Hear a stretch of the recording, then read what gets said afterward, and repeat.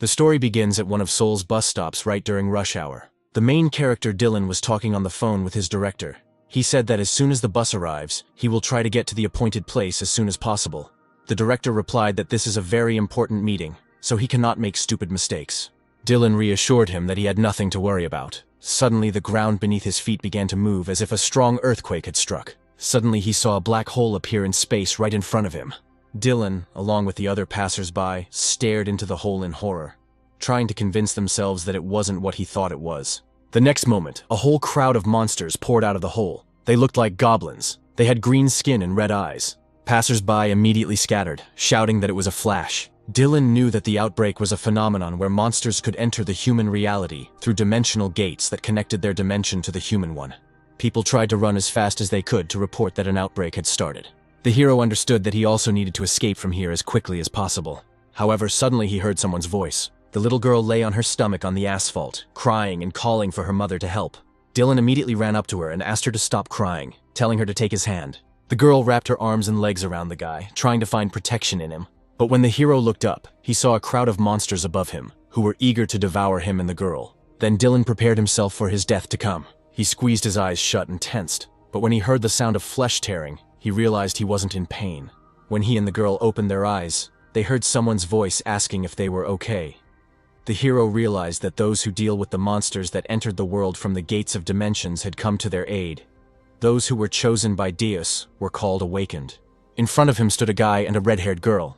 She said that now they could rest easy. Dylan was ecstatic, knowing that he had escaped death. He soon arrived at work and was greeted by the director with a furious shout. He warned him that this meeting was very important, and Dylan returned to the office without even attending that meeting. He stated that if there was a flash near him, he needed to quickly run to the meeting place. The hero's colleagues began to whisper behind his back, saying that, according to him, he was walking on business, and a gate appeared right on the road in front of him. At that moment, the director threw an envelope at the hero, saying that this was the last straw. He stated that if Dylan did not get this contract signed by the evening, he would definitely fire him. Dylan soon went outside to discuss what happened with his colleague. He said that he could not have influenced the outbreak in any way, which was what the director asked him to do. He also stated that he would like to become awakened and get a lot of money, but his colleague advised him to stop thinking about it. However, Dylan didn't let up. He said that it would be cool if he could be like an awakened version of his favorite game. He said that was the only thing he could be completely sure of. However, his colleague kept insisting that he stop talking nonsense and think of something more feasible. Then Dylan resigned himself and said that apparently these thoughts filled his head again after the director scolded him. Then the guy suddenly pointed his finger somewhere and asked if his bus had just pulled up. After that, the main character said goodbye to his partner and said that they would see each other tomorrow. The guy wished him luck and said that this time he should definitely succeed. When he arrived at the right place, it was already 6 o'clock in the evening. The hero was a little unhappy that he had to travel so far just to sign that damn contract. He was sure that this idiot was unlikely to give him another break, so he was determined to sign the contract no matter what. However, suddenly he felt the ground shaking under his feet again. Dylan was terrified as this was the second time that day that the earthquake had caught him by surprise. At that moment, someone called out to him from afar and beckoned him over. Dylan immediately rushed towards the stranger, and behind him, monsters were already starting to emerge from the portal. They ran right after him, intending to catch him. At that moment, one of the goblins grabbed his suitcase, which contained that very contract. However, the hero had no intention of giving up what he had traveled so many kilometers for. He swung and punched one of the monsters who wanted to take his suitcase. But at that moment, another monster flew at him with a club in his hands. The guy who called out to the main character ran up to him and asked what he was doing, then reached out his hand to grab him. He grabbed him by the collar and pulled him towards himself. After that, the gates right in front of them closed, leaving the bloodthirsty monsters behind. After this, the stranger pressed a button on his remote control. The next moment, the electric discharge he launched at the gate hit all the monsters standing next to it at once. He then told the hero that, unfortunately, this would only delay them for a short time. He then continued by saying that the awakened ones would soon come here. At that moment, several cars drove up to the site and began to knock down the goblins. The guys standing behind the cars couldn't believe their eyes, as there were too many goblins this time. But they decided that it was good news for them, as they would be able to make a lot of money. Then one of them suddenly shouted, saying that today the goblins would fight them. It was the E-rank fighter, Kim. His nickname was Fireball. He ordered his partners to attack, and then the monsters also rushed towards them. The fighters used police shields as well as melee weapons to fight the monsters. Some of them also used magic wands to strike the monsters with magical lightning. However, most still fought with melee weapons. Meanwhile, Kim decided to strike from above. He charged his fire fists and prepared to attack the monsters from the air. It crashed down on them like a meteorite, throwing the goblins away from it and creating a huge shockwave. After some time, all the goblins that were here were defeated. Dylan couldn't believe his eyes at first, as this was the first time he had seen the Awakened and seen them fight. However, he still did not understand where his briefcase with documents was now. At that moment, the Awakened ones called out to him and asked him not to approach the place of the fight, since they were not finished here yet. Then the hero apologized and said that he just wanted to find something. At that moment, Kim came up to him and handed him his suitcase, asking if this was what he was looking for. He said that as Awakened ones, they should always help weak people. The guy said that there is a power that Deus awarded them. That is why they were given this power, to restore justice in the world. At this moment, one of the fighters noticed that their captain had again started showing off in front of the others. He jokingly decided to make a bet with his friends on how long their captain would talk about himself this time. But at that moment, someone's body flew right in front of his face. Suddenly, Kim and Dylan heard someone scream and immediately turned towards the sound. Suddenly, they saw that a huge goblin with a club in his hands was carrying Kim's partner, the same white-haired guy by the head. Kim then turned to Dylan and ordered him to hide immediately. However, at that moment, the hero realized that his body could not move due to extreme fear. Then Kim shouted, telling him to run away from there as soon as he could move. He then turned to his partners, asking them for help. He charged his fists again and rushed at the goblin, intending to buy his partners some time. At that moment, a terrible sound was heard. The main character watched in horror what was happening. Soon he saw Kim lying on the ground, defeated. He was unable to defeat this goblin, as he was too strong for him. At that moment, the monster approached the guy and put his foot on his head. The next moment, there was a disgusting crunch of a broken skull. Kim's partners immediately started running away, because they realized that since this goblin had dealt with their captain in just a second, they definitely wouldn't be able to defeat him. So, only Dylan was left on the court, and the monster looked at him with its bloodthirsty gaze. The main character could not believe that his life would end exactly like this, because he had not managed to do anything in his short life. Then he screamed, saying that he did not want to die. However, he saw the monster's club flying straight towards him and closed his eyes, preparing for death. At that moment, a voice in his head told him that he had been awakened, but the goblin still managed to strike. However, when the dust settled, the goblin looked at the impact site and realized that his club had been imprinted into the ground, and there was no man underneath it. As it turned out, Dylan somehow managed to move behind the monster and hide near the car. At that moment, a message appeared before his eyes, which said that the Awakened one could use certain skills, but the hero did not understand why he awakened at such a moment. Then the system reported that in order for Dylan to get to know the system better, he was given access to all the necessary experience. However, at that moment the hero noticed that the goblin was running at him again with a club in his hands. The system informed the hero that control over his body had been changed due to danger. Dylan saw the goblin swinging his club at him again, but he didn't just watch as they tried to kill him. Instead, he extended his hand and used a skill called Magic Projectile. The warriors watching this were shocked.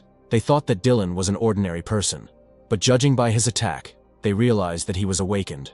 However, they did not understand what rank he was, since they had never seen such strength before.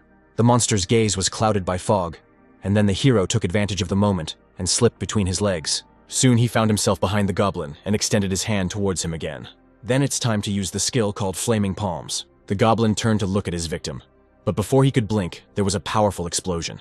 The protagonist patiently watched what would happen next. Suddenly, the goblin, seemingly unharmed, flew out of the fog, but the hero managed to react and used his shield skill. The goblin was about to deliver another powerful blow with his club, but saw that the man's body was enveloped in a protective sphere. At that moment, Dylan saw that there was someone's sword lying on the ground behind him. He quickly rushed towards it and took it in his hands, thus giving him a weapon as well. Then he used the enchanted weapon skill. He looked menacingly into the goblin's eyes and then rushed towards him, intending to strike. The monster thought that this man couldn't be faster than him, but Dylan easily flew past him and stabbed him with his sword. At that moment, he heard a crunching sound and realized that the goblin's body had begun to crumble like a stone statue. A moment later, the particles of his body began to disperse in the wind, and the system informed him that the danger had been eliminated, and control of the body and skills had been returned to the owner. The rest of the warriors watched everything that was happening in horror, not believing that an awakened duelist was standing before them. However, they soon realized that this guy might be even more powerful than the awakened duelist. The fact is that 20 years ago, in the year 2000, magic towers began to appear in capitals all over the world. They were made from materials that were previously unknown to the world. Someone said that a creature called Deus lived in these towers. Nowadays, these towers were under state control, and for some time there were various rumors about them. Then so-called outbreaks began to occur all over the world. After this, those who were chosen by Deus appeared to help and contain the creatures that came out from there. So, 20 years later, in the year 2020, the whole world recognized the Awakened Ones, and this time was called the Heyday. Thus, the main character Dylan was also awakened. Soon after this incident, he went to his apartment. The guy slept, but when he woke up, he didn't understand whether all this had really happened. However, judging by his shabby suit, he understood that yesterday's incident was not a dream. He remembered the moment when, sword in hand, he rushed through a huge goblin and made him crumble into small pieces. As he turned to look at his opponent, the system informed him that the danger had been eliminated, and Dylan had regained control of his body and his skills. At that moment, the hero realized that someone's voice appeared in his head. He began to look around, but there was not a single person around. He soon found himself holding an iron sword in his hands, but he did not understand how this weapon ended up in his hands. Suddenly, he thought that he had just seen a goblin warrior. At that moment, it seemed to him that this huge monster was right behind his back, ready to devour him at any moment. However, when the hero turned to check if the monster was still alive, he realized that there was no one behind him. Where the goblin's body had just been, there lay only his club and a strange blue stone. Dylan tried to convince himself that this trash couldn't come back and harm him. As Dylan looked at the weapon in front of him, windows resembling computer tabs appeared in front of his eyes again, telling him that what was in front of him was a goblin warrior's club and a low-rank crystal. Dylan couldn't believe that he actually woke up and destroyed this monster. At that moment, a strange guy and girl ran up to him. They were delighted, because they saw how Dylan dealt with a goblin with the help of cool magic. But Dylan did not understand what they were talking about. Strangers continued to claim that, compared to other magicians they had seen, Dylan was very modest. Dylan suggested that they leave quickly, since there were corpses lying around. But the strangers said that this was normal, since in places where outbreaks occurred, this happens often. Dylan couldn't believe that people dying was considered normal. But the boy and girl kept calling him teacher and asking him to join them since their boss had died. Dylan remembered how just a few minutes ago these people had abandoned him in panic when their leader died. But now they considered it normal. Then he asked them to give him time to think. At that moment, a woman approached them and asked the strangers to calm down. The boy and girl turned towards her in horror. Fear was visible in their eyes. The girl with 2 ponytails, wearing a shirt and a short skirt, said that they should now obey her instructions. Dylan realized that the people from the Awakened administration had finally arrived, which he was very happy about. 20 years ago, with the advent of the Awakened, guilds began to form in the world. The task of one of these organizations was to ensure the safety of citizens and the state.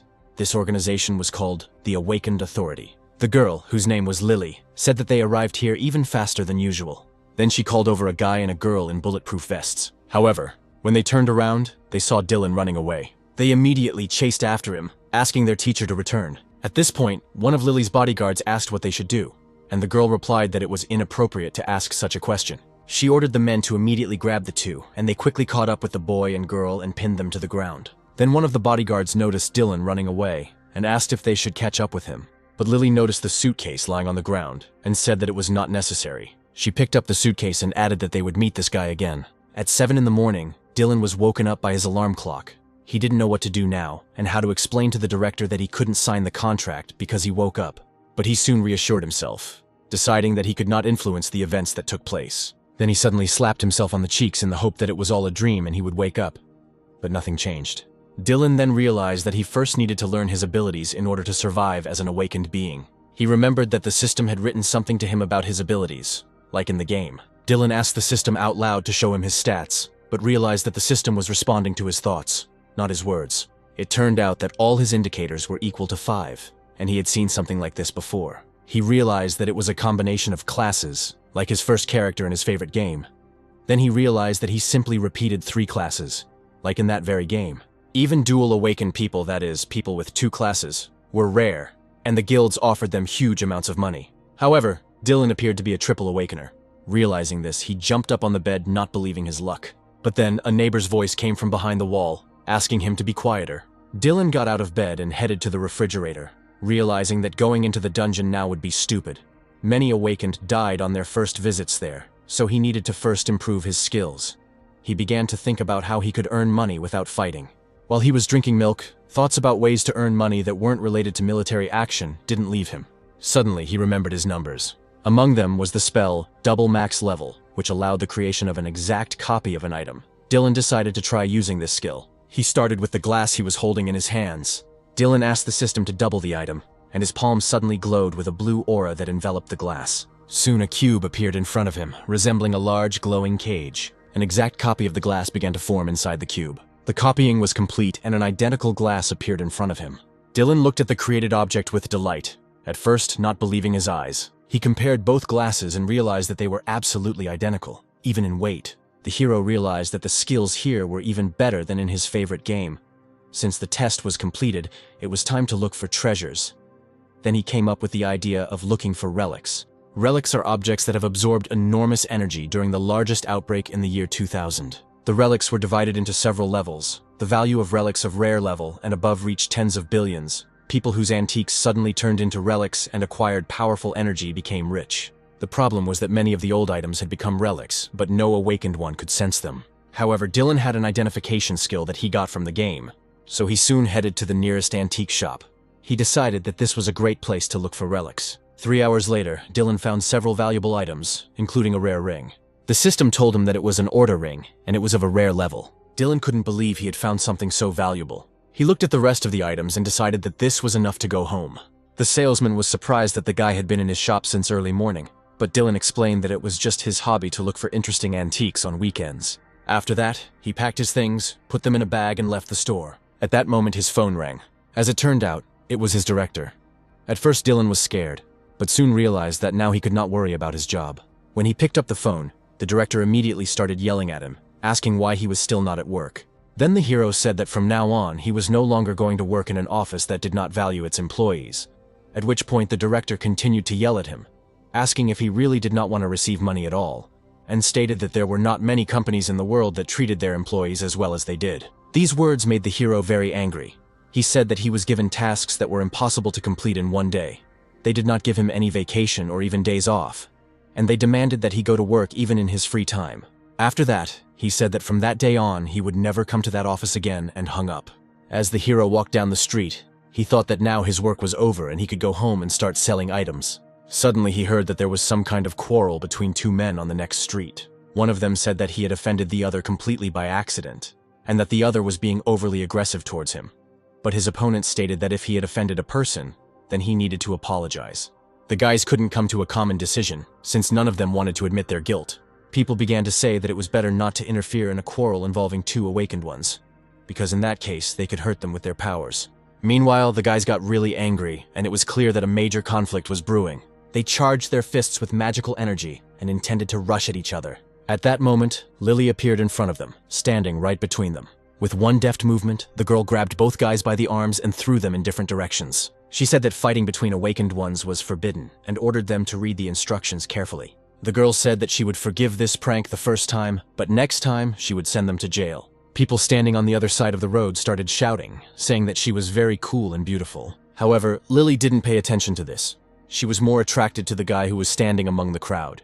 The girl and Dylan met eyes and stared at each other for a moment. Then the girl called the guy to her, but the hero was a little scared, trying to convince himself that she was not talking to him. However, it was rather impolite to ignore her, so he waved his hand at her, catching envious glances from the men standing next to him. Then Lily asked him to take back the thing he left last time. After that, they went with the girl to the office where she worked. She said that unfortunately, they only had instant coffee, but the hero said that this drink would suit him. After that, they sat down at a table, and he asked the girl about his things. Lily handed him a battered suitcase and told him he had left it at the scene during the last outbreak. She then stated that she had to rummage through the suitcase to find out who its owner was. But the hero thanked her and said that the main thing was that his things were returned to him. Then Lily said that they needed to get down to business. She said that she was informed that the fighters were unable to cope with the monster that came out of the gate, and she thought that Dylan was able to do it. The two fighters who remained alive also confirmed this. Then the hero asked if the girl was really looking for him in order to hire him. The girl said she didn't want to hire him, but if he had power, he should register as an awakened one. That's why she wanted to tell him how the test was going. Dylan soon checked in and was asked to collect his belongings from the check-in desk. Soon his results were ready, and Lily asked him to sit down next to her. She said that she would explain everything to him now. But at that moment, the hero felt that he was starting to worry a little. At that moment, the girl carefully read his results, and judging by her face, something interested her.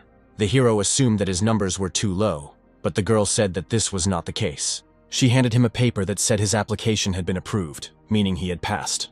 Afterwards, Lily wished him luck as an awakened one. Then she smiled slyly and said that she also wished him a long life. The hero thought that this girl was completely incapable of making normal wishes. But at that moment, Lily announced that their conversation was over and pointed him to the exit. As the hero headed towards the exit, one of the workers approached the girl. He asked why she was being so nice to this guy when he had absolutely no prospects. Then Lily chuckled and said that it was all pure curiosity, really. Shortly after, the protagonist walked out of the building, and right at the entrance, he met several employees who were trying to attract ordinary people from the street to their company. Then the hero realized that they were trying to lure newcomers right on the doorstep.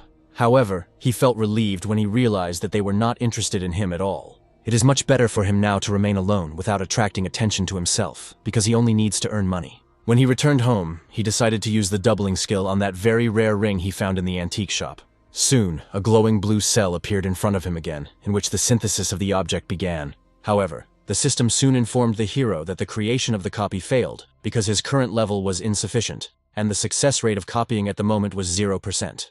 Then Dylan realized that at his level, it was too early to try to copy such a rare relic. However, he still had some items he found in the shop, and he decided to try his skill on them. Among them was an ordinary 67-year-old teapot, an ordinary writer's fountain pen, and a champion's magic belt. Then the hero decided that he would put this ring on his hand for now, because since he already had an awakened registration, he could use Dowan Ha and find out the price of this ring. He was going to copy the rest of the items and put them up for auction. Over the last 20 years, many awakened people have appeared all over the world, and Dowan Ha has become a kind of space that unites them all. Here they share news, information about dungeons and other things, and also have their own auction site where you can exchange or sell items. Meanwhile, the awakened gunslinger girl named Renata was in her home in Japan, watching the auction. She soon found something interesting there. It was the same pen that Dylan had put on display. The girl noted that such things rarely become relics. However, judging by the description, this pen raised the level of wisdom quite well. Renata thought that it was very difficult to lift, so she definitely needed to buy it. However, several people were bidding on this pen since the price was quite attractive. But despite this, Renata was still able to purchase this antique. Meanwhile, the story moves back to Seoul, to the White Lotus Guild building. On the highest floor of this building there was an office, which also had something like a sauna. The girl turned to her boyfriend and said that he already knew that she was receiving a list of the latest transactions on Dowan Ha. This guy was the master of White Lotus, the best guild in the Republic of Korea. His name was Connor. But he didn't understand what his girlfriend was getting at. Then she explained that someone recently put up one rare and one common relic, and one of them had already been bought. Connor assumed that the seller was not an ordinary person. His girlfriend, the vice leader of the guild named Maria, reported that this seller has a new ID, about which there is no data, and also with one awakened license you can only create one login. She stated that there was something fishy here, since these were relics that were unlikely to be found even if you went through 30 dungeons. Then Connor realized that she was hinting that this man had a hidden ability to find relics. Maria reported that expensive relics are usually sold at the market, but weak relics can easily be sold online. However, the seller did not look like those who often sell common and rare relics. The guy said that such things cannot be had by just anyone. Then he understood his girlfriend's hint, and said that he would contact the development team and ask to find out information about this person. Hearing this, Maria thanked him for his help. Meanwhile, the main character went to one of the parks, which was located near his house. Even though his physical fitness was not that strong, he decided to start doing push-ups because the system gave him the task of doing 50 push-ups. It was very difficult for him, but he still managed. For this, the system gave him skill points, and also increased his level to 11th, and informed him that he had reached the second class of a magician. At first, Dylan didn't believe that he would succeed, but he felt joy from the fact that he could improve his skills just like in that very game. Moreover, he could also distribute points to the required indicators and thus slowly collect the characteristics of that very magician from the game. Then he decided to try to get the passive skills of movement spells and concentration. He needed these abilities to fight monsters, because all mages fight them, which is why these spells are mandatory in the game. However, skills could only be acquired through training. As Dylan ran, he used his finger to draw one of the spells called Strong Sturdy Armor. However, the system informed him that the spell concentration failed and it was cancelled. The hero realized that he would hardly succeed the first time. However, he was determined to keep doing it until something worked. After some time, he tried to use the spell again, but again, it didn't work. His spell crumbled right before his eyes. When after 20 attempts the hero still had no success, he began to think about what the problem might be. Meanwhile, the children who were playing in the park were watching him and were surprised that this guy had already run so much but was still not tired. One of the boys was so engrossed in looking at him that he lost the ball, so his friend asked him to go and find the ball before it got lost. The boy apologized and ran to look for the ball, As it turned out, the soccer ball rolled right onto the road. But despite this, the boy continued to run after it, not looking around. Meanwhile, his friend noticed a huge truck moving at high speed right down the road and shouted to his friend to stop. The main character observed everything that was happening. He saw a little boy running onto the road right under the wheels of a truck. Then he immediately rushed from his place, intending to save the boy. The boy had almost lifted the soccer ball, but the truck was already very close. When he turned his head, he saw that the headlights were a few centimeters away from him. At that moment, the hero decided to use his strong, sturdy armor skill again, and flew straight onto the road, covering the boy with his body. As it turned out, this time he was able to use this skill, and he stopped the truck with his body, breaking the windshield. It was as if his entire body was enveloped in an invisible shield that did not allow him to move even under the force of the vehicle moving towards him. However, the hero soon noticed that a cut had appeared on his cheek, and then he realized that this shield did not cover his entire body. Then he suddenly remembered why he had appeared on this road in the first place, turned around and asked the boy if he was okay. The boy looked incredibly scared, not understanding how this guy had just saved him from the car. Then his face suddenly became filled with delight, and he called Dylan a real hero. After that, the system informed the hero that he could use the spell ability on the move, as well as the spell concentration ability. The hero then turned to the boy and said that he was very glad that he was okay. After that, he stroked the boy's head, trying to calm him down. Meanwhile, passers-by gathered near the road. Some of them called an ambulance and said that a car almost ran over a child. Then the hero decided that it was time for him to leave here. However, the boy grabbed his hand and asked him to tell him his name before he left. At first, the main character was hesitant, because he thought that if he gave his name, the whole area would start talking about him. He didn't know what to do in this situation. However, an idea soon occurred to him. He told his real name and said that since he really was some kind of superhero, the boy should promise him that he would not tell his name to anyone. The boy was delighted and promised to keep his name a secret. After this, the main character immediately disappeared, telling the boy to be careful in the future when playing near the road. Passers-by couldn't believe their eyes. They didn't understand why this guy ran away because he had no reason to do so. Then they turned to the boy and asked if he knew him. However, he replied that he had no idea who it was. When evening came, the protagonist met with one of Lily's agents. The man told him that they had checked everything, and everything was in perfect order. Without a commission for the pen, they received more than 1 billion.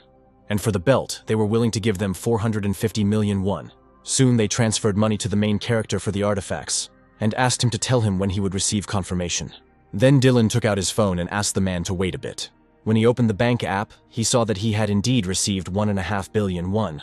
The main character was delighted because he had never had more than 10 million. He told the men that the money had arrived. They thanked him for the deal and said they would take care of the relics. After that, they left, leaving the protagonist alone. Left alone, he thought about how many events had happened that day. The next day, the main character went to the bus stop. Soon he got off the bus and headed to the right place. He needed to know which bus went to the Road of the Awakened. Looking at the schedule, he realized that bus number 30 was going there and would arrive in 15 minutes. However, at that moment the ground beneath his feet began to shake again. He couldn't believe this was happening again. The faces of those terrible goblins he had seen recently appeared before his eyes again. He also remembered a fighter named Kim who gave his life fighting these monsters. But this time, the main character was determined and decided to find out in advance where the gate would open. At that moment, the young man standing behind him suddenly fell to the ground. Dylan turned around and asked if he was okay. Then the young man pointed his finger somewhere behind him and said that there was something up there behind him. When Dylan raised his head and looked up, he was terrified. The gate opened right above his head, and it seemed like glass shards were pouring out of it. The next moment he realized that spears were flying straight at him. However, thanks to his skills, the main character managed to react and dodged all 3 spears flying at him. When he turned around, he saw that these spears were so sharp that they could pierce the ground. Apparently they were owned by unusual monsters. When he saw another spear land right in front of him, he began to guess who he was dealing with. In front of him stood a monster with glasses, an old face, but a young body. Dylan thought that someone who creates incredible things that no one has ever seen before might be a gnome. Dylan realized that a dwarf was standing in front of him now. Soon the gnome jumped out of the spatial gate and looked angrily at the main character. At that moment, someone called out to them, and Dylan and the gnome turned their heads towards the sound.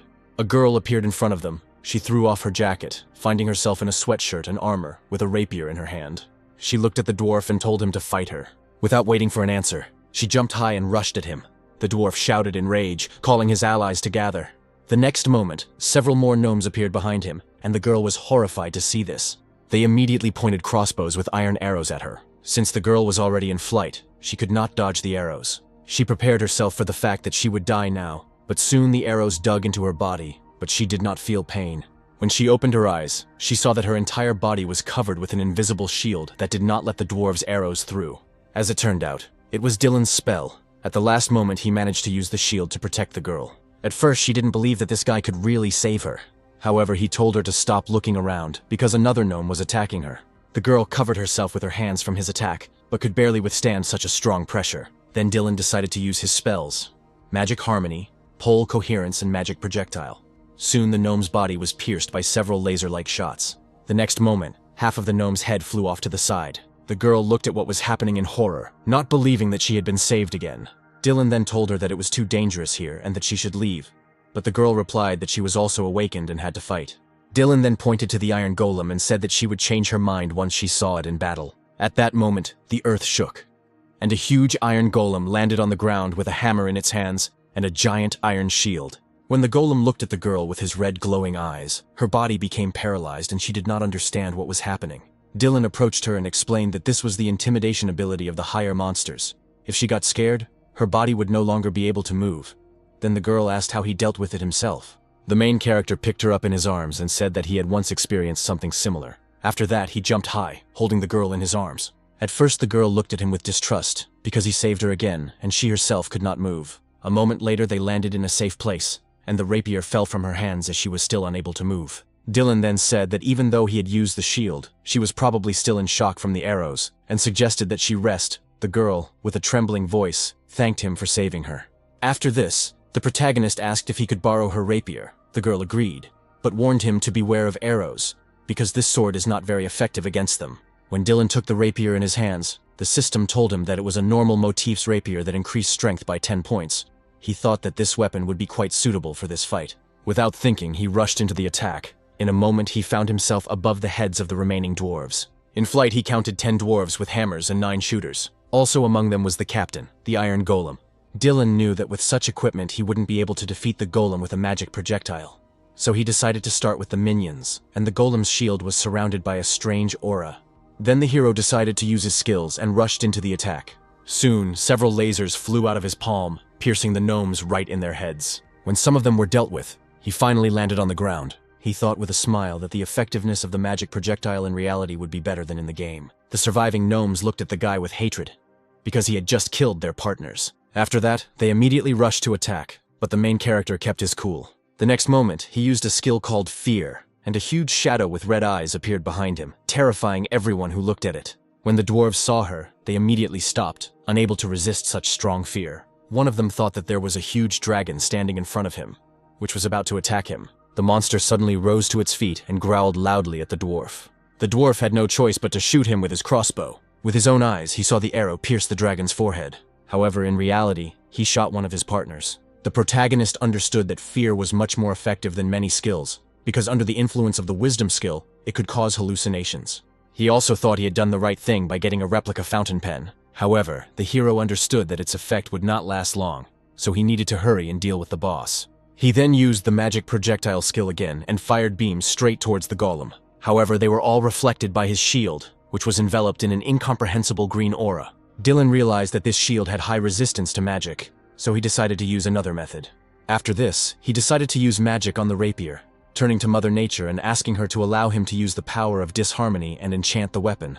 Thus, the rapier acquired a rare level, and also significantly increased the strength and damage of the main character. He then charged straight at the golem, whose body was shrouded in a dark aura. He aimed his enchanted weapon straight at his shield, and this time he managed to pierce it. He noticed that the golem's limbs began to shake. At this point, Dylan chuckled, saying that the golem had placed too much trust in its shield. The powerful blow left a huge hole in the golem's head, and soon its helmet flew off. However, when the protagonist saw what was under the helmet, he was shocked. As it turned out, there was absolutely nothing inside. Not believing his eyes, Dylan stepped back, deciding to think about what to do next. At that moment, the golem raised its hammer again and intended to hit the hero. The impact was so strong that it shattered the rocks. And at that moment, the glowing light bulb that was in the golem's head made an incomprehensible sound. At this moment, the hero decided to use his skill again. He jumped high above the golem and fired magic projectiles at it again. The blow was so powerful that parts of the golem's armor flew off his body. At that moment, Dylan realized that one of the goblins had been inside all this time. Apparently it was the boss. However, he realized that the shield was broken, and his spells seemed to be starting to work against him.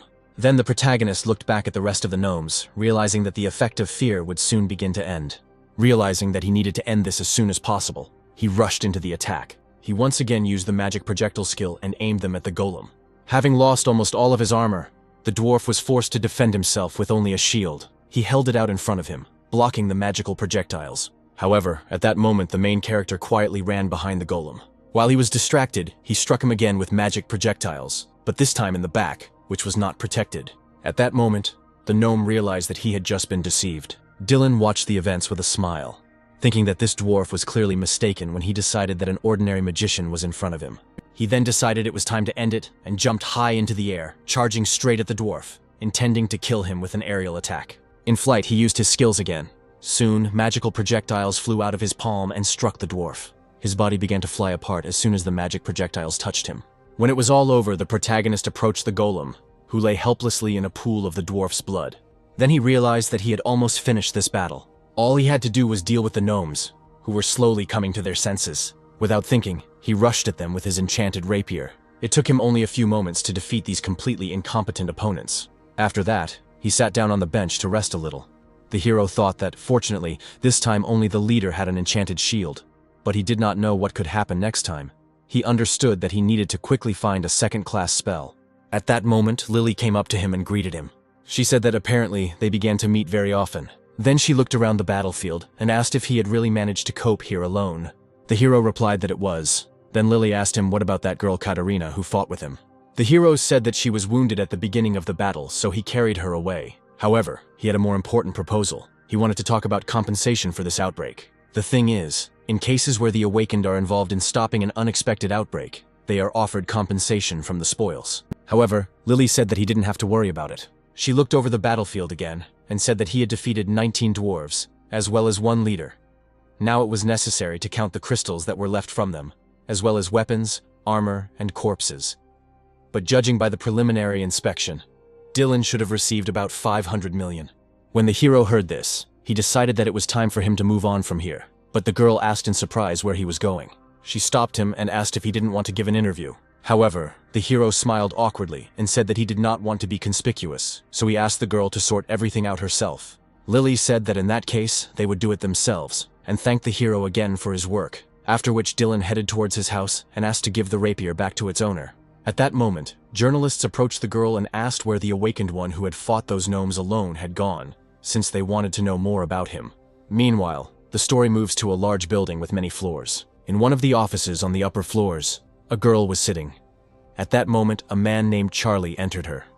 When he crossed the threshold of the room, she said that she warned him that he should knock before entering. Then Charlie awkwardly said that in that case, he should go out and come back again. But the girl stopped him and asked what happened. As it turned out, the man was the deputy head of the Plum Blossom Guild.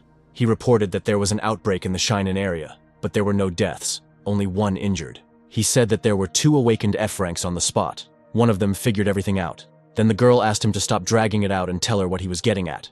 The guy said that an F-rank rookie was able to deal with a pack of E-rank dwarves with just magic and a single sword, but it was said that what he used was like a spell.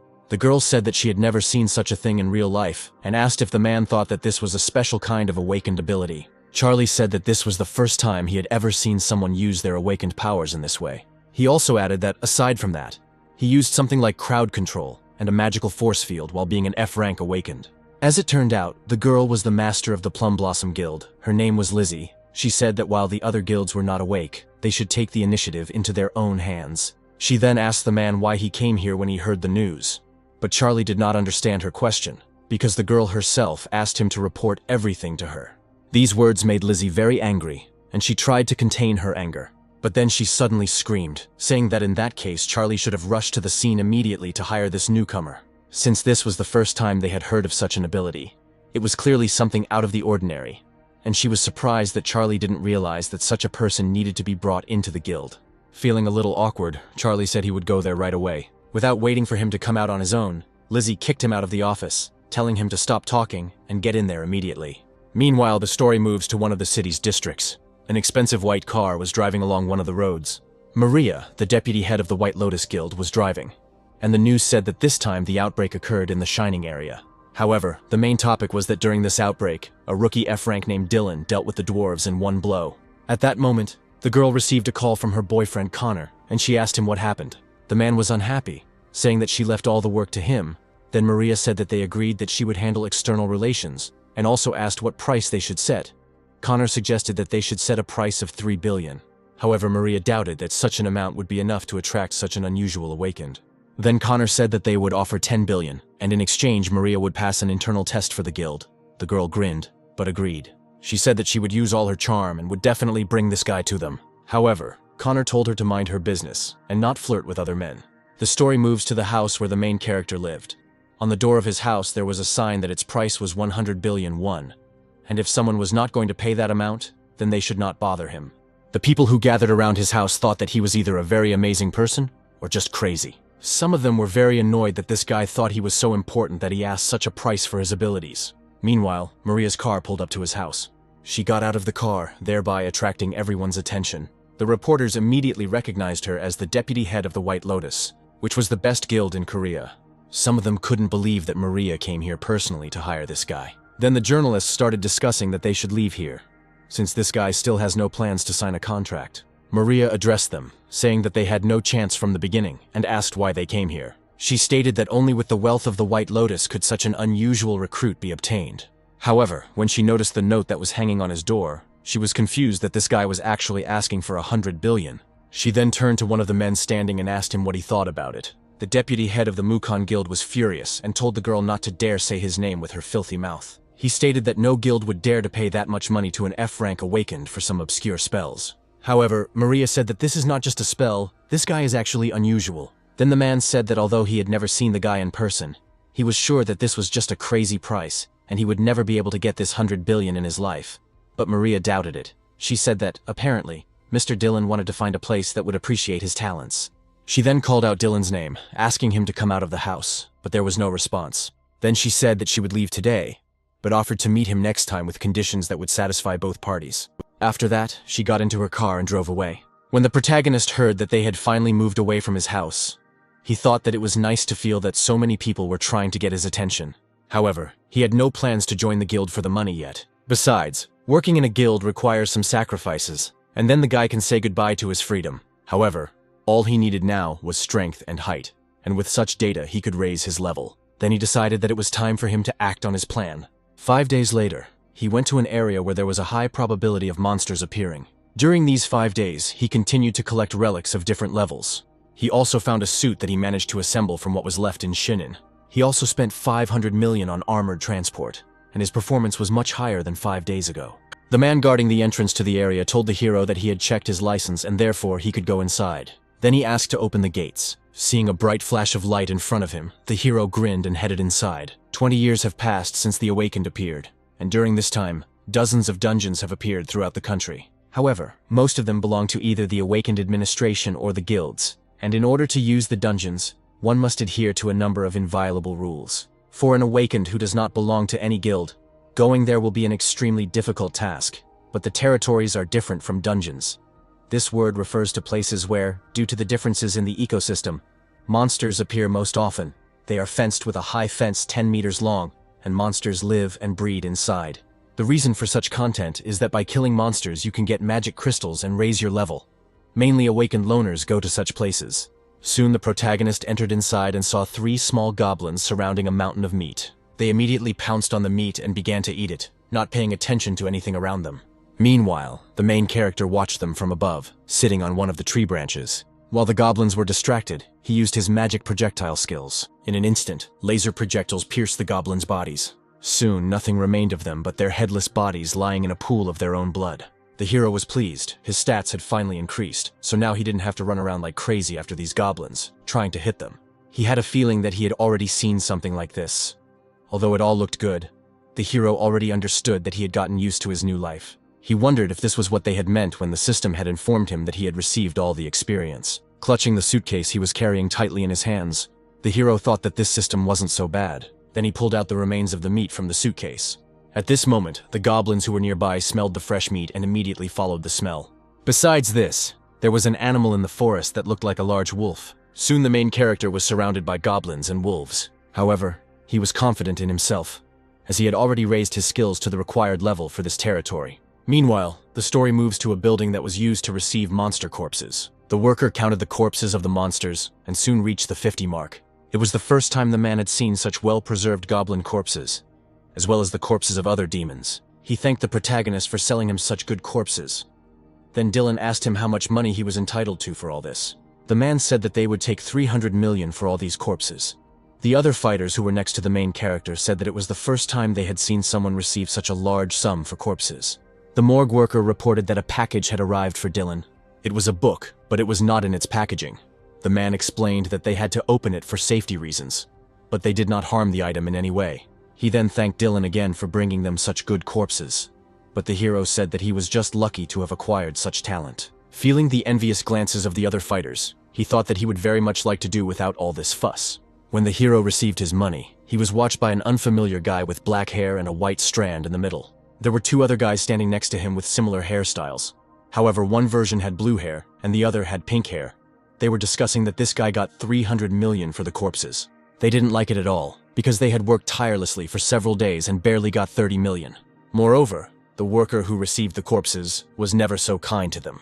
The three guys once again looked with hatred at the newcomer who was able to get such a large amount of money. One of them said that he seemed to think he was better than the others because he could use magic. Otherwise, he wouldn't have acted so arrogantly. Then the guys decided it would be a great idea to just kill this upstart. One of them smiled slyly and suggested that his brothers kill this idiot. The other two boys looked at him in surprise, not believing that their brother was actually suggesting doing this. Then the blue-haired guy said that he had earned so much today and would definitely come back again. And they had been here for 2 years and had never met him, so he was sure that this guy was new. He already had a plan. He decided to lie in wait for him when he was stuffing the corpses into the truck. After that, they will come up behind him and finish him off. They will then take the truck and say that they are its fellow travelers. And after that, they will leave this area forever. In addition, upon entering the territory, everyone signs an agreement that the person entering is responsible for everything that happens to him inside. The guys decided that in this case, they could take his money, armored truck, and crystals. The next day, the protagonist came to the territory again, and when he dealt with the monsters, he began to pack their corpses into his truck. He thought that collecting all these corpses was much more difficult than killing these monsters. Meanwhile, the guys who planned to kill him were already hiding in the bushes and preparing to attack. However, they moved too noisily, causing the bushes in which they were hiding to rustle. The main character noticed strange sounds behind him. When he turned around, he saw one of the guys flying towards him with a gun in his hands. However, the protagonist's reaction was very fast, and he managed to use his shield to protect himself from the attack. The boy with yellow hair stated that he shouldn't have been so careless about his safety. Meanwhile, his brothers were watching the battle and cheering their brother on from the bushes, saying that he was doing a great job of fighting this guy. Then the guy raised his weapon over the main character again, intending to deal him a fatal blow. He used a huge club to attack, but the protagonist was able to stop it with one hand. There seemed to be absolutely no emotion on his face. However, he then opened his eyes and turned gloomily to the attacker, asking if he really intended to kill him. He then grabbed his head and asked him if he really dared to attack him with such skills. He then said that if he killed the man who tried to attack him, it would be self-defense. After that, the protagonist used the skill Flaming Hands, burning the head and body of the yellow-haired guy. He watched emotionlessly as his face melted right into his hand. The boy screamed in horror as his body was burned by fire, but soon his screams stopped. His brothers watched everything that was happening in horror, not daring to move from their place. When the guy died, the main character released his lifeless body to the ground. Suddenly he heard strange sounds behind him, and at that very moment he activated his shield again. It was just in time, because a moment later, plates crashed into him that could have cut off his limbs if not for his protection. Then he turned to the source of the sound. Behind him he saw two men standing in the bushes, still unable to move from horror. The pink-haired boy asked his brother if he had just missed, but the blue-haired boy was sure that he had hit the target. Then he shouted, saying that this guy was not a newbie at all, and told his brother to run away from here. The protagonist addressed them, saying that their skills and ability to work together left much to be desired, and yet they decided to attack him. After that, he used a magic projectile and sent it straight at the running blue-haired guy. His brother watched in horror as he fell to the ground. However, he decided that he was not going to leave it like that. After that, the guy took the shield and sword in his hands and looked menacingly at the main character. He thought that despite the protagonist's strength, he still couldn't use his spells forever. He then charged forward, intending to finish him off with his impenetrable shield. At this moment, the main character used a spell called Colorful Death. He also used the Color Jet spell and directed it straight towards his opponent. The guy didn't believe that Dylan was going to limit his view. The thing is that the color stream can affect the enemy's vision, and also stun them with prolonged use. But Dylan's level has increased significantly, and now this spell can send vibration waves through the enemy's body. The next moment, the pink-haired boy felt bloody tears start to flow from his eyes. A moment later, he fell to his knees, not understanding what was happening, because he did not even feel the force of the blow. When he looked up and at Dylan, he realized he had been wrong to doubt the guy's strength. Now he understood that he was not just a newbie. The main character decided not to stand on ceremony, and with one deft movement cut off the head of his opponent. These guys wanted to take his life, but now they have paid a high price for that attempt. Then the hero realized that there was still one enemy left alive. Meanwhile, the blue-haired guy, badly wounded, tried to run away and hide in the bushes. However, when he looked back, he noticed with horror that he was completely alone. Then he screamed, begging for mercy, and said that he would never set foot in Dylan's sight again. However, the hero said that he was not so holy as to let go of the one who tried to kill him. After that, he directed magical projectiles directly into the guy's body. The blue-haired boy tried to run away, but the projectiles were faster and hit him right in the back. The boy screamed in intense pain, feeling his life leaving him. The protagonist watched emotionlessly as his body fell to the ground. When he approached him, he saw that the guy was already dead. Moreover, all the trees that were in the path of his magic projectiles were broken in half. At that moment, the hero realized that these guys couldn't withstand even one of his spells. Soon he heard two people running towards him. It was the agents. When they looked at the scene, they were horrified and asked Dylan what happened here. At that moment, the hero looked at the bodies of his opponents, who lay near his feet. He did not interfere with the agents, and said that he would definitely tell them what happened here. He approached one of them and described in detail the battle that took place between him and the three attackers. The agents then said they would check the video footage again, but assumed it would be considered self-defense. But they still insisted that Dylan cooperate with them. When he agreed, the agents said that they needed to remove the bodies and move out of here. At which point the hero thought that because of these idiots, he would have to finish his work for today and lose some money. However, at that moment, he felt an ominous aura approaching him. He turned to the agents and asked if they could feel this magic. But the men did not understand what he meant. He then pointed to the bushes from which two blue eyes were glowing and said that magic was coming from this place. One of the agents said that he seemed to be very sensitive right now because he had just been in a fight, so he said he would go and check the place out. However, the protagonist understood that it would be too dangerous and ordered the agents to leave immediately. Nevertheless, the man still went to the place indicated by the main character and looked at it carefully.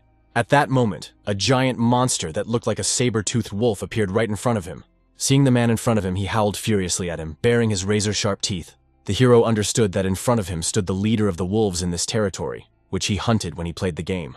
The agent was frozen with fear and could not move. At that moment, the wolf rushed straight at him. However, the protagonist's reaction was amazing, so he immediately activated his shield, protecting the agent. The man looked ahead in shock, not understanding why he was still alive. Then the main character shouted at him to get out of there immediately. After that, he used his skill called Fingertip Fireworks. He then used the skill Flaming Hands once he was sure the agent was out of the skill's range. The wolf wanted to rush at the guy, but realized in time what he was going to do and jumped out of the fireball. Then the hero realized that such attacks would not work, because the wolf was too fast. Moreover, with the help of his roar he could summon his flock. So now a whole pack of wolves, slightly smaller, was approaching them. The agents watched in horror, not knowing what to do in this situation. Soon they were surrounded by a pack of wolves, and they didn't even understand where they came from. Then the main character ordered them to get into his truck and leave here. He said that it was armored, so they would be able to get out of this territory without any problems. However, the agents said they had to help him deal with these wolves. However, Dylan stood his ground and said that these agents had just almost died. He stated that if they were not here, it would be much easier for him to deal with these monsters. Then the agents came to the conclusion that they really couldn't do anything in this situation, and decided to leave here and call for help. At that moment, the wolf growled again, and the sound of his roar echoed throughout the entire area. When the hero turned around, he saw that one of the agents was surrounded by wolves. The man put his fists in front of him, saying that he would stay here and that the rest should get into the car and leave. At that moment, one of the wolves opened its mouth and rushed at the man. However, the man punched him in the lower jaw, causing his mouth to close. He then hit him so hard that his head shattered into pieces, at which point the man decided that even without armor he could handle these wolves. However, his mind quickly changed as the rest of the wolves were closing in on him and he couldn't handle them all on his own. The monsters then threw him to the ground and were about to kill him. However, at that moment, their bodies were pierced by magical projectiles fired by the main character. One of the agents ran up to his wounded comrade and grabbed him by the collar, dragging him inside the car. After that, they went to the exit from the territory, promising the main character that they would return with help. At that moment, Dylan thought he had finally gotten those agents out of here. However, when he looked around, he was horrified. A huge wolf was flying towards him, intending to kill him with its clawed paw. he realized that the claws on the wolf's paw were unusual. They emitted a magical aura. After this, the wolf delivered a crushing blow, which landed right on the ground. The thing is that the main character managed to run behind his back, noticing that the wolf first jumped, then hit with his paw, and after that had to swing his tail. The hero was sure of this because he saw his attack in the game. He knew that if he returned from this attack, the others would attack him. And so it happened. As soon as he returned from the tail attack, 3 small wolves immediately jumped on him. However, their attack also fell on empty ground. The main character managed to jump up, leaving the wolves on the ground. Then he began to remember what attacks should follow this. He saw that the body of the large wolf seemed to be pierced by lightning. Then the wolf let out another loud roar, and lightning flashed upward. The main character watched in surprise what would happen next. The next moment, lightning struck straight into the ground. After that, a wolf ran out from there, with intense rage visible on his face. When the smoke cleared, the rest of the wolves saw that a fairly large crater had formed at the site of the impact. Then the monsters looked up and realized that more magic projectiles were flying at them. However, their reaction was too slow, and so the next moment their bodies were pierced by magical lasers. The protagonist also aimed the projectiles at the main wolf, but it seemed that they did absolutely no damage to him. Dylan then laughed, saying that just like in the game, the wolf couldn't move after using the ability. Then he raised his finger up and began to draw another spell, deciding that it was time to finish with this. He then summoned 1,000 magic projectiles and aimed them at the wolf. After that, he used the fireworks spell on his fingertips. Then came the spell Flaming Hands. Dylan finished off by using a magic projectile and sending the spell combination straight at his opponent. The wolf watched in horror as fiery magical projectiles flew at him, which he could not dodge. The next moment, there was a deafening explosion. After some time, workers appeared on the territory and checked whether the leader of the wolves was really dead, after which the main character was interrogated about the trio. Thanks to the black box that was built into the truck, it was easy to prove the guilt of those guys. However, they might not be the only ones who decided to steal items from other awakened ones, so the hero decided to stay on guard. He decided that relying only on armor and weapons was too dangerous, so he needed a companion. Dylan decided that his current level would be enough for him to buy some kind of mini-drone. Soon, the protagonist reached level 5 in mechanics and again arrived on the territory in his armored car. He decided that all this could be done at home, but he was too eager to test the new items. And besides, all the necessary parts that he ordered on the internet had already arrived. Dylan was nervous, as if it was his first time trying to use the doubling skill. He thought that a dimension stone coated with metal would make a great drone. He realized that he was watching the process of creating an object that he had only seen in games. The guy was delighted and decided that he could watch this forever.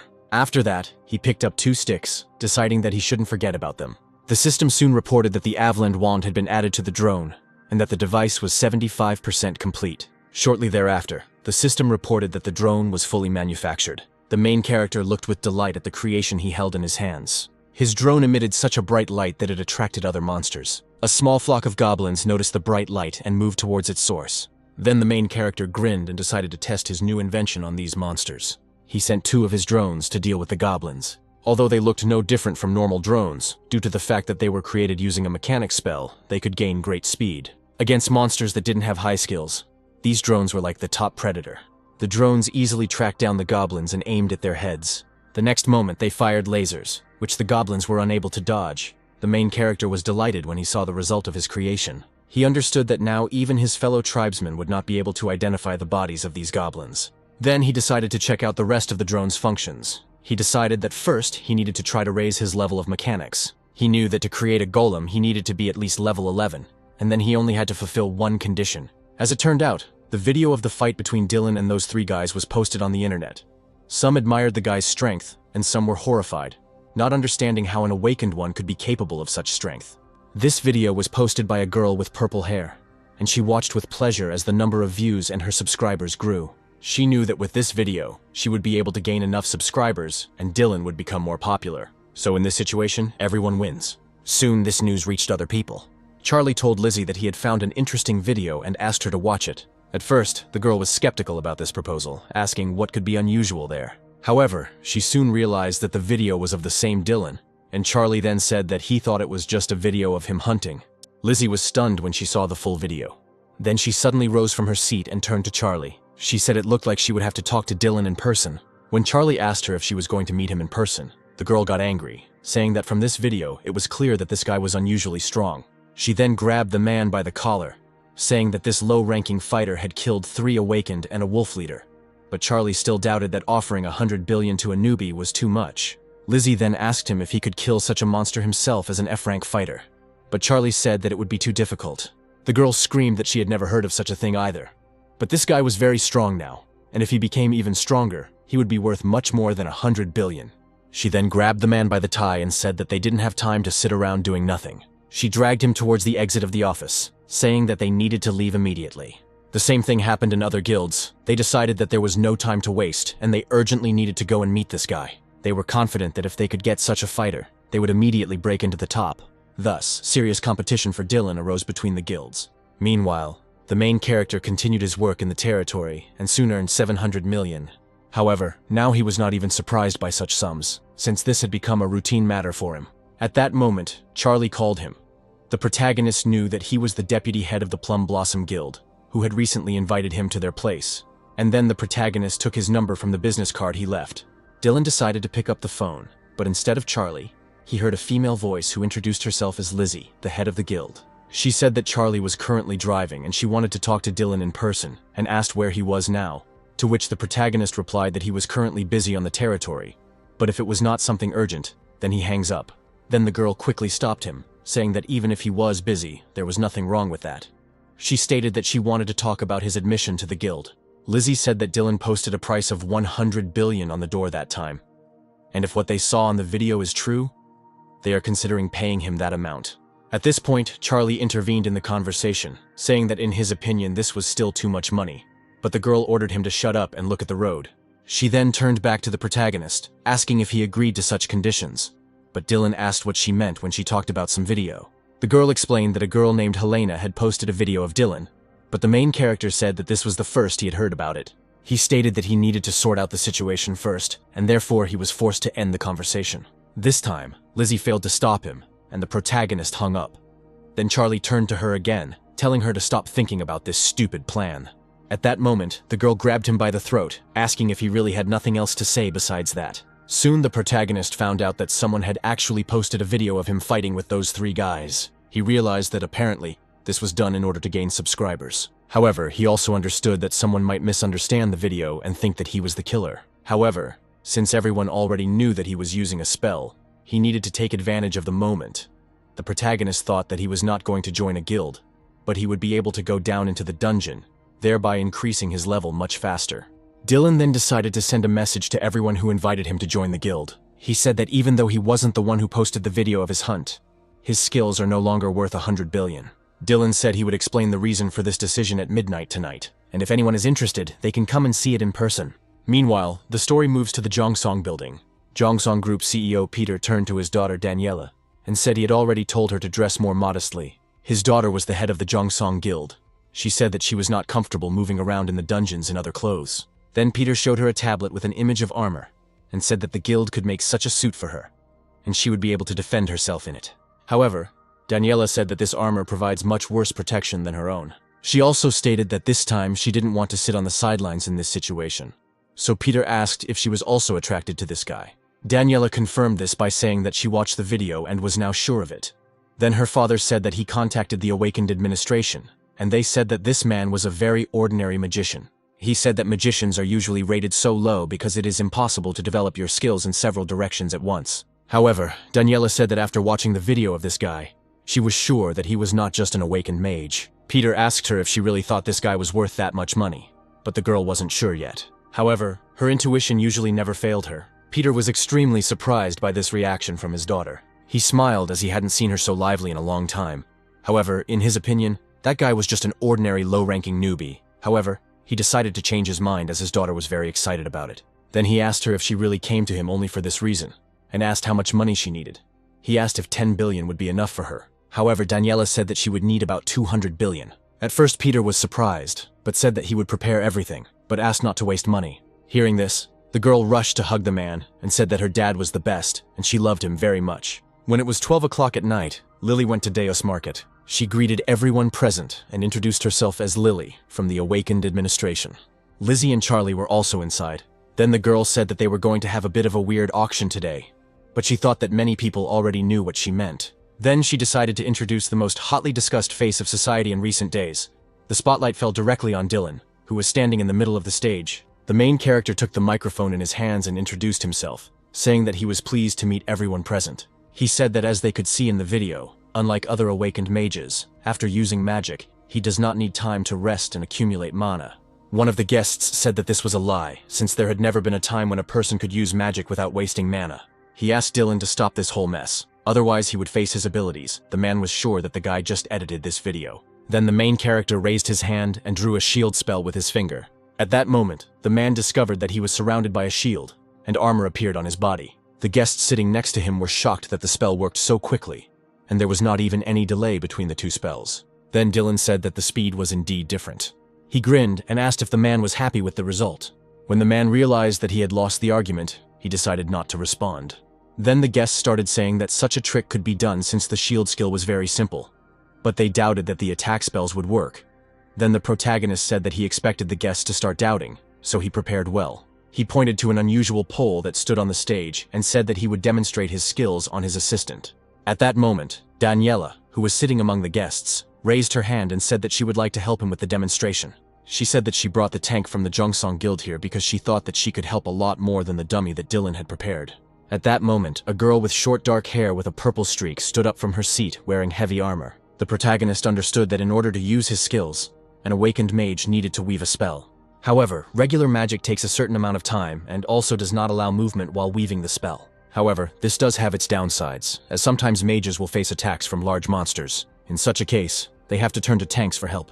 However, as long as he could chant the spell, it would work at that very moment, and because he didn't waste time weaving spells, he could move around freely. However, attack power does not need to be accumulated compared to normal skills. Moreover, she comes out stronger. That was what was special about Dylan. At that moment, a girl in armor came out on stage. The guests behind her were talking about how in order to invite her to the raid, they would have to pay a considerable sum. But the girl ignored these words and introduced herself, saying that her name was Sonia. Dylan asked her if she was sure she could handle it, and Sonia told him not to worry. She said she would definitely be better than his assistant. Besides, she would like to personally experience the power of Dylan's spells. The girl then addressed the crowd, introducing herself by name and saying that she worked for the Jungsong Guild. She then invited the guests to look at her characteristics, which were presented on tablets. Lizzie stated that with Sonia's help, they would truly be able to assess Dylan's strength. She knew that the defense level could not be raised with other stat points. One could only rely on relics and skills. However, if this girl has such excellent indicators in a normal state, then during a fight, they are probably even higher. At that moment, the main character saw the same battle with the three guys who wanted to kill him flash before his eyes again. He understood that, apart from those three weaklings, this would be his chance to test his magic on a tank that specialized in defense. Then Sonia prepared her shield, and said that she was ready to test the guy's abilities. She watched his actions carefully from behind her shield. At this point, the announcer said that for the safety of the audience, they would cordon off the stage with a shield. Soon the guests saw that a shield appeared in front of them, similar to a glowing cage. At this moment, the main character began to call upon his spells. He then fired 5 magic projectiles at the girl, and soon a loud explosion was heard, but her shield was not damaged. However, Sonia understood that each of his blows was incredibly strong, and he launched 5 projectiles at once. After that, the guy used a combination of the skills fingertip fireworks and flaming hands. The audience was delighted when they realized that the guy was using such devastating attacks, but wasted no time in weaving spells. At that moment, Sonia realized that her shield could not withstand such strong attacks, and cracks appeared on it. Soon her shield completely cracked, leaving her virtually defenseless. Daniela watched in horror as Sonia's initial defense was destroyed, despite being one of the strongest D-rank awakened. However, Dylan was still unable to destroy her shield.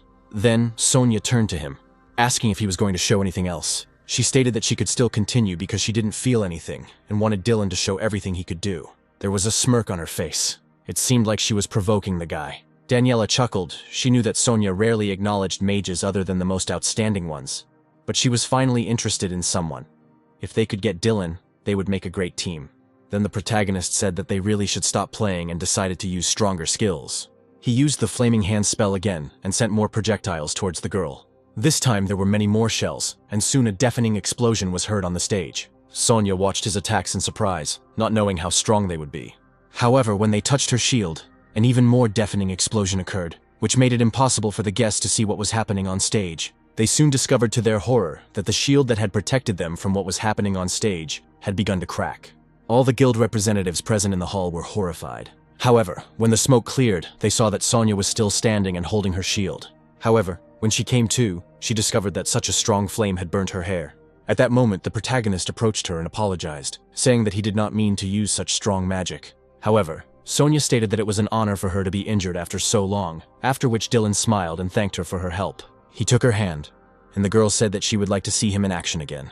After this, the announcer announced to everyone present that they were ending the demonstration. Dylan then addressed the crowd, saying he would like to make one more condition. He said that he had no plans to join any guild and would like to sign the contract not as a guild member, but as a mercenary and partner. Connor was furious. He said that if he wasn't going to join the guild, then there was no point in paying him so much money. Then the main character declared that it was only his choice. Connor yelled that this guy shouldn't show off his skills, then called Maria and said that they were leaving here. The rest of the guests also headed for the exit, since they were not interested in paying so much money just to hire this guy solely as a mercenary. Then Dylan realized that there were only two girls left in the room, Lizzie and Daniela.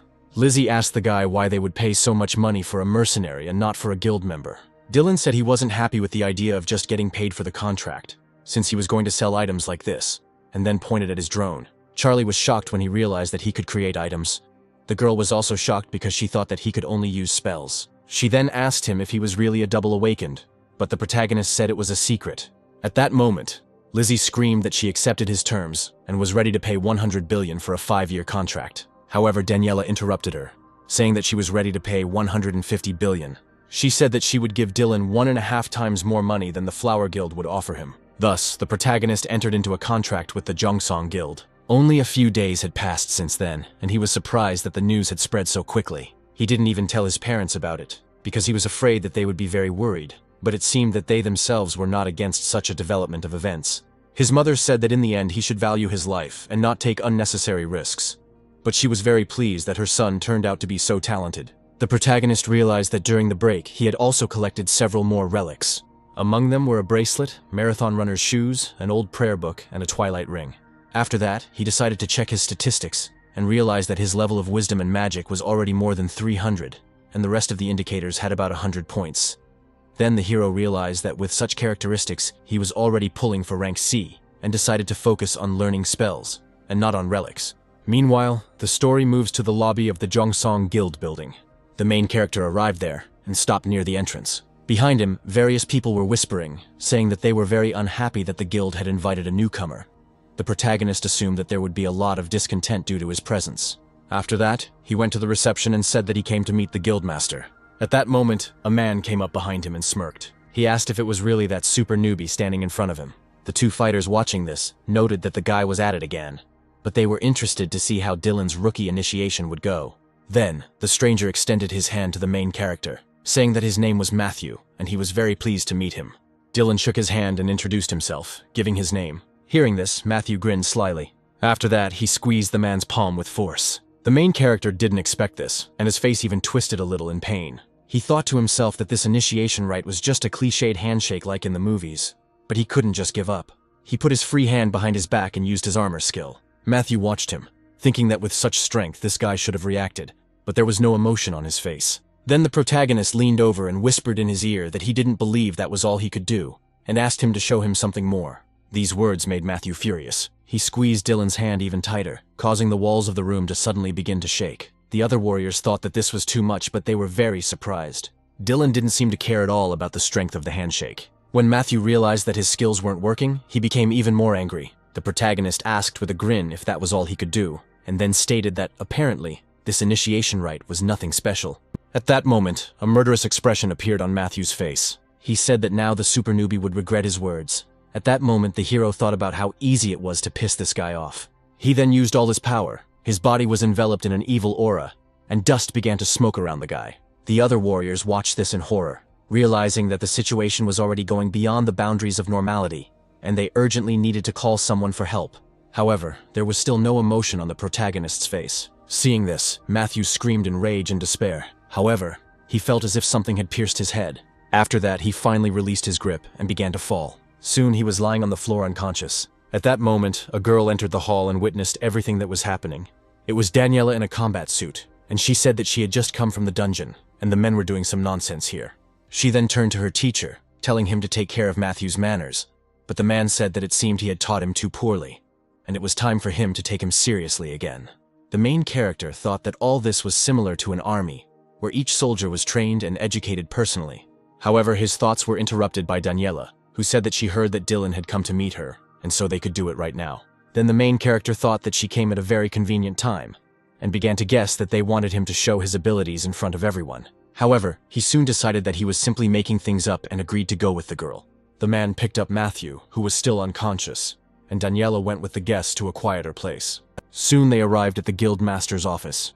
The protagonist jokingly asked if they were using the guild leader's office as a room. However, the girl said that it was nothing special since the place was practically her home, but she was surprised, thinking that Dylan must have been busy spending money for his contract. The protagonist said that spending money is not his priority, and he came here for a specific reason.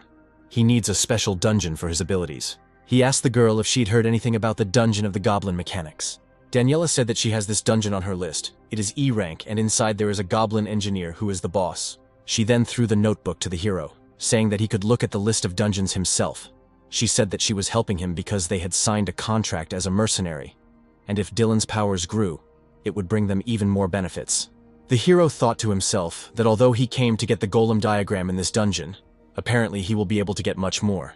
This dungeon is too similar to the one in the game, so the diagram is definitely there. However, his thoughts were interrupted by Daniela, as she wanted to say something to the guy. She said that this dungeon was currently under their control, so in exchange for permission to enter, she would like to ask him for a favor. The girl asked if she could go with him. Meanwhile, the story moves to the underground training pavilion of the Jongsong Guild. At that moment, Sonya was inside, practicing on robots. Her strength was running out, but she was able to deal with all her opponents. At that moment, a man entered the pavilion, holding the defeated Matthew in his arms. He asked if Sonya was tired of training since the morning. The girl greeted Teacher Parker. Then she turned her attention to the man he was carrying on his shoulder. Parker threw him to the floor and said that the master had seen him when he got into a confrontation with Dylan in the hall and had been assigned to teach him a lesson. Sonya said she heard that Dylan got a contract for 150 billion. Parker said that this is the biggest contract ever. Then he asked the girl what she thought of this guy because she blocked his attacks and probably knows his strength. Sonya replied that it was the first time in a long time that she had been injured, and the first time that she had had so much fun. She stated that she wanted to have another proper fight with him. Parker said she had indeed found herself a worthy long-range fighter. He then noticed that the girl couldn't stop talking like she was in the army, and said that if she stopped doing that, she would be more attractive. However, Sonya said that she was used to speaking that way because she grew up in a military family. She then asked the man to forgive her for this. Parker then said that he would try to keep her place anyway. He also said that it would be great to unite her and Dylan, but asked her not to overdo it with the training, since nothing good would come of it. At 6 o'clock the next morning, the protagonist went to one of the stations where he was supposed to meet Daniela. He said that the girl worked very quickly, and he didn't expect to go on his first raid as an awakened so early in the morning. However, Daniela said that it was nothing special, and now that he was part of the guild, he should get used to it. She said she had also called the porters, and so they were only expecting Dylan. The protagonist knew that most often the porters were ordinary people who collected corpses, but somehow it was expected from the 7th best guild in the country that even their porters would be awakened. He understood that all of this was some kind of training for newbies to learn what a dungeon was, since the chances of encountering monsters other than during outbreaks and in the territory were practically zero. Then he asked the girl if he could come in. She said that she knew it was too late to ask, but she still wondered if he was sure he could handle it alone. Then the protagonist stated that he was sure that he would not die. However, Daniela considered his behavior too arrogant. In response to this, the protagonist stated that his arrogance was based on precise calculations. After that, he approached the portal that led to the dungeon. The boy was delighted because it was his first trip underground. He entered the portal and Daniela followed after him. Soon, the main character came out on the other side of the portal. He found himself in a place that looked like a quiet, scary forest. Daniela reported that the structure of the dungeon is always different, but this dungeon looks like some kind of forest, and so far she hasn't seen anything special here. Then she turned to the guy with a smile. She told him that she was just going to be there and watch everything from behind, and in the meantime, he could show what he was capable of. Then Dylan started thinking about where he should go first. On one side, there was a deep forest, full of tall trees and bushes, and on the other side, there was a meadow, which at first glance looked very well kept. Usually people chose the second option, but the main character decided to go into the forest, having prepared armor and a shield in advance. He knew that the goblins, being intelligent, would play dirty by setting traps in the meadow where they expected people to go. After this, the main character headed deeper into the forest. Soon he noticed that 3 shells were flying towards him. A moment later, there was a deafening explosion. As it turned out, they were goblins holding something like a grenade launcher in their hands. However, the protagonist's reaction was very fast, so he quickly identified the opponents and used magic projectiles on them. The shells hit all the enemies precisely, and the main character managed to run past them. However, there were those who were hiding in the trees. They aimed their grenade launchers directly at the main character. Dylan already knew in advance where they would be, so he used his magic projectile skill again and ran forward. The shells hit their targets and explosions were heard where the goblins were sitting. At this moment, the main character began to think about where the rest of the opponents were. When he looked up, he saw several goblins flying towards him. They began to charge their metal fists, intending to attack Dylan. However, the main character did not lose his head, and used his shield skill again. When the goblins attacked him, several deafening explosions were heard from the impact of their fists with the protagonist's shield. Dylan laughed, saying that such an attack wouldn't work against him. He then extended his hand forward and used a skill called fingertip fireworks. He then used flame hands and a huge blast wave was released from his palm. She was so strong that she blew up the attacking goblins. After some time, nothing remained of the attackers but ashes. When the main character looked around, he saw sparks falling from the sky. He smiled and noted that there was nothing special about this fight. Behind him lay the corpses of goblins with their heads and limbs torn off. When the main character realized that there was no one left here, he decided to continue on his way. He walked further into the forest, and the further he went, the thicker the fog became. He soon found himself approaching something enormous. He realized that in front of him was the very same labyrinth famous for its multiple traps. After this, the main character immediately went inside. Daniela, who was watching everything, realized that this guy had exceeded her expectations. She thought that the goblins with bazookas would give him enough trouble. However, she was surprised by the accuracy of Dylan's spells. Usually awakened mages of his level have an accuracy of about 35%, so she couldn't believe that he had only received these abilities a month ago. Moreover, a mechanical labyrinth awaited him ahead if he went the wrong way. He would be met with wasps, vampires, poisonous thorns, and various traps with saws. At that moment, the girl noticed something strange. She didn't understand why Dylan stopped abruptly. At first, she thought he wanted to give up. However, she soon noticed in his hand the very drone that he had shown during his performance. The girl couldn't believe that this drone was functioning in the dungeon. She knew that no human product could work in the dungeons, so she was very shocked. Meanwhile, the main character sent his drones for reconnaissance. He used the vision skill and was therefore able to see everything that his drones could see. A map appeared in his head, where he could see where the goblins had hidden traps, and he realized that there were quite a few of these traps. He realized that he could attack the goblins to gain a small amount of experience. He then began to move further through the maze, based on the map the drones provided him with. With the help of drones, he is unlikely to get lost or trapped. And then he reached the right place and looked around the corner. He saw a whole squad of goblins, armed with various weapons, approaching him. Their leader shouted for the goblins to attack. However, at that moment the protagonist jumped and rose high above his opponents. The goblin leader then ordered the others to aim their long-range weapons at him. The next moment, the hero saw several projectiles flying towards him. He put his hands out in front of him, shielding himself from the bullets flying at him. Soon, a powerful explosion was heard at the place where he was. However, when the smoke cleared, the goblins saw that in the place where their enemy had been, there was only his shadow, dissolving along with the smoke. The protagonist chuckled, saying that he used an illusion skill, and asked the goblins how it felt to attack his clone. He then used the shield skill and combined it with the flaming hands skill, and then he directed this spell at the crowd of goblins. The monsters were terrified and could not withstand such a strong attack. Soon, the system informed the hero that his level had been increased several times. Meanwhile, Daniela entered the labyrinth and silently watched the fight. She thought he would repeat his techniques, but he cornered the goblins and killed them. She looked with delight at what was left of the monsters after Dylan's attack. The girl thought that even an S-rank awakened like her couldn't attack, defend, and strengthen herself at the same time. Moreover, this guy also had drones. Then she realized that those 150 billion were a great investment.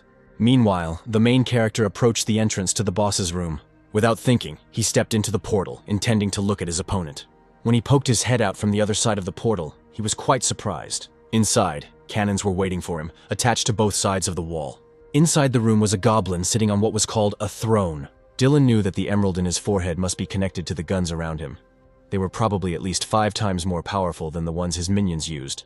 He then realized that he would hardly be able to withstand this attack with only armor and a shield. But since the cannons had a recovery time of 1 minute, it would be more than enough. After that, he entered the boss room and immediately began to use magic harmony and polar alignment spells. The goblin boss looked at him with fury, but there was not a trace of worry on Dylan's face. After that, he sent dozens of magic projectiles towards the goblin.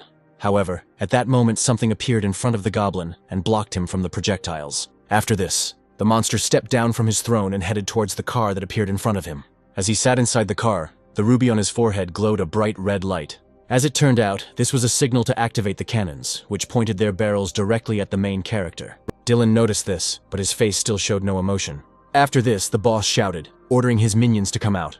At that moment, a huge mechanical hand appeared from underground. Soon, the main character found himself surrounded by robot goblins that were crawling out from underground. The robots stood up and immediately went on the attack, taking huge blades from their hands and running towards the main character.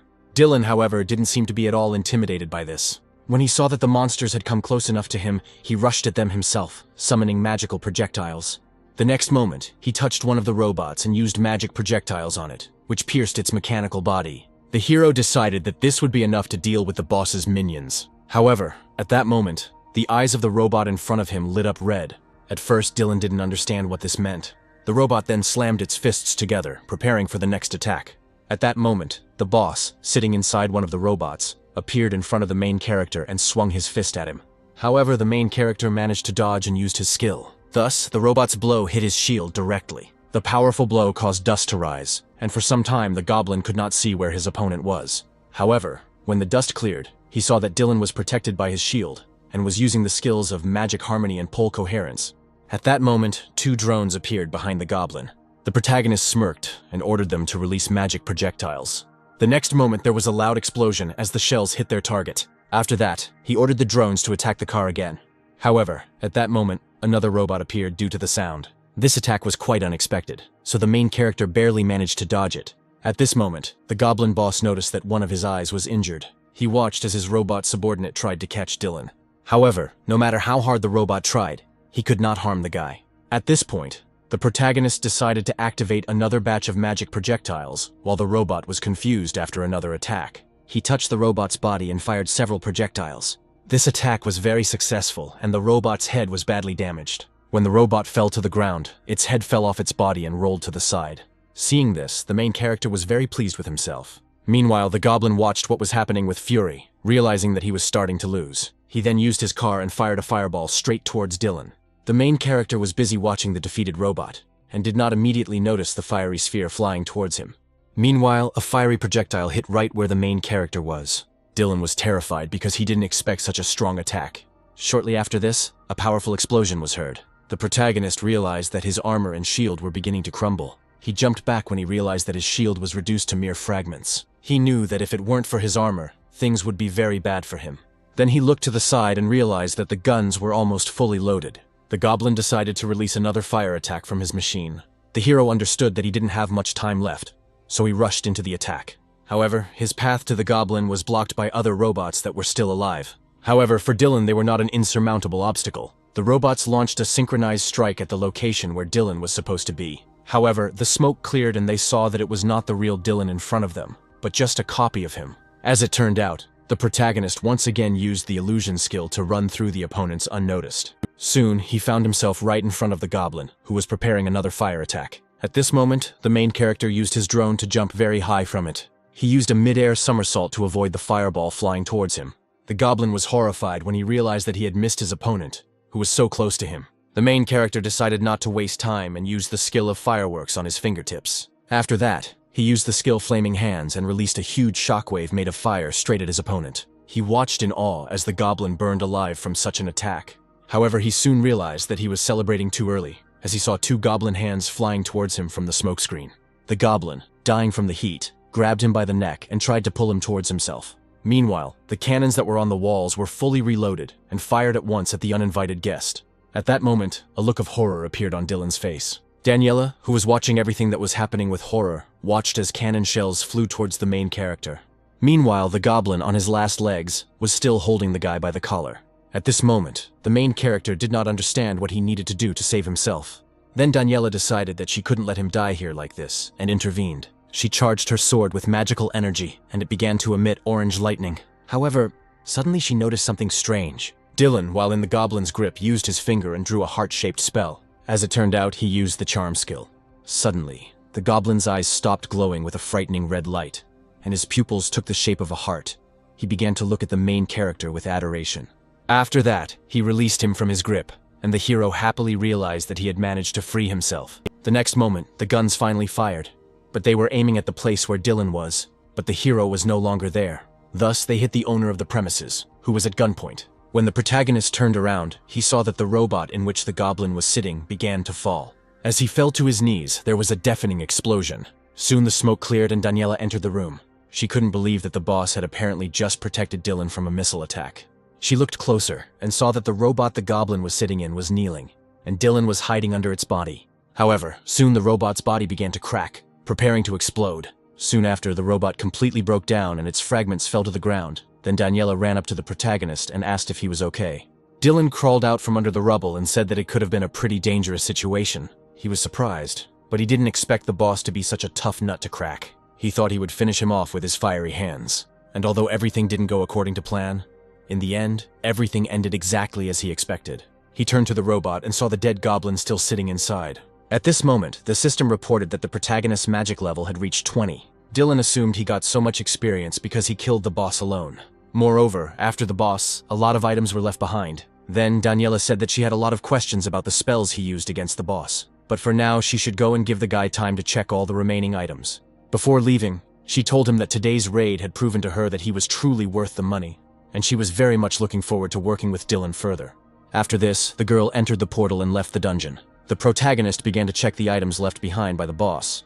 Among them was a mid-level space stone. There were also 3 second-class spellbooks that gave him 3 different skills. One of them gave him a large boost to strength, another the ability to shoot webs, and the third the ability to summon a clone.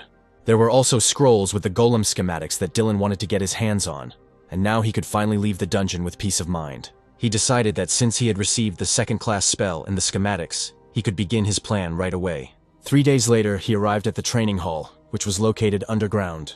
The voice from the speakers asked if he really thought he could handle it. The protagonist replied that he believed in himself and asked to set the opponents to the maximum level. Parker said that since the robots are set to maximum level, they will attack as soon as they spot a target. At that moment, Daniela entered the hall. She said that they had only just emerged from the dungeon, and Dylan was already up to something new. Then the guy said that he had a proposal for the girl. He asked her to look at the robots that were standing behind her. Daniela replied that they looked like the drones he showed her last time. Parker soon reported that the robots' setup was complete and they would attack immediately. At that moment, the robots immediately targeted Dylan and Daniela. Their bodies glowed red and they immediately went on the attack. Then the main character turned to someone at the side and asked him to get up. That someone was Akron, the golem he created.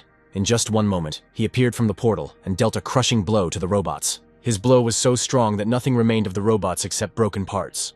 After this, the golem slammed its fists menacingly, showing that it had done its job. At first, Dylan and Daniela didn't know what to say. The girl then asked the guy if he was going to sell this golem, but the hero replied that this robot was made for himself. He said he brought it here to check before going down into the dungeon. After this, the hero turned to the robot, calling him by name, Akron, and the robot responded to him with obedience. Dylan asked him to show how he would cope with the rest of the robots, and then the golem said that he would immediately begin the task. He extended his palm and pointed it towards one of the robots. Then his palm seemed to be on fire as he used the flaming hands spell. After that, he released a huge wave of fire towards his opponent. When it dissipated, everyone present saw that only broken parts remained of the robot. Daniela was shocked. She did not expect such incredible power from this golem. She turned to the main character and said that she was very surprised, as she had never met such golems. However, Dylan understood her surprise, because she really was seeing his Akron for the first time.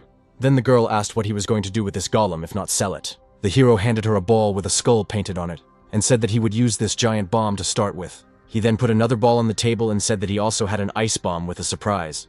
Eventually he got another bomb, called a blinding one, but the girl was not entirely happy with it. The hero looked at her with a smile, not understanding what she meant. Then Daniela asked what kind of space he was using and why he could get bombs from there. The hero replied that apparently he had received such an ability, but the girl did not calm down and said that interdimensional ability is not something that you get for free.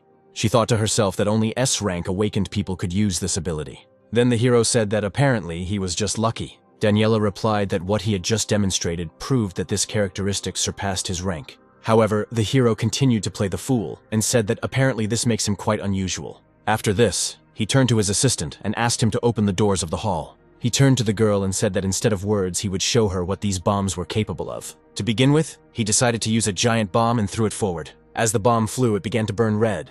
The next moment, there was a deafening explosion, and the main characters watched with interest what would happen next. Meanwhile, Parker watched everything that was happening from another room, noting that this power was simply incredible. The walls covered with stones of space were simply melting, and everything could have ended badly if they had not lowered the temperature. However, Dylan advised them not to worry, saying that he would deal with it with his next bomb. He picked up the ice bomb and rolled it across the broken floor.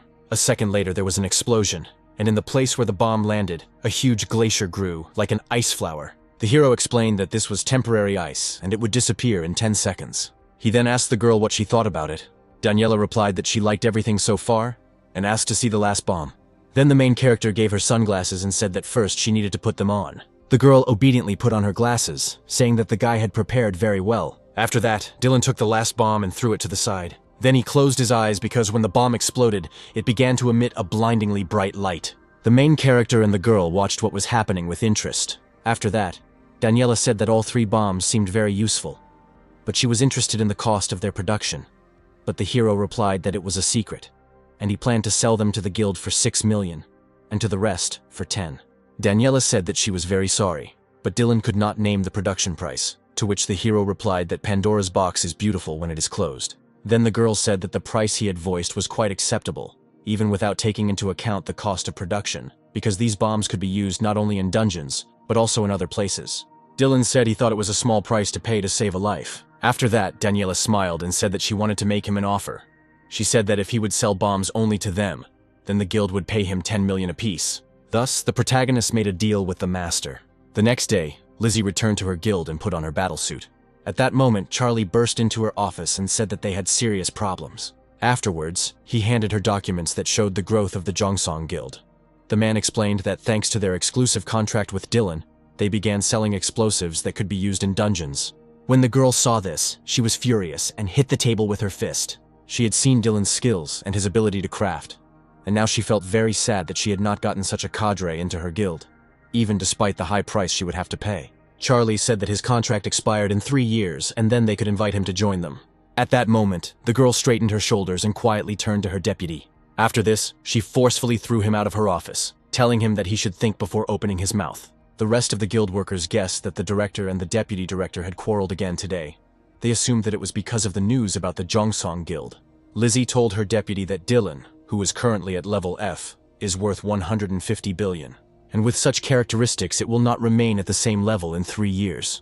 After that, the girl headed towards the exit of the office, and Charlie, having recovered, asked where she was going. The girl turned around and shouted at him, saying that she was going to negotiate with the Jongsong Guild, and Charlie would go with her. Meanwhile, the story moves to the sales department of the Jongsong Guild. It turned out that many people had arrived at the guild who wanted to sign a contract for the supply of new goods. However, the workers explained that they were selling these bombs under an exclusive contract. Daniela stood on the top floor and watched everything that was happening with a smile. At that moment, a man approached her and asked why she was there, to which the girl replied that today was the first day of sales. She thought it would be quite a funny performance. The girl who approached her asked what she meant. Then Daniela asked her if she remembered what happened 2 years ago. It turns out that 2 years ago, due to issues with the exclusive rights to the dungeon near Namyun Station, Jungseon and Plum Blossom became rivals. At that time, Lizzie began spreading dirty rumors about Jungsoon and Daniel, who was only 18 years old at the time. She eventually gained the rights to the dungeon, and the bad reputation has followed Jongsong to this day. Daniela said she understood why Lizzie acted the way she did. At that moment, she looked down and saw that Lizzie had arrived for the first day of sales with her deputy. Then Daniela said that despite what happened in the past, she never wanted to miss the opportunity to look at her face today. Then she turned to the girl and said that they should go downstairs. At this moment, Lizzie felt a little chilly, but Charlie didn't feel the same. A man approached them and addressed the girl, saying that they had not seen each other for a long time. When Lizzie turned her gaze, she looked quite confused. The person turned out to be Daniela, with a forced smile. She said that she could have met Lizzie if she had warned that she was coming. In response to this, Lizzie only laughed awkwardly and asked Daniela why she was here. Daniela said that it was the first day of Dylan's bomb sales, and she couldn't miss such an important day for their guild. Lizzie laughed, saying it was just a pleasant coincidence and she had just wanted to meet her on her way here. Then Lizzie suggested that they talk about it separately in the reception area.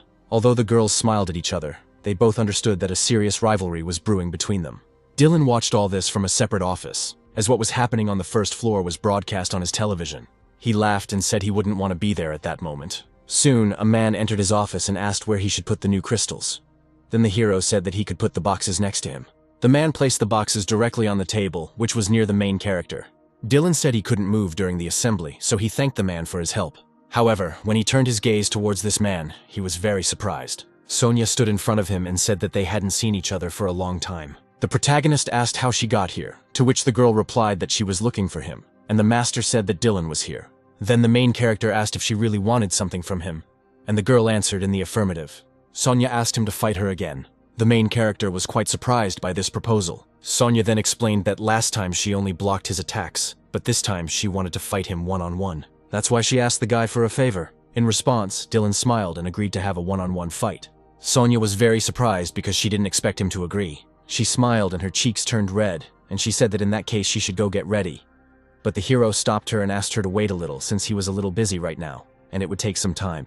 Instead of answering, the girl walked over to one of the empty chairs and pulled it out from behind the table. After that, she sat down in a chair and began to watch the guy expectantly. Dylan felt a little awkward, and said that the girl could come later, but she replied that she would like to wait here. She said that if he needed anything, he could tell her about it. At that moment, an awkward silence hung between them. However, Dylan decided that it was not worth keeping the girl waiting too long and rose from his seat. He said he had done enough for sales today, and besides, he was really bored just sitting there and building stuff. He headed towards the exit of the office and called the girl with him. Sonya immediately jumped up from her seat and ran after him. She looked very happy and felt incredible anticipation. After a while, they went to the locker room, and the main character put on a combat suit. When he touched it, the suit made an incomprehensible sound. Dylan decided to approach the girl and asked what it meant. Sonya explained to him that it was protective equipment that would adapt to them and help increase their endurance. Depending on their health status, the suit would glow green, yellow, or red. It also absorbs most attacks, and when the health drops to 0, the suit will turn off as if the person died, in which case the match will be over. The protagonist felt a little strange, but he understood why this suit cost 25 billion for one piece. Sonya explained that the master said it was cheaper than receiving injured guild members every time. Then Dylan said that since they were wearing such an expensive item, he even felt sorry to fight for nothing. He offered the girl a small bet. At first, Sonya was perplexed, not understanding what he meant. Then the hero said that if he wins, the girl will be his personal tanker, and if she defeats him, he will become her personal magician. Then Sonya asked how long this contract would last. The hero smiled slyly and replied that the contract would last for 3 months, and the loser would work for free. He suggested that it would be quite fun. At that moment, Daniela entered the training room and said that this would indeed be very interesting. The protagonist thought that at this time she should be on the first floor and talking to Lizzie. Then Daniela grinned and asked if he really saw them together. She said that thanks to the guy's inventions, she was able to have fun with this girl, for which she was very grateful to him. At this point, Sonya interrupted their conversation and said that she was a D-rank fighter, and Dylan was an F-rank fighter, and asked if he was entitled to a small head start. The hero replied that in that case he would refuse the fight, since he could do without it.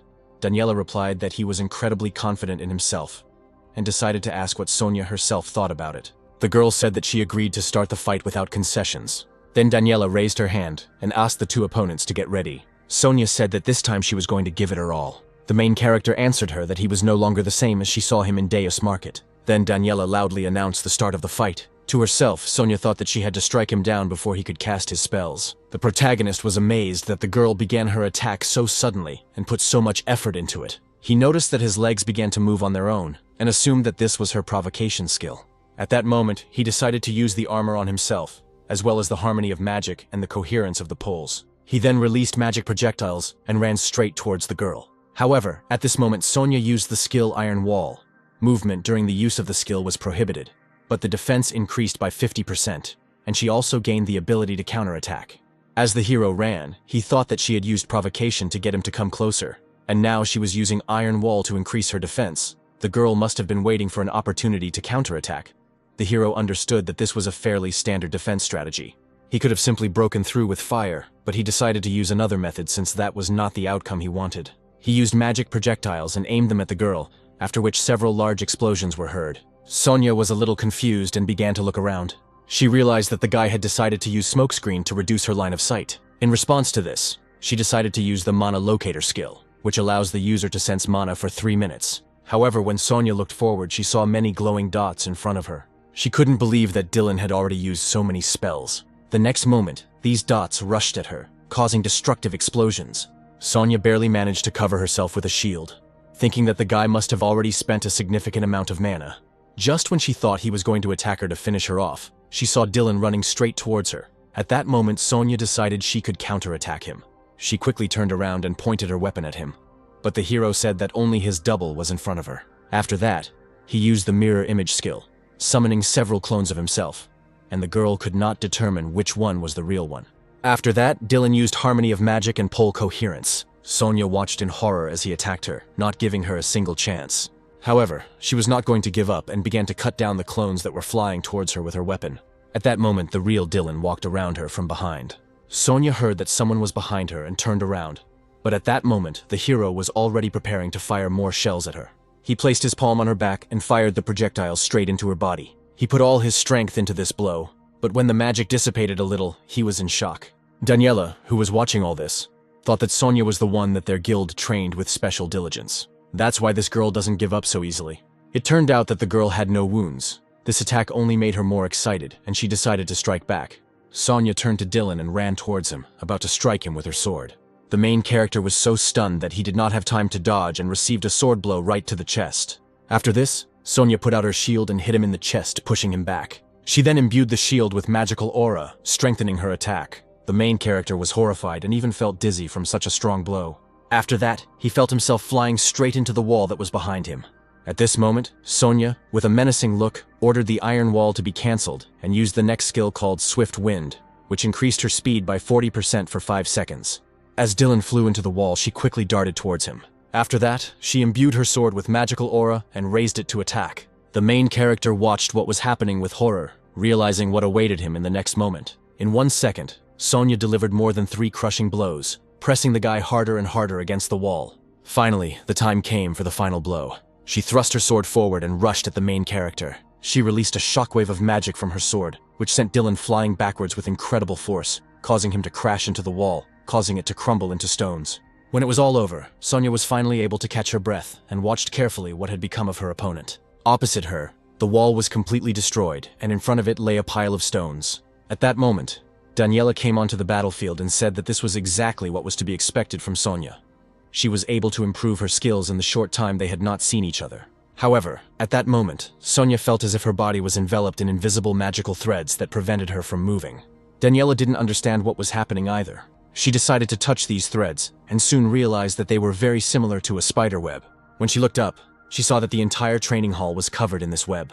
Sonya was terrified because she could not move from the spot because of this spell. When she looked up, she saw that the protagonist had crawled out from under a pile of stones, and then she asked him what it was. Dylan replied with a smile that while there was smoke here, he managed to install this web in the hall. He said that no matter how much these suits protected them, he still didn't want to hurt Sonya.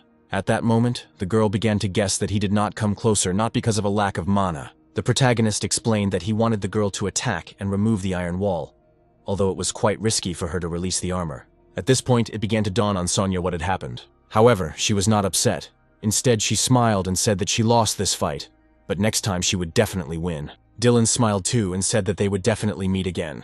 Then Sonya laughed and said that in that case he could free her from this web. The protagonist approached her and freed her from the shackles, saying that he had forgotten about it while they were talking. At that moment, they heard Daniela clapping her hands and turned to look at her. The girl said that they both did a great job. Then she approached the main character and said that today the victory was his. She leaned towards his ear and asked him to take care of Sonya.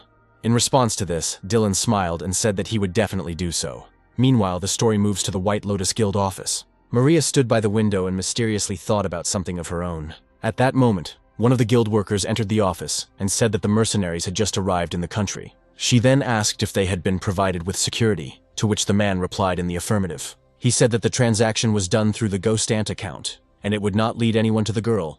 So Maria thanked him for his excellent work and said that he could go.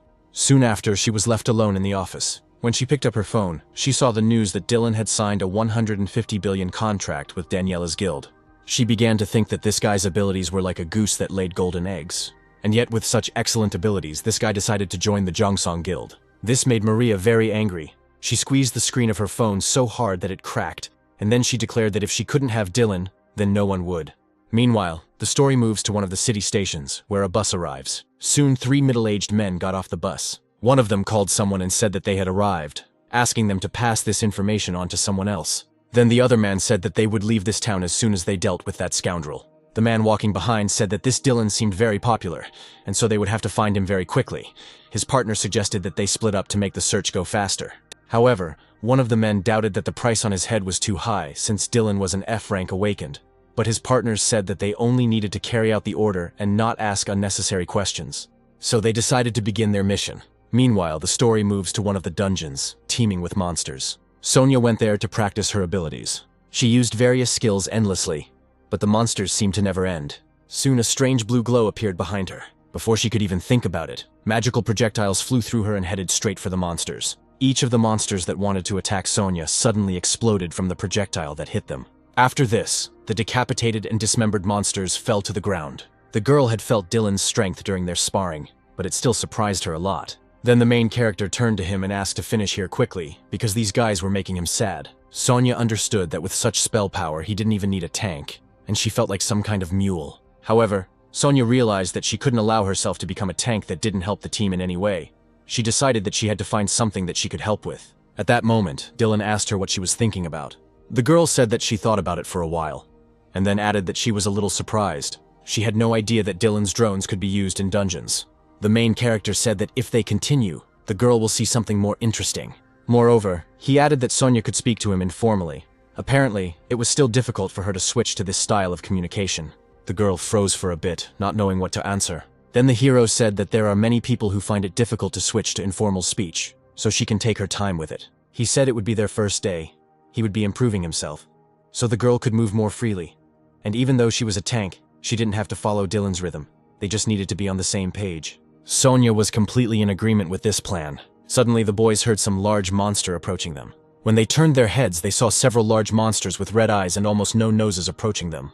The main character said that these are the main monsters of the dungeon. In front of them stood trolls. They were huge, slow, and had high regeneration. But they were not very difficult to defeat. However, there were always exceptions. Dylan said he wanted to ask Sonya to take on the trolls so they could direct their attacks at her. But she said she was afraid she wouldn't last long. However, the main character was satisfied with this state of affairs. He said that in the meantime, he would deal with the goblin shaman who was standing behind the trolls. The goblin looked quite frightening. He was wearing black torn clothes, and he was giving off an ominous aura. When goblins are accompanied by a shaman, the goblins and trolls are reborn into powerful berserkers with the help of the enhancement. Soon after, the chief goblin shaman ordered his subordinates to attack the intruders, and they too rushed into battle. However, at that moment, the main character called Akron, and with one blow he knocked the troll, who was running ahead of everyone, to the ground.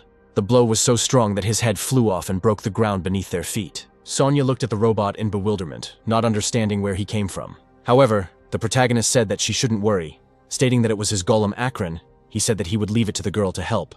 After that, he used an invisibility spell and seemed to disappear into thin air. When Sonya turned around, she saw that all that was left of the guy were a few sparks glittering in the air. She was surprised by his drone and golem, but was even more surprised when she saw that he could use the invisibility skill, which was only available at rank A. The girl smiled, thinking about how long he would continue to surprise her. Meanwhile, the trolls continued their attack, but the golem successfully held them back. At that moment, the girl realized that she seemed to be still far from providing real help to Dylan. However, she decided that she had to try her best and support him. Meanwhile, the story moves to one of the city's abandoned construction sites. A man, who apparently was a worker for one of the guilds, was caught by bandits and beaten beyond recognition. Then he decided to ask them why they were doing this. The men who had recently arrived in town said that they were just picking up trash from the floor, and that there was no special reason for it, and this guy was just unlucky. The next moment they dealt him a fatal blow, splattering his blood onto the wall behind him. Meanwhile, the other two men had already put on their combat suits. One of them said that he noticed Dylan's tracks while he was surveying the area. He didn't even imagine that it would be so easy. Another man said that these Koreans should be punished for guarding the gate so poorly. His partner said that Korea was a small country, and they didn't have extra hands to guard. Plus, it was a D-rank dungeon, so they put the first person they could find there. He then said that the mules were due to arrive soon, so they needed to deal with Dylan before they arrived. After this, the men opened a portal, intending to quickly finish this business and get out of here. Meanwhile, the confrontation between Sonya and the trolls continued. When the monsters got too close to her, she pushed them away with her shield. However, she doubted that Dylan would be able to get past so many monsters. The thing is, he had to get past all the monsters and go straight to the shaman. Meanwhile, the goblin was endlessly using his spells, directing his subjects to attack. However, he didn't notice that Dylan, being invisible, appeared right behind him. When the goblin turned around, he saw that the boy was already directing a spell at him. And then he decided to use the counter spell Alohomora. He stuck his staff into the ground and designs began to appear around it, emitting a red, ominous aura. Meanwhile, the main character decided to use a spell called Whisper of Pain. He pointed his finger at the villain and used Poison Arrow. In an instant, a beam of green light flew through the goblin's head, and he didn't even have time to react to it. A few moments later, the protagonist saw that there was a huge hole in the goblin's head, from which the green liquid of his arrow was flowing. Seeing this, Dylan chuckled contentedly. Meanwhile, Sonya continued to fight the trolls. They attacked her continuously, but she blocked their attacks with her shield. After that, she decided to dart behind the back of one of the trolls. Before the monster could react, she was right behind him and raised her sword to attack. She imbued him with a magical aura and struck him straight in the arm. However, since trolls had enhanced regeneration, literally within moments his severed arm began to glow brightly and regenerate. Sonya stepped back and sank to the ground, deciding to think about what to do next. Meanwhile, two goblins in masks flew at her. However, before she even had time to turn towards them, an incredibly bright glow appeared. When the girl turned towards the goblins attacking her, she saw that they were swept away by an incredibly powerful blast wave. When the smoke cleared, she saw a golem in front of her, holding out his hand, from which that same blast wave had just appeared. He stated that he was here to carry out the orders of his master. Sonya was confused as she couldn't believe that this golem was capable of such a thing. Meanwhile, the protagonist watched everything that was happening and praised Akron for his excellent work. After that, he jumped behind the back of one of the trolls who remained alive and decided to attack him. He cast the unexpected wave spell in a lightning bolt, causing a bright flash of light to pierce the troll's body. When the smoke cleared, Sonya saw his lifeless body fall to the ground. As it turned out, all the monsters that were in this dungeon were defeated. Dylan happily stated that it seemed like their battles were finally getting a little more difficult. Sonya told him that he was completely different from who he was in their fight with her. She asked if it was because he had met his head after the fight. Then the guy said that they needed to discuss something personal. As it turns out, after the duel, he acquired 3 books from the Jongsong storage facility, which from the outside appear to be completely useless books written in common language. But thanks to the identification spell, he was able to find the spells he needed in them, which included invisibility, poison arrow, and lightning bolt spells. After this, the main character invited the girl to continue. They soon dealt with the remaining monsters in the dungeon. The golem also actively helped them in the fight. When they realized there weren't many monsters left, Dylan said that Sonya could rest. However, the girl said that she was not that tired. Then the guy suggested that they relax together for a bit. However, at that moment he heard a strange sound. Sonya heard it too, and she and Dylan turned to look at the source of the sound. The main character got the drone from the otherworldly space, a little unhappy that he was just going to rest, but now he won't be able to do it. He used the reality spell Invisible Invisibility and sent drone to scout. He then decided to connect to the drone using a vision spell. The next moment, a picture opened up before him, in which 3 men in combat clothes were walking deep into the dungeon. The hero immediately realized that these people were not from his guild. However, the hero was sure that the entrance to the dungeon was guarded by people from the administration, so he did not know who these strangers were. Then he decided to turn to Sonya for help.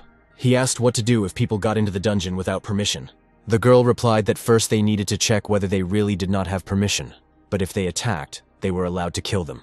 The protagonist replied that in that case they needed to do exactly that. After that, the guys took on the remaining underground monsters. Suddenly, from behind one of the rocks that were behind Dylan, someone's red eyes appeared. Looking at the battle between Dylan and his girlfriend, the men discussed that this guy's magic was not as strong as they said. They saw that the guy was having a hard time dealing with even such low-ranking monsters. However, since they were being paid enough money, they decided not to complain about it. They said they were just curious how such an unremarkable guy became their target.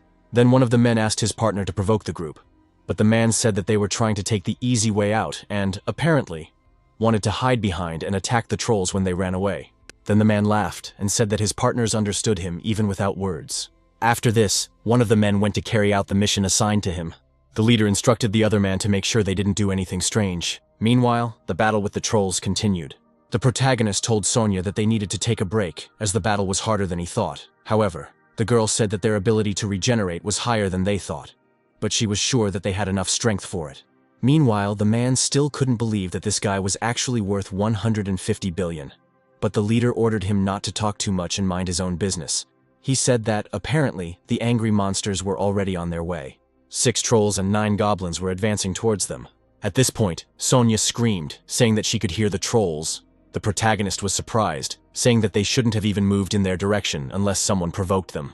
Meanwhile, behind them stood a man who was just doing this.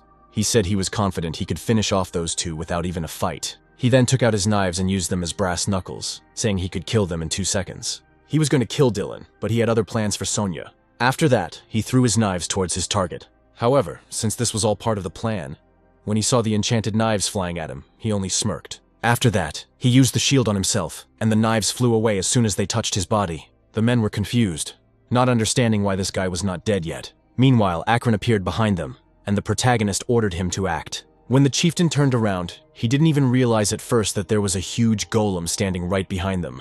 When this dawned on him, he immediately jerked from his seat, intending to run. However, the golem was faster. It quickly grabbed him by the neck and lifted him into the air. After that, he waved his hand with incredible force, throwing the men aside. Meanwhile, the hero calmly watched as the men, thrown back by his golem, flew straight into the trolls. When the men landed, at first they didn't even understand what was happening to them. When they opened their eyes, they saw Dylan standing in front of them. He asked them how it felt to be attacked like that. He asked them if they really planned to attack him from behind like rats. At that moment, one of the men jumped up from his seat, took out his knives, and immediately rushed towards Dylan, intending to kill him right then and there. However, the main character didn't even move from his place. He only used the spark spell on his fingertips. After that, he put out his hand and used the flame hand spell, releasing a huge ball of flame from his palm. The leader watched in horror as his subordinate dissolved in this incredible fire. He thought that this guy's powers were on a completely different level compared to what they saw during the fight with the trolls. He didn't understand why he didn't show his power, and guessed that he did it on purpose. It began to dawn on him that Dylan had realized they were attacking him from behind and had known all along and planned the trap. At this moment, the main character turned to the man and asked if he was really going to stand aside. At that moment, one of the trolls approached him and grabbed him by the torso, lifting him off the ground. The monster looked at him with a bloodthirsty gaze and made terrifying sounds. The man screamed in horror, hoping that someone would save him. At this moment, the third member of the team, who had been in the shadows all this time, decided to attack the main character from behind. However, when his knife touched the target, he suddenly saw the guy's silhouette blurring right into the air. Soon, nothing remained of Dylan's body but glittering specks of dust. The man didn't know what was happening, and so he decided to stop his attack and landed on the ground. When he looked up, he saw the real Dylan in front of him, who had already managed to summon several magic projectiles and direct them at his enemy. The next moment, they immediately headed towards their target, causing a huge explosion. When the smoke cleared, the protagonist saw that the man was seriously injured and could barely stand on his knees. Meanwhile, the man was trying to figure out how this guy was able to notice his attack.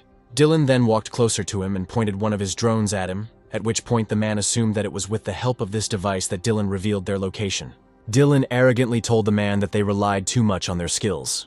Meanwhile, 3 huge trolls appeared behind the man, eager to taste him. The protagonist decided to leave him to be eaten by the monsters, because in the end, they were just playing according to their plan. Meanwhile, the story moves to the Jongsong Guild Tower. Once the dungeon was finished, the protagonist went there to meet Daniela. The girl reported that the department had received the results of the investigation into yesterday's incident. As it turns out, all 3 men are fairly well-known mercenaries, and it looks like they were hired by Ghost Ant. However, the protagonist did not know who the Ghost Ant was, and so he asked the woman about him. She explained that he was an awakened one from China, but no one knew his name, so everyone called him by his nickname. Moreover, no one had ever seen his face. Dylan said he had never heard any news or rumors about such a thing, but it was no surprise to Daniela. She explained that Ghost Ant is a cold-blooded killer who is known for his penchant for killing only famous awakened. However, then the main character had a question about why he sent intermediaries to him. The girl answered that he probably has a group working under his protection, and in Dylan's case, someone simply ordered mercenaries through him. Dylan then asked what they knew about the customer. The girl said that it was just her personal guess, but thanks to the sales of the bombs, their guild's stock had risen significantly, which is why it seemed that it was someone who was interested in stopping them. Dylan guessed that this person might be someone from the White Lotus or Plum Blossom Guild. Daniela said it was someone who thought that if he couldn't have Dylan, no one would have him. Moreover, the girl almost certainly knew who this person could be. Then the hero asked who she thought this person was. After a short silence, the girl said that since she didn't know, it was better for her to remain silent so that no problems would arise. Dylan said it was enough for him that the girl knew who it could be. Daniela then handed him a business card with the number of a home improvement company written on it. However, the hero did not understand why he needed this business card. Then the girl said that there was a chance that this matter would not end with just one attack, and therefore it would be a good idea for him to install security, and also install an alarm system in the house. Then the hero thanked her for her concern. After that, he stood up from his seat and said that he still had things to do. Then Daniela asked what those things were. The guy said that he received a quest to increase his rank to level E. Meanwhile, the story moves to the area near the entrance to Deos's tower. The main character walked along a spacious corridor decorated with tall columns. Soon he reached the place where there was a board with the names and the time it took the subjects to complete the task. It was even brighter in this building than the hero had expected. As he approached the board, a man wearing dark glasses approached him and asked him to come with him. He said that the rank-up quest was just starting, so Dylan needed to get in line. Then the hero asked what information was on this monitor. The man said that this is a rating of the time spent on completing the quest. The results are also recorded in the management database. These results show the level of a person's skills. The hero thought to himself that he had already attracted enough attention to himself if he set a record this time. He would be able to draw the attention of the administration to himself and gain access to the archives. After that, he was going to find traces of that very customer. At that moment, a middle-aged man with large scars on his face approached him. He asked how it was possible to come to the quest looking so poor. However, Dylan said that he fights from afar, so he doesn't worry too much about his appearance. After this, the man laughed, saying that it was not because he simply had no money. Then he suggested that in such a miserable state he would not be able to return back. In response to this, the hero said that he believed that everything would be just the opposite. Judging by the fact that the man spends a lot of money on all sorts of unnecessary junk, he cannot judge who will complete the quest and who will not. Hearing this, the man shouted, asking if this brat didn't know who he was. He then pointed to his armor, which had a flower emblem on it. He stated that he was from the White Lotus Guild. However, Dylan wasn't interested. He told the man to shut up and prove his words with skills. The man called him a pathetic piece of trash who couldn't even get into the guild and, what's more, wore cheap items. The hero thought that this was a rather logical conclusion, if you look only at what he was wearing. However, he only smirked in response, saying that they would find out everything from the results. At that moment, the dimension door opened right next to the men. After this, the system ordered the men to prepare for the test. The protagonist was calm, but the man standing next to him seemed to be furious at his behavior. When everything was ready, the system told Dylan he could begin. The man also prepared his weapon and said that it would be easy for him. He's a newbie who came into the White Lotus Guild for 5 billion, and some trash and cheap items can't compare to him. Pleased with himself, he said that he had definitely spent only 4 hours and should now be third in the ranking. When the results were ready, all the subjects ran to the board to look at them.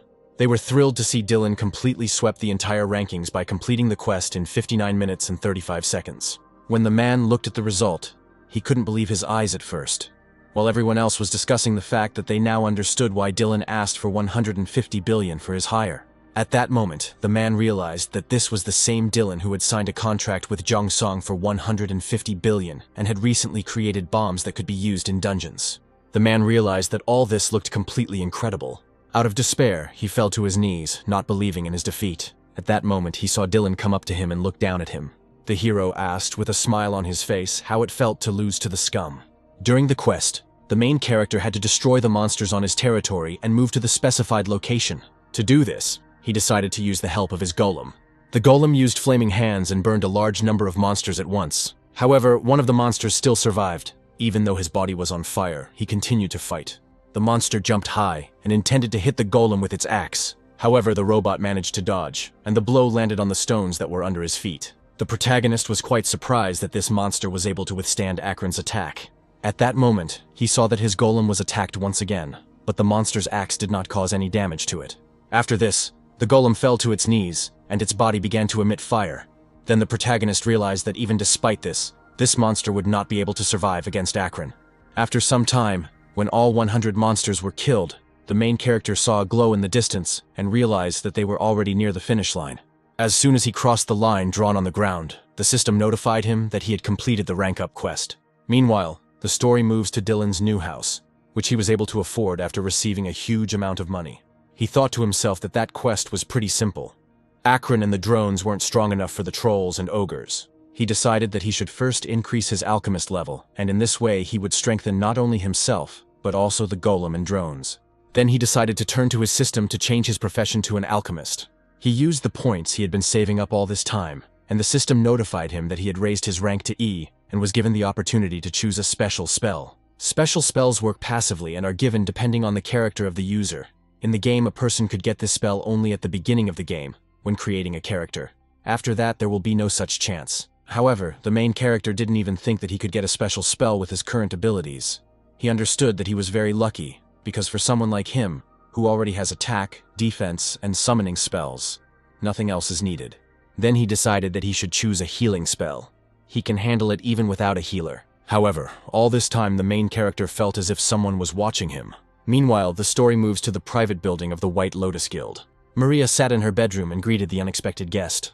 She said she hadn't contacted him since that meeting at Deos Market, and he decided to visit her so early in the morning. She then told her guest Dylan that she wanted to meet him. She said he was the new guy everyone was talking about now. However, the hero said that they planned to stay here for a long time and asked to get down to business right away. Then the girl got up from her bed and said that she also liked to get straight to the point, without wasting time on foreplay, and asked the guy what he wanted to talk about.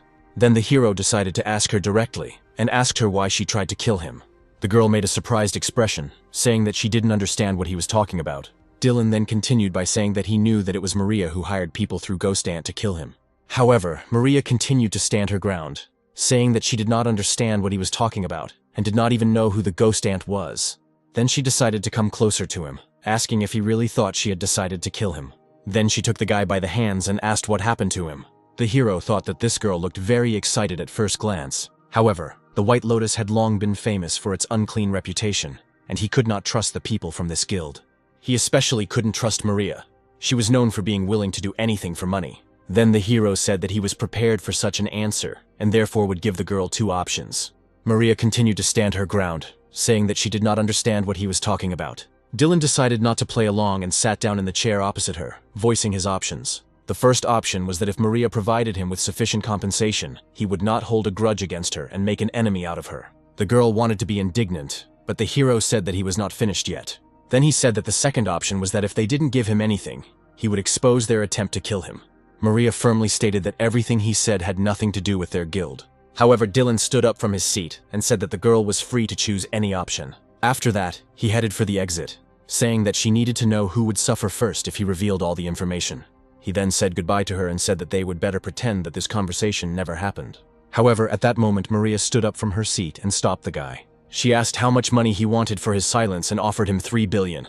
However, this did not suit the guy, and he said that he needed 10 billion. The girl was furious, saying that he couldn't ask for that much when he wasn't even sure that she did it. Then Dylan said that judging by her reaction, she had exposed herself. When Maria realized this, she bit her finger nervously. After thinking for a while, she said that she agreed to these conditions. However, at that moment, she seemed to be enveloped in an ominous aura. She stated that if this information came out, she would definitely kill Dylan. Shortly after, the protagonist left the building and headed towards his car. At that moment, he received a notification on his phone, which said that a huge amount of money had been deposited into his account, and he also received a message with detailed information about strengthening the security of his home. At that moment, the hero thought that the rumors about Maria were true. He doubted that this was her last attempt to stop him. Besides, when this ghost finds out that his order has failed, he will probably send more of his thugs. So Dylan decided he needed to prepare for it. To do this, he needed to become even stronger than he was now. At that moment, the Information Guild contacted him, and he decided to go there, since he was going to pick up a couple of books from there anyway. Meanwhile, the story moves to a park near Issue Station. In one of the gazebos sat a man who absolutely did not understand what his problem was in his hands. He held a business card which said that any person can plan their bright future. The man thought that everything would get better once he started working as a financial planner. However, the results were not yet visible. At that moment, a message from a group chat came to his phone. He learned that while he was barely earning any money, some Dylan had received so many artifacts from just one dungeon. The man was very annoyed that this guy was showing off so much. Then he stood up from his seat and resolutely headed off somewhere to the side. He thought that it was not his fault that he was born unawakened at such a time. However, his thoughts were interrupted by a sudden earthquake. He couldn't understand what kind of strange vibrations he felt. Well, as it turned out, right in the middle of space it had burst and opened a gate for monsters. Before he could do anything, he was blinded by a bright flash of light. Soon, all the people standing near the hole seemed to be sucked inside. At that moment, the main character, who was nearby, felt that a flash had occurred somewhere nearby. He thought that he had never seen people being pulled into space. And since they are drawing in ordinary people, the unawakened, they will be immediately killed by the monsters. So the hero decided that he needed to hurry up and save these people. However, when he arrived at the scene, he noticed something strange. Someone put up a sign that prohibited anyone from entering the area where the incident occurred. There were 2 men standing next to him. They called themselves Awakened and said that they had already reported everything to the administration. Then the hero realized that the presence of other awakened ones was good news, and he ran up to them, saying that he had come to help. One of the men gave him a sword and told him to take it and go regulate the roads. Then Dylan said that he didn't understand what they were talking about, because he came here to save people. The men laughed, saying that an E-rank fighter couldn't save people. One of the guys grabbed him by the shoulder and said that instead of creating more trouble and going to a dungeon of unknown rank, he should go and regulate the road. Then the hero asked, since when was this the duty of the awakened? He decided to remind them of the awakened charter.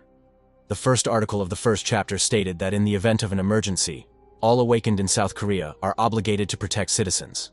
The man then laughed, saying that he had no idea that this guy was so cool, and asked if he could protect everyone here, to which the hero replied that he could do so if he removed his hands. The man was very angry at these words, so he decided to call him a bastard, in response to which the protagonist used an instant surge of power. After that, he used the boost and flew past the guys, throwing them into the air. In an instant, he found himself right in a spatial hole. Meanwhile, the one who had been sitting on the bench just a minute ago realized that he was in an unknown place. He was alone in the middle of the forest, and did not understand how he ended up there. At that moment, he felt severe pain in his leg. When he looked up, he saw that there was a deep scratch on his left leg. The man soon realized that because of this wound, he could not get up. Then he heard terrible sounds coming from the forest. The next moment, he saw a monster looking like a toad with red eyes and huge fangs looking out from behind the trees. The man was terrified, and all he could do was scream for help. Hearing this, the toad immediately rushed at him, intending to devour him. Despite the severe pain in his leg, the man still got up and ran away from the monster. However, the wound was very severe, so after a few meters he fell and had to crawl and call for help. At that moment, the toad reached out its hand and grabbed the man, lifting him off the ground. Then she opened her huge mouth, intending to devour the man. At that moment, the man prayed to all the gods, saying that if they exist, then they must save him. In exchange for saving him, he would do anything. At that moment, the green arrow flew straight into the monster's paw. The blow was so strong that the monster was forced to relax its fingers and release the man. However, its mouth was still open, and so the man flew straight into it. At that moment, someone managed to grab him and throw him away from the jaws. As it turned out, it was Dylan. In an instant, he was next to the man and saved him from being eaten by the monster. He quietly asked him if everything was okay. When the man asked who saved him, the hero said that his name was Dylan. In the eyes of the stranger, this guy looked like a deity, whom he summoned a few seconds ago. However, the man then saw that the toad still had no intention of leaving them alone, but he could not move because of the wound on his leg. At this moment, the hero noticed that there was indeed a large wound on his leg. Then he decided to use his healing power, which he received the other day. He used a healing skill, and the man seemed to be enveloped in a beneficial aura. In just a few seconds, the wound on the man's leg disappeared. Then the hero asked him if he could walk now. The man thanked him for his help, saying that now his leg moves freely. Then Dylan said that he needed to hide behind him and go in that direction, and then he would be able to get back to the station. However, at that moment, the man screamed in horror because he saw a monster. The still living toad rushed at the men, its mouth wide open. However, at that moment, Akron appeared out of nowhere and stopped the monster with his hand. The monster stopped literally a few centimeters from the man, but the hero didn't care at all. As it turned out, the golem grabbed him by the tail, preventing the monster from moving further. Then Dylan calmly turned around and ordered the golem to send the monster flying. The golem said that he understood the order, and then tightened his grip on the creature's tail. Then he began to spin it, lifting it high above the ground. After a while, he launched the monster into the sky like a rocket. Once they were safe, Dylan extended his hand to the man. He said that there might be other people here who needed help, so the man needed to hurry and get out of there. Meanwhile, the two awakened ones continued to guard the spatial portal, saying that all residents needed to evacuate immediately. At that moment, Lily and a man in a suit entered the scene of the incident. The awakened ones cried out, saying that this area was fenced off and they couldn't just walk around here. The man then introduced himself as Morgan from the Soul branch of the Awakened administration. He turned to the guys and asked if they had checked the area inside. The boys immediately bowed to the man, saying that it was an honor for them to meet him. But Morgan did not understand what they were doing. The guys said they were just really happy to meet him. They said they were regulating traffic in this place, but one crazy awakened one ran inside. Hearing this, Morgan grabbed his forehead in displeasure. He asked the boys what they were doing while he was entering the dimension gate, to which the boys replied that they were waiting for instructions from the management, since they can't just go and die, since monsters can pour out of this portal at any moment. Morgan then asked if any monsters had appeared during the entire time they had been standing there, but the boys were forced to admit that there had been no monsters here. The man then asked them why they didn't even think about helping the citizens and the awakened one who got inside. He asked if they had forgotten their duties as awakened ones. Morgan asked if they didn't know that the awakened had a much higher responsibility in the event of an emergency. At this point, Lily interrupted their conversation and said that apparently they didn't have time for this. The man agreed with her and asked her to come with him. Meanwhile, inside the space, one of the protagonist's drones was surveying the area. Dylan soon realized that there was only one survivor left on the territory, a young girl. The next moment he appeared right above her head and began to load a magic arrow. He used a spell called Whisper of Pain and directed it at the monster. He then fired several poisonous arrows straight into the monster's body. After that, he landed next to the girl, who had been unable to move all this time due to horror. However, at that moment Dylan felt a severe headache. He realized that the constant use of spells was causing headaches. However, he also understood that he could tolerate her for the sake of saving people. At that moment, he realized that they were surrounded by two more monsters. One of the monsters prepared to hit the people with his powerful fist. At that moment, the main character picked up the girl from the ground, took her in his arms, and used a web spell on the go. He asked the girl to be patient for a little while, as he saw that she was clearly uncomfortable. After that, he used an instant boost of strength, as well as acceleration. After another blow from the monster, he jumped high and found himself right above it, using another spell. He fired several bolts of webbing at the monster, while it was unaware that its victim was right above its head. The next moment, the monster found himself entangled in a web and unable to move. When the main character realized that they were safe, he decided to land on the ground with the girl. After that, he used Hellfire Replenishment on his palm. He then summoned a fireball and launched it straight at the monster. At that moment, Lily and Morgan entered through the gate. The man said they needed to split up to search. However, at that moment the girl saw a bright flash of light somewhere in the middle of the forest. When they looked up, they saw something that looked like fireworks. This glow was so strong that it could be seen from any point in this space. As it turned out, these were fireballs that the main character directed at one of the monsters. When the balls touched the monster, there was a powerful explosion and a column of flame rose in the middle of the forest. After a while, when it died down, Lily and Morgan quietly watched the fire somewhere in the middle of the forest. Then they heard a strange rustling sound in the bushes, and Morgan asked who it was. Soon a golem appeared from there, but it had no intention of attacking people. Nevertheless, Morgan prepared to defend himself. However, the next moment, a man appeared from behind the golem's body and asked if they had really arrived. When he looked up, he saw two management workers in front of him. There were also other survivors behind the man, and they were very happy to see the management workers there. They immediately rushed to the organ, saying that rescuers had finally come to them. The man guessed that these people were the ones who were sucked into the portal. However, he was curious about what kind of golem was next to them. He didn't know anyone who could create something like that. At this moment, the golem approached Lily and said that the connection with the control was confirmed by the reaction of those around him. He reported the completion of the mission and his return to the owner. When the girl asked him who his master was, the golem replied that his master was Dylan. Morgan then asked the girl if this was the same Dylan who was actually a magician, to which Lily replied that the guy also designed the bombs. At that moment, the man realized that the control database was incomplete. This guy had abilities that were not mentioned anywhere. After that, he asked the girl to take people away from this place. There he decided that he needed to look for something else here. After this, the man headed deeper into the forest, but soon he encountered something that surprised him greatly. In the middle of the forest, he saw a huge crater. Around this crater lay defeated monsters. The man came closer to examine them and realized that it was a rank S monster with fire resistance, but someone had managed to burn it. When he touched the monster with his hand, an incomprehensible slime remained on his fingers. Then the man guessed that the one who killed them used this substance. At that moment, the main character came out of the forest and asked the man who he was. Morgan realized that Dylan was standing in front of him and asked him if there were any survivors left. The main character pointed to the girl who was standing behind him and said that he had saved the last survivor and was going to leave here. Morgan then introduced himself as the deputy director of the Soul Office and thanked the guy for his help. Thus, the outbreak at the station ended in the evening of the same day. The news about it took the front page on the internet. One of the articles was devoted to an interview with the awakened rank SS Morgan. He said that in his opinion, he showed what a real awakened should be like. He was not afraid of death and immediately went into the portal opened after the outbreak to help with only one thought: to save people. He also reported that all 10 citizens who were sucked into the portal were successfully rescued thanks to Dylan. Sonia saw this news release and asked the guy if this was really what he had been doing all these days, but the hero said that it was just a coincidence. He said that he had some things to do that took a little longer. As it turned out, after traveling through this portal, the protagonist reached level 9 in alchemy. Before the outbreak occurred on the station, he received a third-class spell.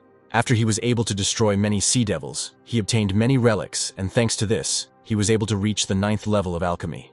Then he tried to strengthen Akron. He made his limbs and mana costs much more efficient. He also added a new slot for Akron, and the system asked him to name the formula he wanted to add. The main character decided to give him an instant boost in strength and acceleration. Soon the system informed him that the addition of the new formula was complete. After this, the golem appeared before him in a renewed form. Dylan immediately noticed that he had become much stronger. After this, he turned to the golem, asking it to take care of him. Hearing this, Akron said that he would protect his master until his death. After some time, the main character and Sonya went into the dungeon. They were preparing for the next wave of monsters. This time, they were up against armored trolls. They were much more ferocious than normal trolls, and as soon as they spotted their opponents, they immediately rushed to attack. Then the main character asked Sonya to repeat what they wanted to check. The girl immediately rushed into the attack, holding a shield in front of her. At that moment, the protagonist used a web spell and directed it at the trolls. The next moment, the web entangled their limbs, preventing them from moving. Then Sonya realized that it was her turn and filled her sword with magical energy. She then made several sweeping blows at the trolls. When she was behind them, one of the trolls noticed that there were many cut wounds on his body. Then he saw Sonya, who was emitting a magical aura. Meanwhile, Dylan continued to cast spells and use webs. Sonya knew what she had to do next and let out a war cry, then held her shield out in front of her. At that moment, the trolls turned to face her. The armored trolls were unique in that they could not be defeated by attacking from the front, so it was necessary to approach them from behind. Sonya's job was to distract them. After this, the main character immediately rushed into attack. The girl shouted back to him that she was ready. Dylan then used a fireball spell and fired them straight at the trolls who had their backs to him. The impact was so deafening that it raised a high column of flame. When the smoke cleared, the hero saw that the trolls' bodies were in flames. He wondered if Sonya was okay. At that moment, the girl ran out of the flames, holding her shield in front of her. She had some minor scratches, but she didn't suffer any serious damage. Seeing this, the main character was happy because he had no doubt that everything would be fine with the girl. However, he then saw that a troll had appeared behind the girl, which apparently had not burned in the flames. His attack was unexpected, but Sonya managed to turn around and cover herself with a shield. However, the troll was furious, and his strength increased many times over, causing him to throw the girl into a stone wall. The hero immediately shouted the girl's name, hoping that she was still alive. As it turned out, the girl hit the rocks very hard, but she was okay. She said that the monster seemed to be in a frenzy, and so the protagonist needed to be careful. The troll's entire body and weapon were engulfed in fire, and as soon as he saw the protagonist, he immediately rushed at him, at which point Dylan wondered if he could knock him out in one blow. Attacking them with fire was a good idea, but there was a risk that one of them would be able to block it, so the protagonist decided to use the lightning strike skill. He knew that if he concentrated the charge, it would be able to penetrate his armor. Dylan then used a momentary surge of power, followed by acceleration, and took off. He rushed straight at the fire troll, intending to attack him. Seeing this, Sonya screamed in horror, thinking that this was a very dangerous undertaking. At that moment, the hero thought that it would be better if this girl trusted his skills more. The next moment, he pressed his palm to the troll's body and released a bolt of lightning at him. When he removed his hand, he saw that in the place where his palm had just been, a huge hole had formed, from which the troll's blood was flowing. The next moment, the exhausted and dead troll fell to the ground face down. Meanwhile, a drone that was scouting the area discovered a strange cave nearby. Once the trolls were dealt with, Sonya informed her partner that what he had just done was too dangerous. However, Dylan said he was more worried about the girl herself. Sonya replied that she was a tank, and therefore minor wounds meant nothing to her. Then she decided not to hold back, and said that all this time she was worried that something would happen to Dylan. At that moment, an awkward silence hung between them. Then the main character put his hand on the girl's head and thanked her for her concern. He stated that he would not take unnecessary risks. He thought everything through carefully and only then attacked. Sonya admitted that for a moment she was afraid that she would lose such a good partner. However, the main character said that next time he would try to use safer methods so as not to worry the girl. At that moment, his drone returned to him and brought some information. The main character asked Sonya to rest here, but the girl excitedly asked him where he was going. The hero said that because of the previous incident, he began placing drones around the area, and it seemed that they had detected something suspicious, so Sonya said that she would go with him.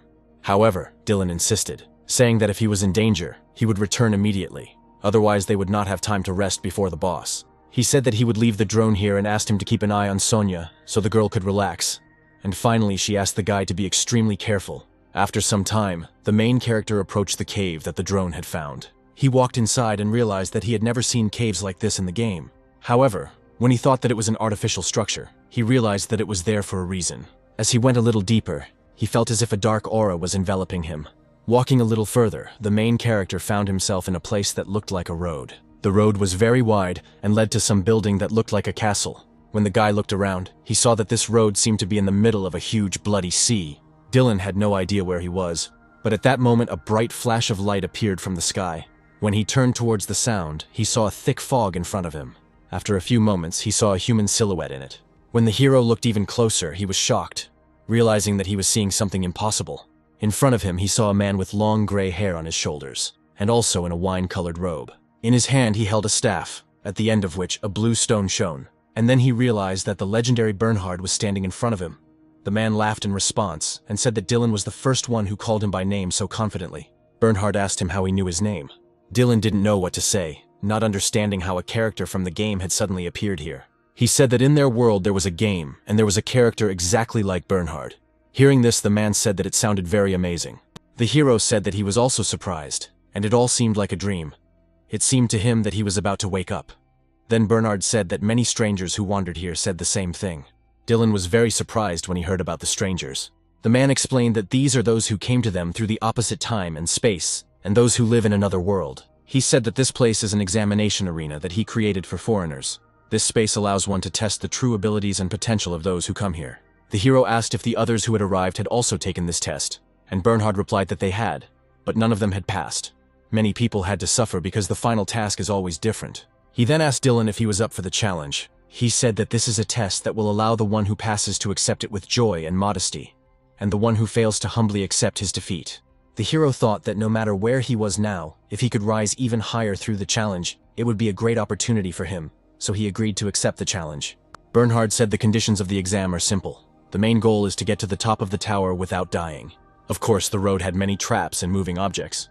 There were also plenty of previously unknown monsters here. Among them were giant black lions guarding the magic tower. Each subject is given 5 attempts. Soon, the protagonist began the test, but the first time he died from a pile of stones that fell on him from the sky. After that, he was devoured by a monster that appeared out of nowhere. The third time he was killed by a lion, who threw him off a bridge. The fourth time he was also eaten by a lion.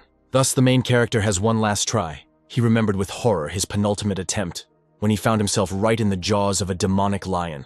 He didn't think the feeling of being chewed alive would be so realistic. At some point, Dylan began to doubt that this was even possible. He knew how to get around traps and monsters, but the black lions were on a whole other level. He understood that he would never be able to defeat them at his current level. At this moment, Bernhard turned to him.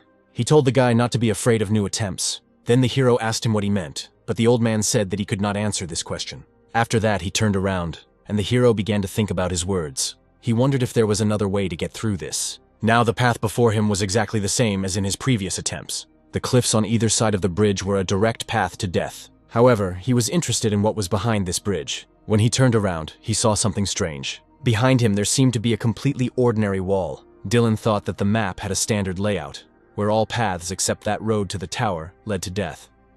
But he didn't understand why there was a wall in that place instead of a cliff. Suddenly, an idea came into his head and he grinned slyly. He knew that there was one character in the film that left a deep impression on his soul. He came up with something that others could not even think of. The hero decided to follow his path and think more broadly. After this, Dylan turned to Bernhard and said that he was going. Then he picked up speed and ran at full speed straight into the wall. He understood that he didn't need to be afraid of new attempts, just as Bernhard had told him. On the move, he used the instantaneous surge of strength and acceleration. A few moments later, he found himself near the wall and broke through it, smashing it into many stone fragments. When he ran through it, it was as if he found himself in an alternate space, in which there was exactly the same road with exactly the same tower, but the colors of the world were as if they were reversed. In the middle of the road, he saw Bernhard still standing there. The hero ran past him and realized that the old man did not notice him. Then he realized that he was in another dimension. Meanwhile, Bernhard, who was standing in the original dimension, closed his eyes and waited for the results from Dylan. And the lion, who was at the very end of the road, was also waiting for another attempt from the guy. Meanwhile, the guy in the alternate space met a lion who was also there. He assumed that since he had passed by Bernhard, he could also pass by the lion. However, at that moment he realized that the lion saw him and growled angrily. He then raised his paw, which glowed with an ominous red aura, and prepared to attack. At this point, Dylan decided to use a skill called Multicolored Death. He then charged straight at the lion, who struck the spot where Dylan had been a second ago. Then the hero decided to use a skill called Colorful Flash. In doing so, he created a bright wave of light that temporarily blinded the lion, who took advantage of this moment to jump high above him so that he was behind him. After that, the boy extended his hand, intending to attack the lion, and at that moment he received a notification from the system, which said that he had passed Bernhard's exam. The next moment, he returned to the original dimension. He was having a hard time breathing from such an intense fight, but Bernhard calmed him down and said that he had passed the test. The man said that Dylan was the first person to pass his exam, It requires a lot of creativity and persistence, and so the man praised him for his excellent work. However, the hero said that he simply looked around after his words. However, the old man even said that he said this to everyone who came here. He said that since Dylan had passed his test first, he would give him his blessing, and then asked what his most valuable relic was. The protagonist handed him a ring of faith and light and said that it was the most precious thing he had. Bernhard said that he would level it up by 1 with a blessing, and now it could only belong to Dylan, and only he could use it. He might think it was bad, but he assured him that there weren't many good blessings like this. The protagonist asked what effect this had, to which the old man replied that with this relic, he would no longer have to pronounce the spell out loud. The protagonist was delighted because it was a great offer, and so he agreed. The next moment, Bernhard touched the ring with his staff, and magical drawings appeared under their feet. With each passing second, the magical signs grew larger, and soon they covered the entire space. The protagonist watched Bernhard's magic with delight. After this, the man touched the ring with his staff again, and it seemed to merge with his weapon. The next moment, the ring seemed to reform and gain a legendary level. Dylan picked it up, not believing that he was holding his first legendary ring. After that, Bernhard asked him what he thought of his new purchase, to which the guy replied that he not only liked the ring, but now he felt like a completely different person. In response to this, Bernhard smiled and said that he was very glad about this. He then said it was time to send Dylan back, and the hero asked if they were saying goodbye forever. The old man looked somewhere into the sky and said that he did not know how to answer this question. Perhaps the day would come when their worlds would unite. If this happened, they would meet again. The hero thought to himself that he couldn't even talk to him normally because he was focused on the test. Then Dylan said that during all this time he did not even know the name of the subject and asked what his name was. Before he disappeared, Dylan told him his name. When the portal closed, the old man said that he would remember him, and also added that he was glad to meet him. When the protagonist returned back to the dungeon, he was surprised that only 30 minutes had passed since his departure, and Sonya even looked for him when she saw him coming out of the distorted place. Meanwhile, Sonya, who was fighting a portion of the trolls, said that this is how it happened, but she is glad that the guy came back okay. While the girl was defending herself from one troll, another one approached and swung his axe at her. However, the girl did not lose her head, turned sharply, and struck 2 monsters at once with 1 blow. At that moment, Akron joined her, pushing one of the trolls, giving the girl more freedom of movement. Sonya noted that the golem began to look a little different. She assumed that it had become even stronger. At that moment, the main character shouted at the girl to be careful. He then decided to use a fireball and a poison arrow. After that, he prepared several magic projectiles and sent them towards the target. 3 spells were aimed at the troll who wanted to attack Sonya. When the shells reached their target, there was a very loud explosion, from which Sonya had to protect herself with her shield. The blast wave was so strong that her shield could barely contain it. When the smoke cleared, she saw that the troll was dead, its head and arms torn off. After that, he fell lifeless to the ground right next to her feet. Sonya thought that even though she was using the same defensive techniques, she felt like Dylan's spells were stronger. Moreover, he no longer cast spells out loud as he did before. When the guy approached her, she looked closely at his face. She couldn't understand what had happened to him in those 30 minutes. Soon they came out of the dungeon, and the next day the protagonist went to the Jongsong building. He thought that it was a great day. He met Bernhard, who gave him the legendary ring. He even took out a fire arrow spell that sends a bolt of fire in the shape of an arrow forward. At that moment, Daniela approached him. She sat down in the chair opposite him and asked how things were going with Sonya. She said that according to the guild report, she was fighting in C+ dungeons. The main character responded with delight that everything was fine with them. Sonya was protecting him remarkably, taking a lot of damage. Moreover, she trusted him very much. Daniela said she was glad to hear that. Apparently something had bothered Sonya and she had been coming to the gym to train even on the weekends. The girl said it would be better if she took a rest from time to time. So she asked Dylan to take care of her for her. She said that Sonya, although she looks strong because of the situation, is a very nice girl at home. Dylan said he should be grateful to them for allowing him to fight alongside Sonya. Then Daniela smiled and asked if he would now tell her why he called her. The main character said that there was an item that he would like to sell with the help of a girl. He handed her a small package that looked like paper tied with thread. Daniela picked it up and realized that she was holding a magic spell recognizer. She looked questioningly at the guy and asked what it meant.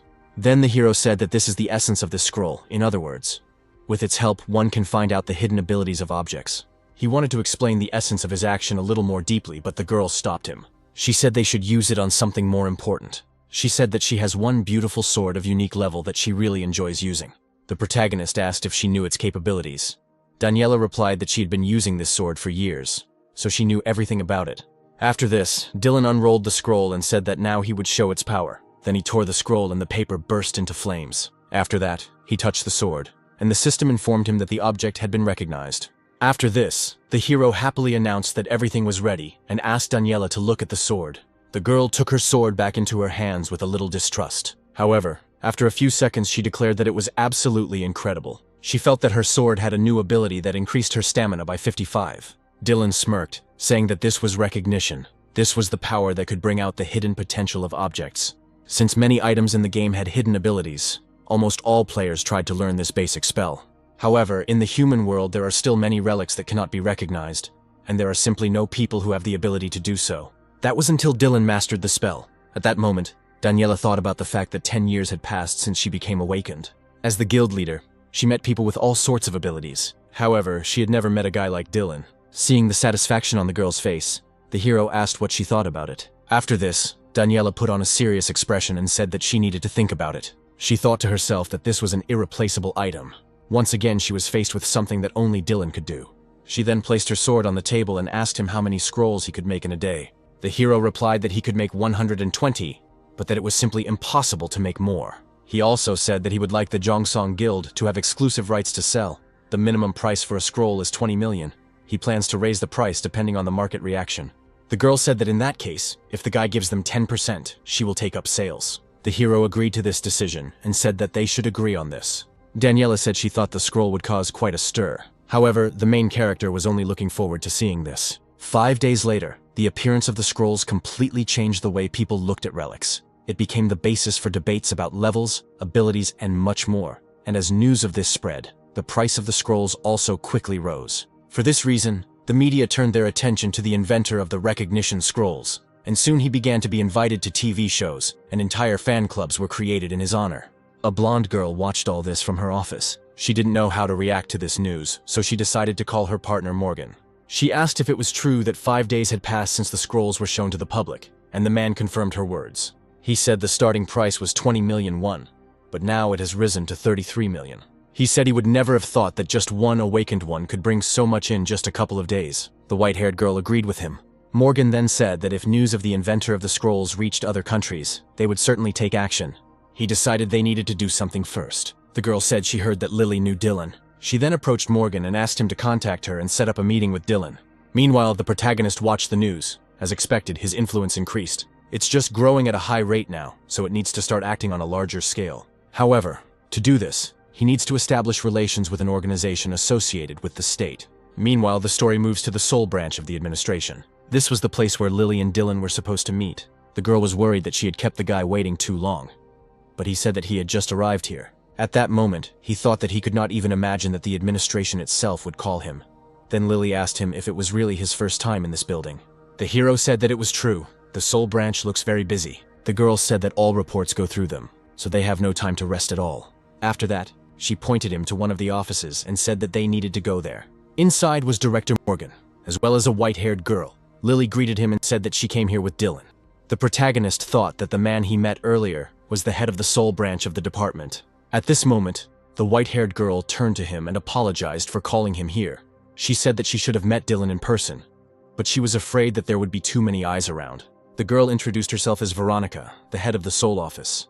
Dylan thought about the fact that these people were SS-ranked specialists, so the pressure from them was no joke. Veronica said that she should get straight to the point, and the hero was only glad about that. She said that they at the management believe that Dylan will be the next rising star to represent South Korea. The hero was very surprised when he heard that he was called a rising star. The girl replied that he had the ability to use attacks, defenses, spells, buffs, golems, create scrolls and other things. And unlike others, he is strong in more than just one area. Therefore, in such a situation, they have no choice but to take this step. At this point, Dylan felt like they were planning to put pressure on him. He was going to make a deal with them, but he was not going to be at their beck and call. However, Veronica said that they were going to give him their full support, including raiding the dungeon and other areas. The hero was surprised when he realized that they wanted to support him. It was unexpected for him. Then he asked the girl if there was a special reason for such a decision. Morgan said that the administration always provides support to promising awakened ones. The main reason for this is to prevent other countries from poaching them. Plus, their organization was created to maintain order among the awakened ones, as well as to ensure the safety of the citizens and the country. He said they had no ulterior motives regarding Dylan.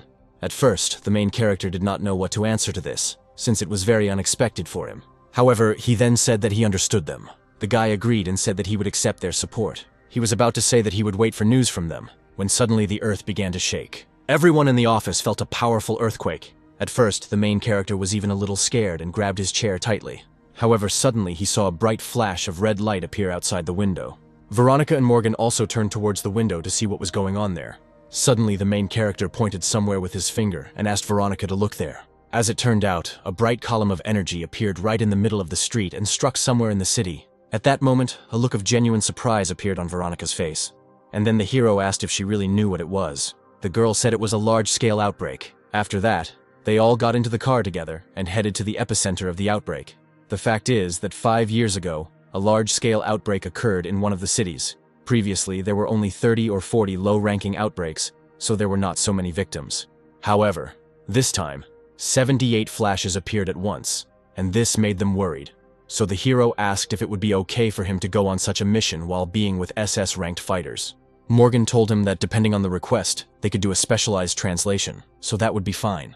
Then Lily reported that the outbreak area was spotted from the front. Morgan said that he would go there with Dylan, and the girl would have to go with the director and be in touch. At this moment, the ordinary residents were in complete horror, as they were attacked by monsters.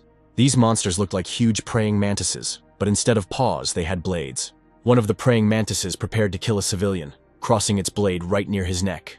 The man was already prepared to die, but suddenly he heard a strange sound. A bright blue color appeared right behind him, and soon someone grabbed his shoulders with iron hands. As it turned out, it was Akron, and in one motion he grabbed the mantis by its blade and threw them aside. After that, he extended his other hand, covering the defenseless youth, and shot fire at the monster. The shockwave was very strong, so the monsters were thrown back in literally 1 second. The man breathed a sigh of relief when he realized that he was no longer in any danger, and thanked the golem for saving him. However, it was too early to rejoice, since the mantis did not die. He pounced on the golem, cutting through the shockwave with his sharp blade. Then the golem decided to use a machine gun and shot the praying mantis point blank. This attack made the monster even more ferocious, and it pounced on the golem again, swinging its blade at it. At that moment, an unknown man who was on the roof of a nearby building reported that the location had been established. After that, he rushed straight at the mantis with a bright flash, intending to attack it from above. A powerful shockwave hit the mantis right in the head. It was so strong that it shattered the asphalt he was standing on. As it turns out, the man was Morgan, and he used his hand to save the golem and the man it was protecting. Soon, the golem reported that the area was cleared and he was evacuating citizens to a safe place. Morgan noted that Dylan's golem never ceases to amaze him. At this moment, the main character continued to fight on the other side of the street. He reported through his earpiece that he had received no response, and asked his partners to follow the drone. At this point, Veronica turned to her boyfriend Morgan, asking if he was destroying the building again, because after she received the video from Dylan, she would check everything. But the man said that he did not do it. When the girl looked around, she saw monsters that looked like mechanical spiders. There were also magical threads in the air that resembled a spider web. The next moment, the spiders came to life and rushed to attack. At this point, she was informed that signals had been received from several survivors outside, and a moment later the spiders rushed at the girl and began to attack her all at once. However, as it turned out, she used her skill, and mechanical paws grew on her back. She herself became similar to spiders, and with the help of these paws, she created a cage that did not allow monsters to harm her. Her eyes glowed red, and a strand of her white hair also turned red. After this, the mechanism on her back, from which her paws grew, made a loud sound. Then all the monsters were thrown in different directions. After that, the girl made a lightning-fast movement, running through all the monsters that had just been thrown back in 1 second. The next moment, the monsters were cut into pieces by her lightning-fast movements. After this, Veronica finally landed on the ground, as there were no more enemies nearby. Moreover, her attacks were explosive, so after she retreated to a safe distance, the monsters' bodies exploded. After that, she asked to show her the way. There was real panic in the street. There was fire everywhere, and only 2 white-haired girls were sitting on the roof of one of the buildings and watching everything that was happening. These girls were from the Tewa Guild. One of them was named Camilla, and the other was Julia. Camilla said it was a really rare sight, to which Julia replied that it was indeed the first time she had seen so many big shots. They watched the courageous Uncle Morgan as he fought a monster that looked like a huge worm. But the monster was not destined to win, as the man dealt him a crushing blow with his fist. Camilla noted that this man is, as always, very hot. After that, she turned her attention to the other side and realized that she saw a familiar girl. It was Daniela. At first, they doubted it was her, since it was hard to see her face from such a distance. They also noticed that a girl with pink hair, Neela, was lying next to her. Apparently, she was injured.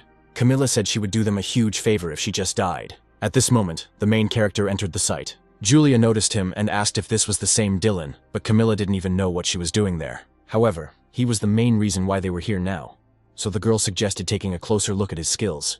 At this point, the protagonist used a spell called the Healing Hymn to heal the girl. He put his hand on her stomach, and the wounds on Neela's body seemed to disappear. Daniela was delighted when she saw the guy's healing powers.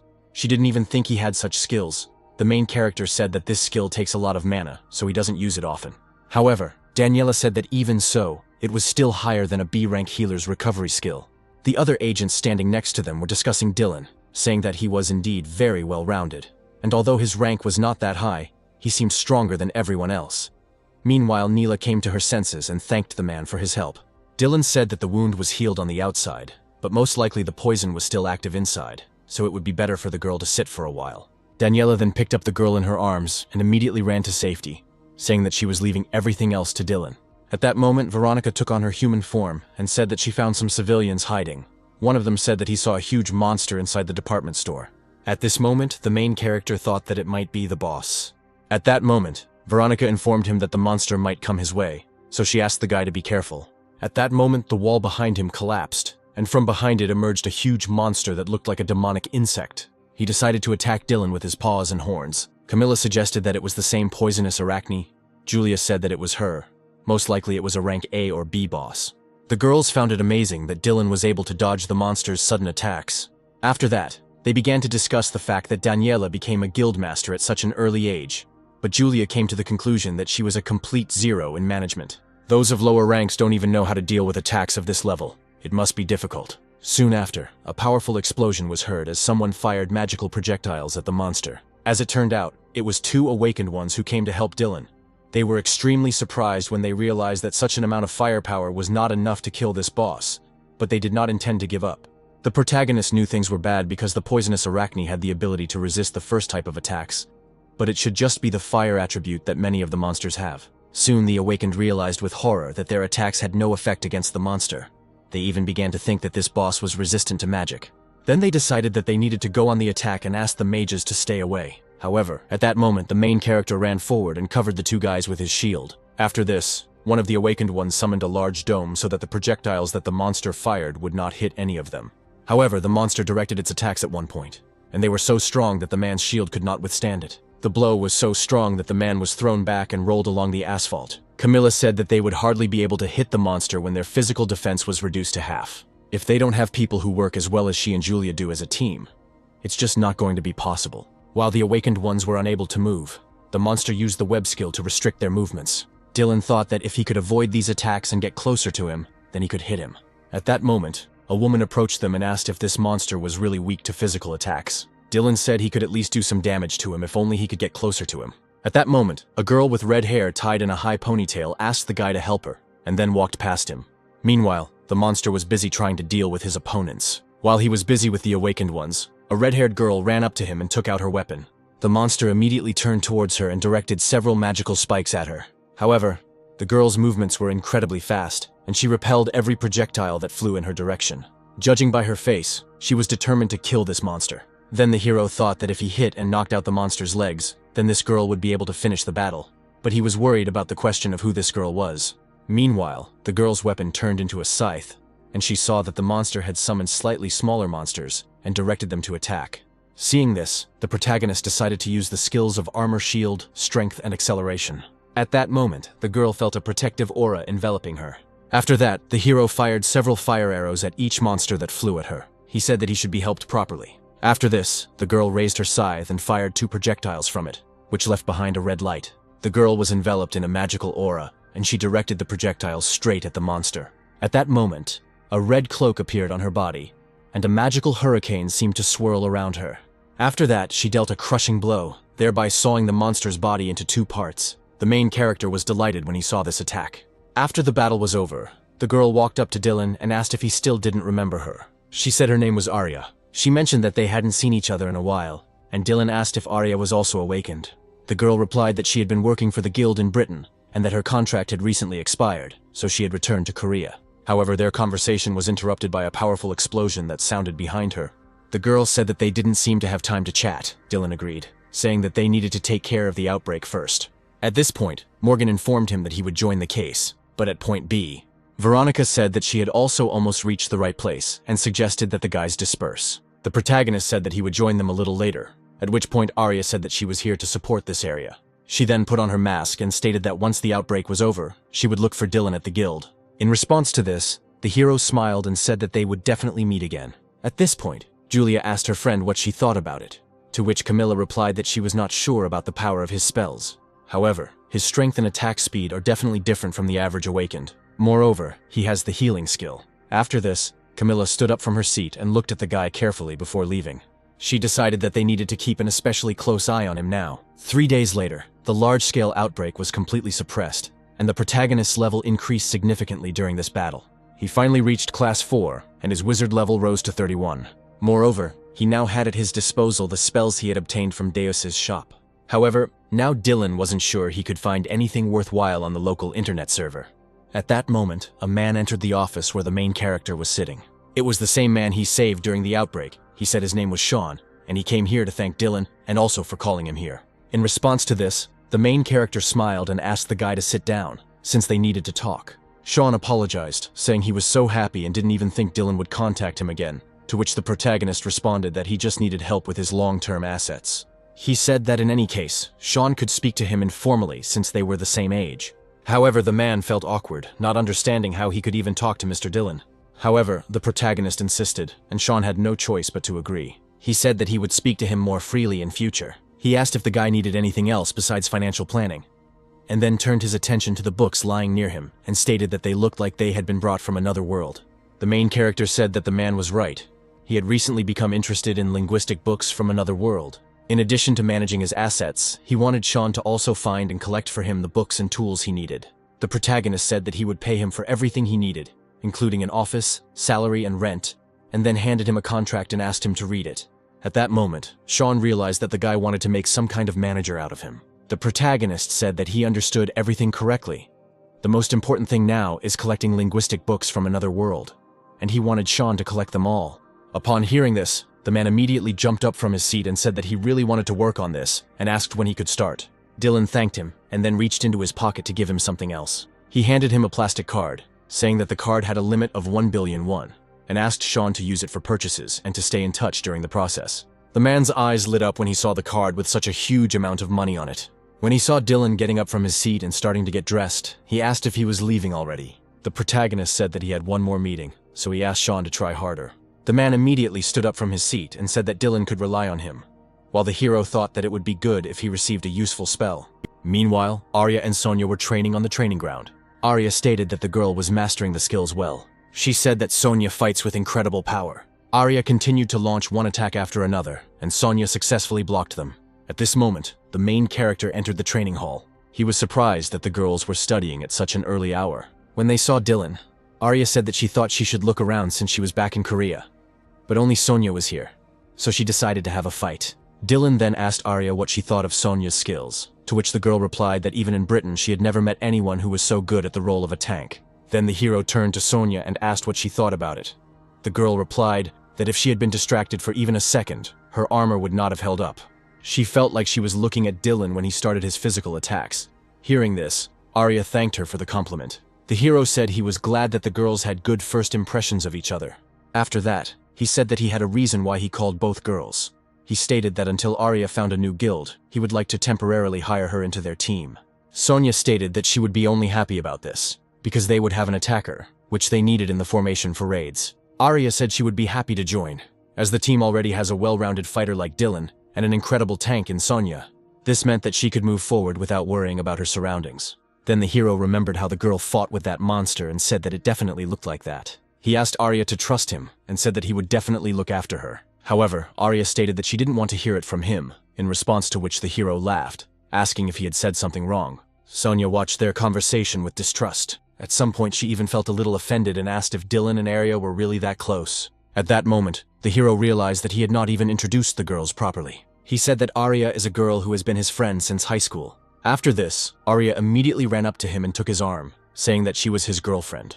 When Sonya heard this, she was horrified. Arya understood that this behavior irritated Sonya, but on the contrary, she only liked it. However, the hero said that they may have met before, but 10 years have passed since then.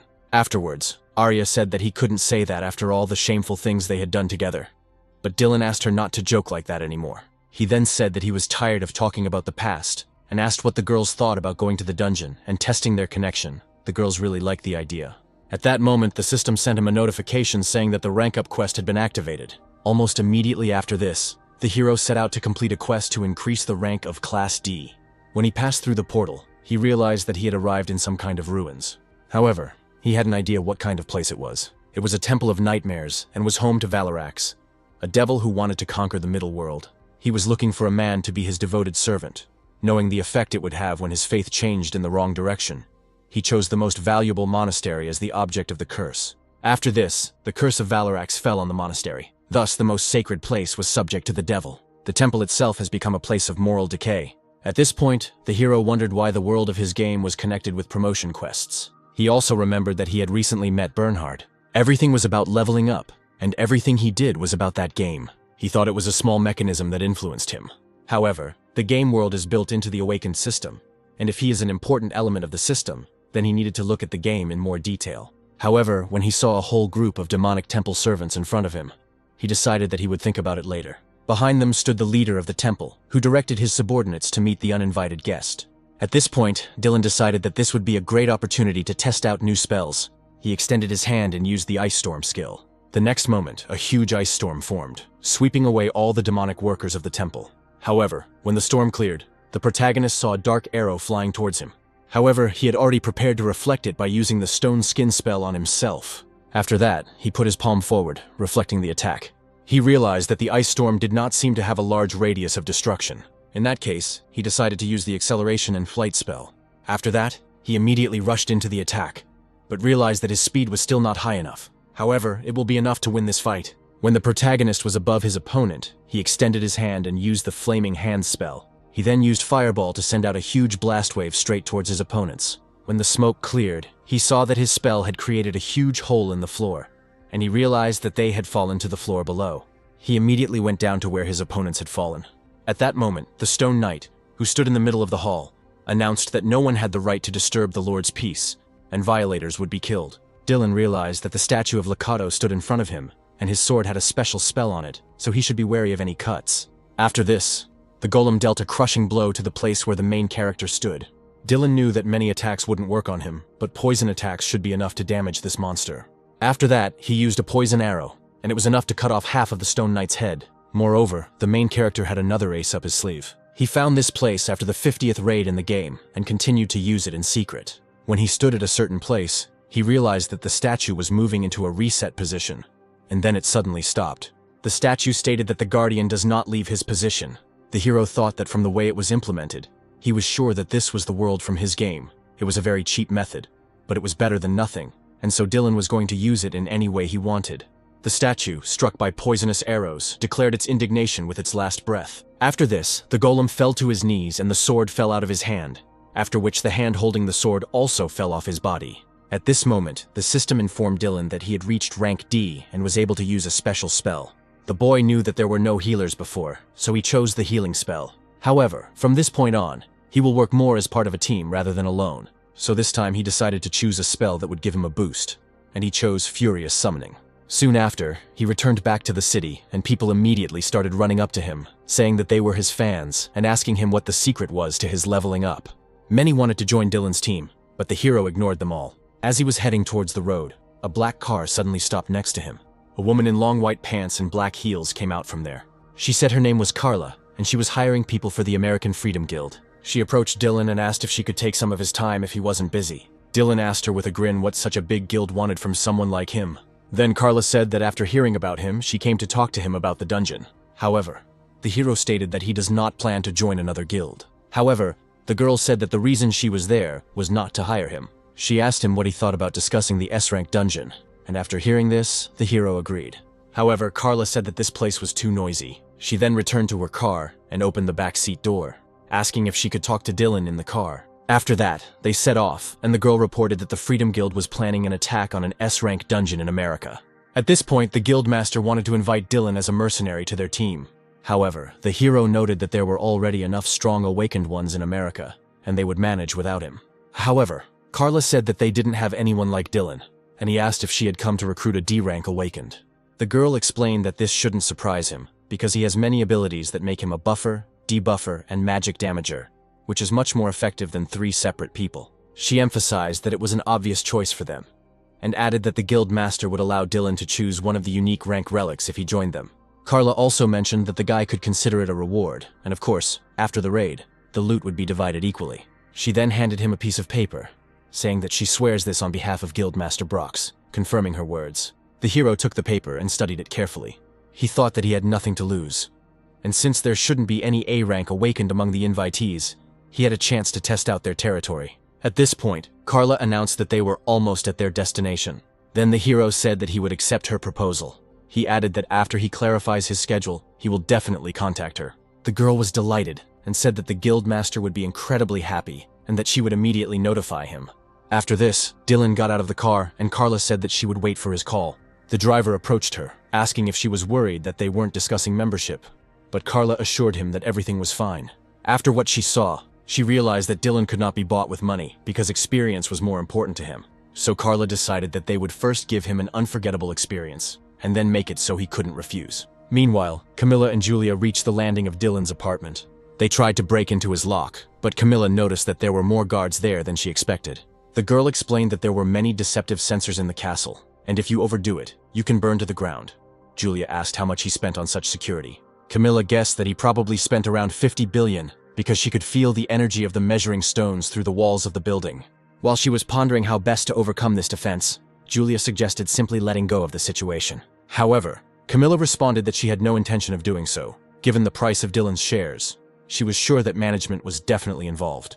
They had a new director now, but in the past they had given her so much support and then stabbed her in the back. Remembering the past, Camilla's body began to emit an ominous energy. At that moment, the girls heard the elevator arrive on their floor. They turned around to see who had arrived. As the elevator doors began to open, the girls tensed, preparing for a possible fight. But when the elevator doors opened fully, they discovered that there was no one inside.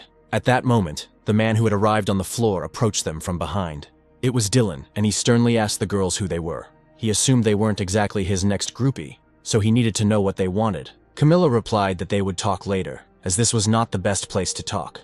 Then they headed for the exit, and Dylan didn't stop them. The girls entered the elevator, watching the guy. When the doors closed, the protagonist sighed with discontent, as he had just begun to think that his life had finally calmed down a little. For 2 days, he completed all the business in Korea and created items for the Jungsong Guild. He then explained the whole situation to Arya and Sonia. He also checked the book he had recently received. After Dylan collected the necessary things for the raid, he headed to the United States. He soon arrived at the Liberty Guild building in New York. The first person to meet him in the building was a man whose hands were adorned with gold rings and bracelets. Dylan knew that this man was the head of Freedom, one of the most powerful guilds in the United States. The man introduced himself as Brox and said he was very pleased to meet Dylan. The hero noticed that the man had a lot of books from another world, to which he replied that he had recently been studying the language of another world. He said that no one knows when they will be able to talk to them. However, Dylan didn't understand who he was talking about. Then Brox invited him to sit down. When the main character sat down on the sofa, they brought him a cup of tea. Brox sat down opposite him and said that he had recently received some rather interesting news. In the dungeon, his people met a man who spoke fluently the language of another world. Unfortunately, this man died immediately after the meeting. Apparently someone ordered it. Dylan asked if this was the dungeon they were going to go to, and Brox replied that it was. He said they hope to find other traces of another world, but there is a limit. Only 6 people can enter the dungeon. Then the hero understood why this man was interested in him. Brox explained that a normal awakened person only has one ability and spends their entire life trying to raise it to the SSS level. He himself has this ability, but apart from it, he cannot use magic or other abilities. However, if Dylan joins them, he will become someone who has various skills and will be able to create as many combinations as he wants. So Brox decided that Dylan was the most suitable candidate. At this point, the hero thought about the fact that this man was talking as if he was only interested in him within the dungeon. But in fact, he probably wanted to invite him to the guild. But now the hero had no reason to refuse, since with this raid he would be able to satisfy his interest, as well as take advantage of unique relics. After this, Brock stood up and said that since he was finished with the explanations, he would fulfill part of his promise. He walked up to the bookshelf and started looking for something. When he clicked on the right book, a secret door opened behind the cabinet. The man invited Dylan to come with him. Soon they found themselves in a room with iron walls and a red floor. The man said that he either didn't need the relics in this room or that he didn't know how to use them, since he already had others that were much more useful than these. The hero realized that even at first glance he could tell that these relics were above the unique level. Among them were many different rings that emitted a magical aura. Brock said that Dylan could take them after he recognized them. Then the hero realized that he did it on purpose to force him to use the recognition skill. However, the hero did not resist, went to the stand with rings and used recognition. Soon, several notification windows from the system appeared in front of him. After that, he said that he would take one of the rings. It was Kata's ring, which had a unique level. After that, Brox invited the guy to go to another place for a pre-raid briefing. When they went to another office, Carla was already waiting for them there, but the hero asked her if Mr. Brox was not coming, to which the girl replied that he had gone to France on business. Then she invited him into another office. After that, she opened the door and let the guy inside. There were already several people sitting inside, among them 2 men and 2 girls. The man with long white hair and a large scar in the middle of his forehead was named Larson. He was a rank S main tank. Next to him sat a girl named Sarah. She was a master of close combat. Next was Lincoln, a man with long dark hair. He was the main attack tank. At the very back of the room sat a girl named Riley. She was a master of long-range combat, and the only one of all those present who had an A rank. Soon the team was ready to move out. Then they found themselves in a dungeon where it was pouring rain. Larson did not expect that there would be toxic rain here. Lincoln said that without Mr. Dillon's armor they would have had a hard time. Sarah was surprised that this guy also had various buffs. Carla said that it was the first time she received so many buffs at one time. However, Dillon soon shouted that he heard the enemy approaching. The team soon took up a defensive stance as monsters approached them from all sides of the forest. Lincoln and Larson put up their shields to protect themselves from the monsters. The monsters were huge, as if they were sewn together from several parts of different bodies. Their mouths were huge and fanged. Seeing the uninvited guests, they immediately rushed to the attack. At that moment, Larson's shield lit up yellow. The next moment, a glowing wall seemed to appear in front of him, protecting him and his team from the monsters. Then he shouted that he would never lose to them. After that, the whole team rushed into battle. Sarah deftly jumped between enemies, leaving them with incredibly deep cuts using her weapon. At the moment of the attack, ears appeared on her head, and she began to look more like a cat than a human. She then moved on to her next target. At that moment, the monster began to suck in air, apparently preparing to vomit poisonous liquid onto the girl attacking it. Then a poisonous acidic liquid poured out of his mouth. However, Sarah managed to dodge and in an instant found herself right above his head. In just a few seconds, she struck him dozens of times in different parts of his body, and he couldn't even track the girl's movements. At that moment, the hero thought that this was exactly what he expected from a rank S melee fighter. She cuts the thick skin of these creatures as if she were cutting ordinary meat. Then the hero thought that he should find the owner of these creatures for now. He decided to use a skill called View Shift. He soon discovered that there were skeletal monsters nearby, playing flutes, apparently transferring power to their subordinate monsters. Apparently, they didn't notice the drones because they were busy controlling other monsters. At this moment, the main character gave a command to his drone. At this point, Carla was discussing how well he could control the situation with the drones and the golem. The girl understood why Dylan wasn't so interested in the team. After that, the guy opened a spatial door in front of him. This caught Carla's attention, and she paused for a second. She didn't notice that right behind her a huge fireball was flying somewhere into the forest. Soon, the sound of a huge explosion was heard, and Lincoln immediately turned his attention to the source of the sound.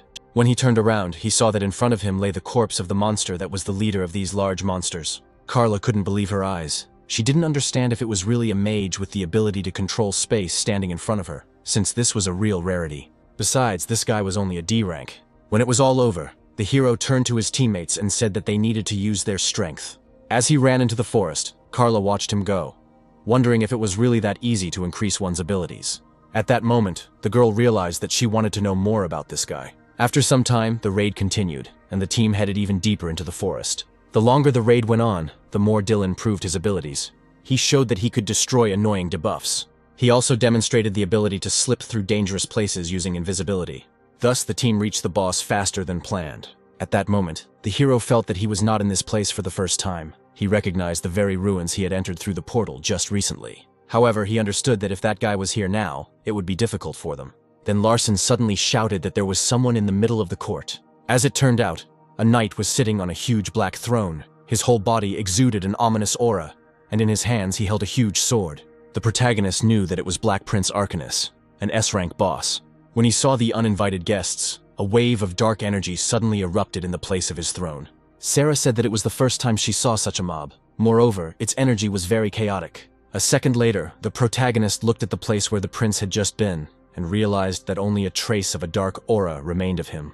The next moment, the boss appeared behind Sarah and Riley, intending to deal them a crushing blow. He was clearly unhappy that these people had invaded his abode and was going to kill them. The impact was so strong that huge clouds of dust rose up across the entire area. When the smoke cleared a little, Sarah saw that Larson was badly injured. When she looked up, she saw the prince standing right above them. Apparently the golem had blocked his blow with its body. Larson shouted that the enemy was right behind them. Then Riley said that they needed to get together and come up with a formation first. Carla called Dylan to come with them, but he didn't think they could defeat him with a simple change of formation. He then decided to address his team, getting their attention. He said that after the first attack, Arcanase would target him as the weakest. The guy said he would explain how he knew this later, so for now everyone should listen to him. As he was explaining, the Dark Prince appeared right behind him and raised his huge sword to attack. He dealt a crushing blow to the place where the main character stood. However, when the dust cleared, he saw that the sword was not Dylan's. At this point, the hero informed his team that the boss would hesitate after his teleportation, and then Sarah decided to take advantage of the moment and rushed into the attack.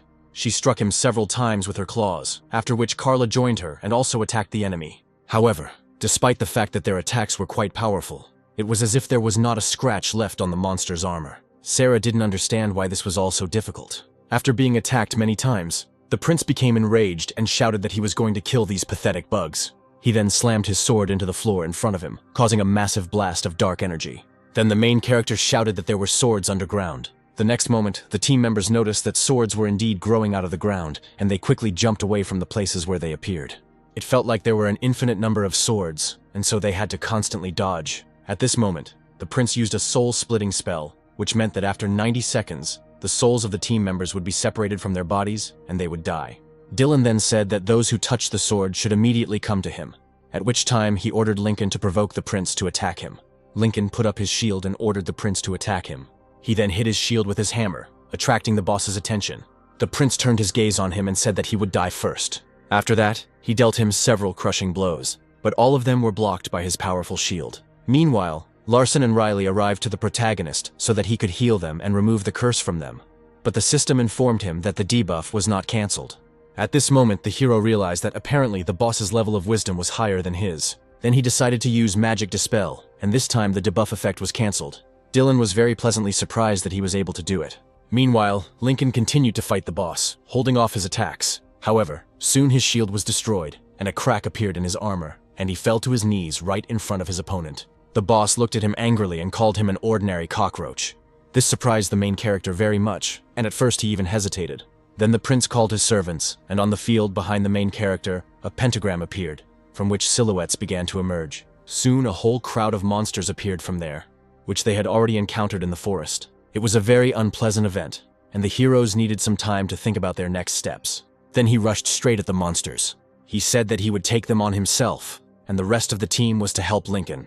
Larson warned Dylan to be extremely careful. Meanwhile, all the team members rushed to attack the boss, while he simply laughed at them, saying that they did not know when to stop. At this moment, Sarah approached the prince as close as possible and used the liberation skill.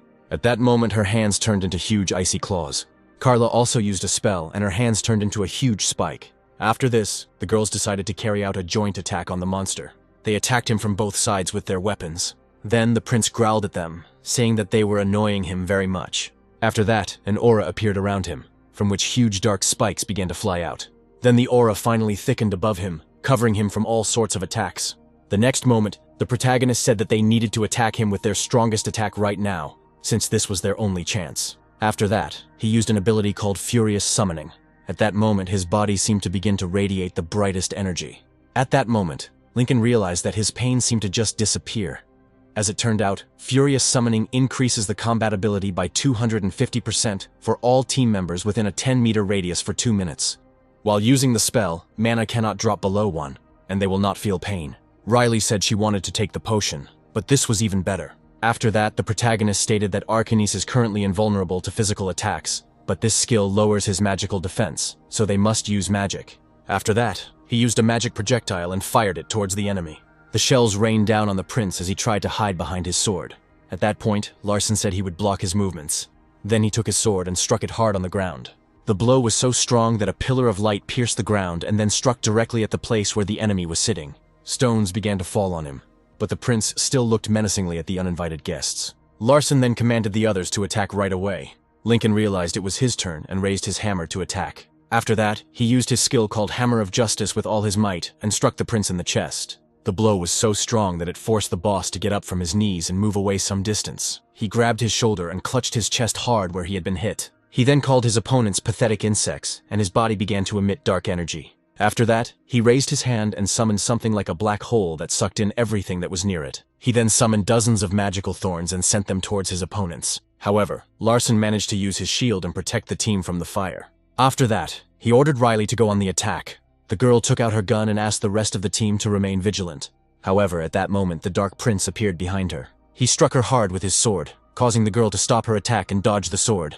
At that moment, she used her cloning skill and 2 copies of herself appeared around her and began to attack the prince. When the boss raised his hand, he saw that there were some pretty impressive cracks in his armor. At this point, Sarah, who was behind, asked Riley to duck. She was about to attack the prince with her clawed paws. She flew straight at him and dealt him a crushing blow, causing a huge magical pillar to fly straight at his head. The blow was so strong that the prince even felt shock.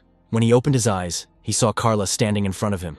Her hand turned into a spike that emitted an incredibly hot fire. She began to swing her hand, sending shockwaves one after another towards the enemy. With the last of his strength, the prince tried to protect himself from them with his sword, using it as a shield. At that moment, the main character rose into the air and appeared right behind the prince. He used all of his most powerful spells and directed them all at once towards the place where the enemy was located. The next moment, there was an incredibly powerful explosion that forced everyone present to cover themselves with their hands. The light from the explosion was so bright that Carla could hardly look at it. She tried to understand if they had been able to defeat the prince. However, when the smoke cleared, they saw that the prince was still alive. He could only stand on his knees, but he was still breathing. At that moment, Dylan came down to the ground. Larson said that it was incredible that the prince survived their attacks while being enhanced by Dylan. Lincoln said that they needed to finish him off before he recovered. However, at that moment, the Dark Prince decided to use his spell and directed it into his sword, saying that it would not end just like that. This was followed by a huge explosion which caused an incredibly huge blast wave. The explosion was so strong that at first the main character even lost all his senses. Soon after, he found all of his team members lying unconscious on the ground. When he looked up, he saw the Dark Prince standing in front of him. However, his armor was destroyed, and now he saw that underneath it was a man with blue hair. He was badly injured and his eyes were almost empty. He stood in front of Dylan and asked him in horror why he was not wounded. But the hero himself did not know what to answer. The prince suggested that this was related to the source of his power, and the hero then asked him to explain what he meant. The prince said that all his energy was put into his last explosion. The fact that Dylan is not injured can only mean that their energy has a special kinship. He said that all his people died during their journey through time and space. At this point, Dylan began to think that there were some similarities between him and Arcanus, and then the prince asked if the boy knew him. When the hero realized that it was a character from the game, he said that he knew him. Hearing this, the prince said professionally that he wanted to give him something. He said that if Dylan ever met any of his people, they would recognize this pendant and ring. He fell to his knees and asked not to make his people go through this hell and to save them.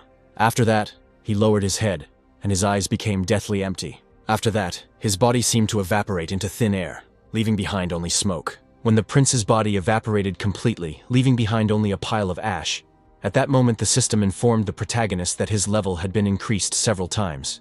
When it was finally all over, the hero was able to breathe a sigh of relief.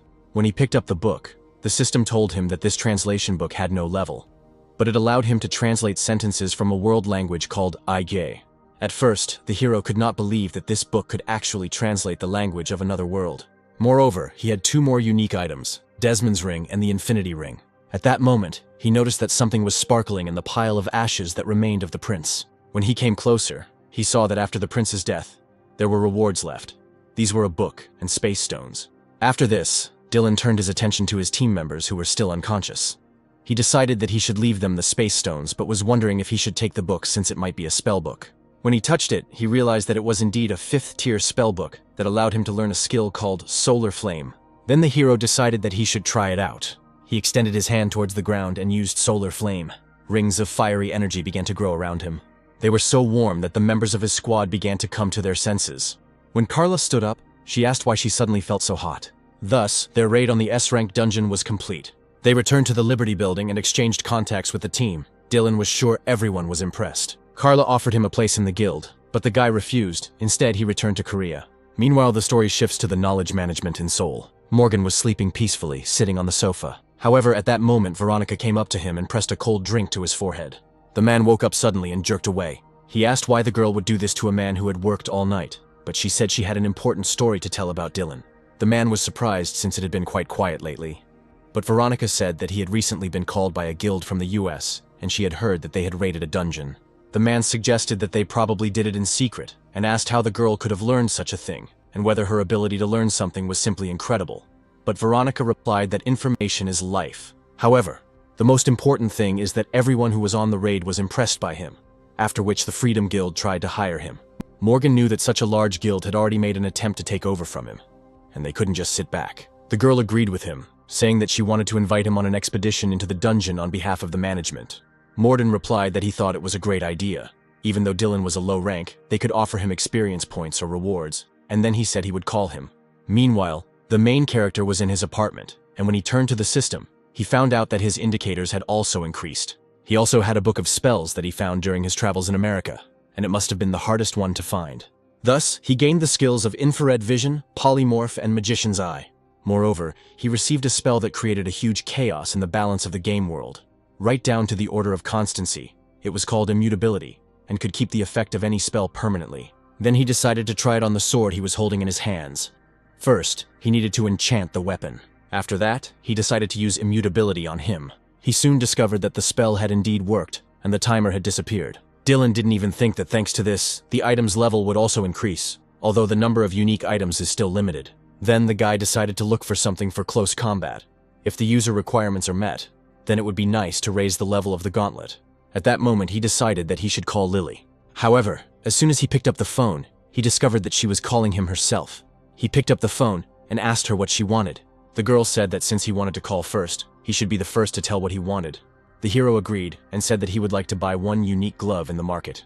After a little digging on the internet, the girl reported that they have such a glove. Then the hero said that he also wanted to put his skill up for auction and asked the girl if it was possible. At first, Lily was surprised, asking if he really wanted to exhibit a skill and not an item. Meanwhile, the story moves to Deus Market. Charlie and Lizzie arrived at the building. The man didn't understand why they were there, since the girl said that she wasn't interested in today's exhibit. However, a few hours ago she received a notice of a special auction, and if the market itself notifies about this, then not coming to the auction would be a mistake. After this, the girl happily opened the door to the hall, hoping that there would be something worthwhile there. Soon Lily announced the end of the auction. She said that they would now move on to the special event that everyone who had come had been informed about. But before that, she asked everyone to welcome Mr. Dylan, the organizer of today's special auction. Some guests were skeptical because they didn't understand what he was going to sell them. Dylan then took the microphone and greeted everyone present, saying that this was his second visit to this place. He said that he came here not to trade items, but to sell his skill. Then Charlie asked his boss if it was possible to sell the power of an awakened one. The girl replied that the items at the auction cost hundreds and thousands of dollars. This means that the skill he wants to sell is very valuable, which is probably why the market allowed him to hold this special auction. At this point, the hero announced that only the first 10 buyers would be able to take advantage of this opportunity. He could increase the level of their weapons by exactly 1. When Lizzie heard this, at first she didn't even believe his words. The guests began to whisper, doubting that such a spell even existed. At that moment, a girl sitting in the audience asked if Dylan was telling the truth. The hero turned his attention to her, noting that she had come after all, and asked her if she had ever heard him lie. As it turned out, the girl was Maria. She looked very menacing and unhappy when she was asked this question. After that, he continued by saying that any weapon below the legendary tier could be upgraded by 1 level. However, he stated that if anyone perceived him as an enemy or tried to harm him, the level of their items would immediately be reduced to their original level. Maria stated that there are many people who can enchant things like gems and dimensional stones. Dylan replied that if that was his plan, he wouldn't have announced the sale of the skill. He also said that the girl was thinking too primitively. At this point, there was a pause in the room. After that, the hero said that if everything is clear to people, then he will start the auction with 500 million won. Soon several people approached his table, among whom was Maria. Lily reported that the item was sold for 2 billion won, making a total of 20 billion won, with all 10 buyers contributing money.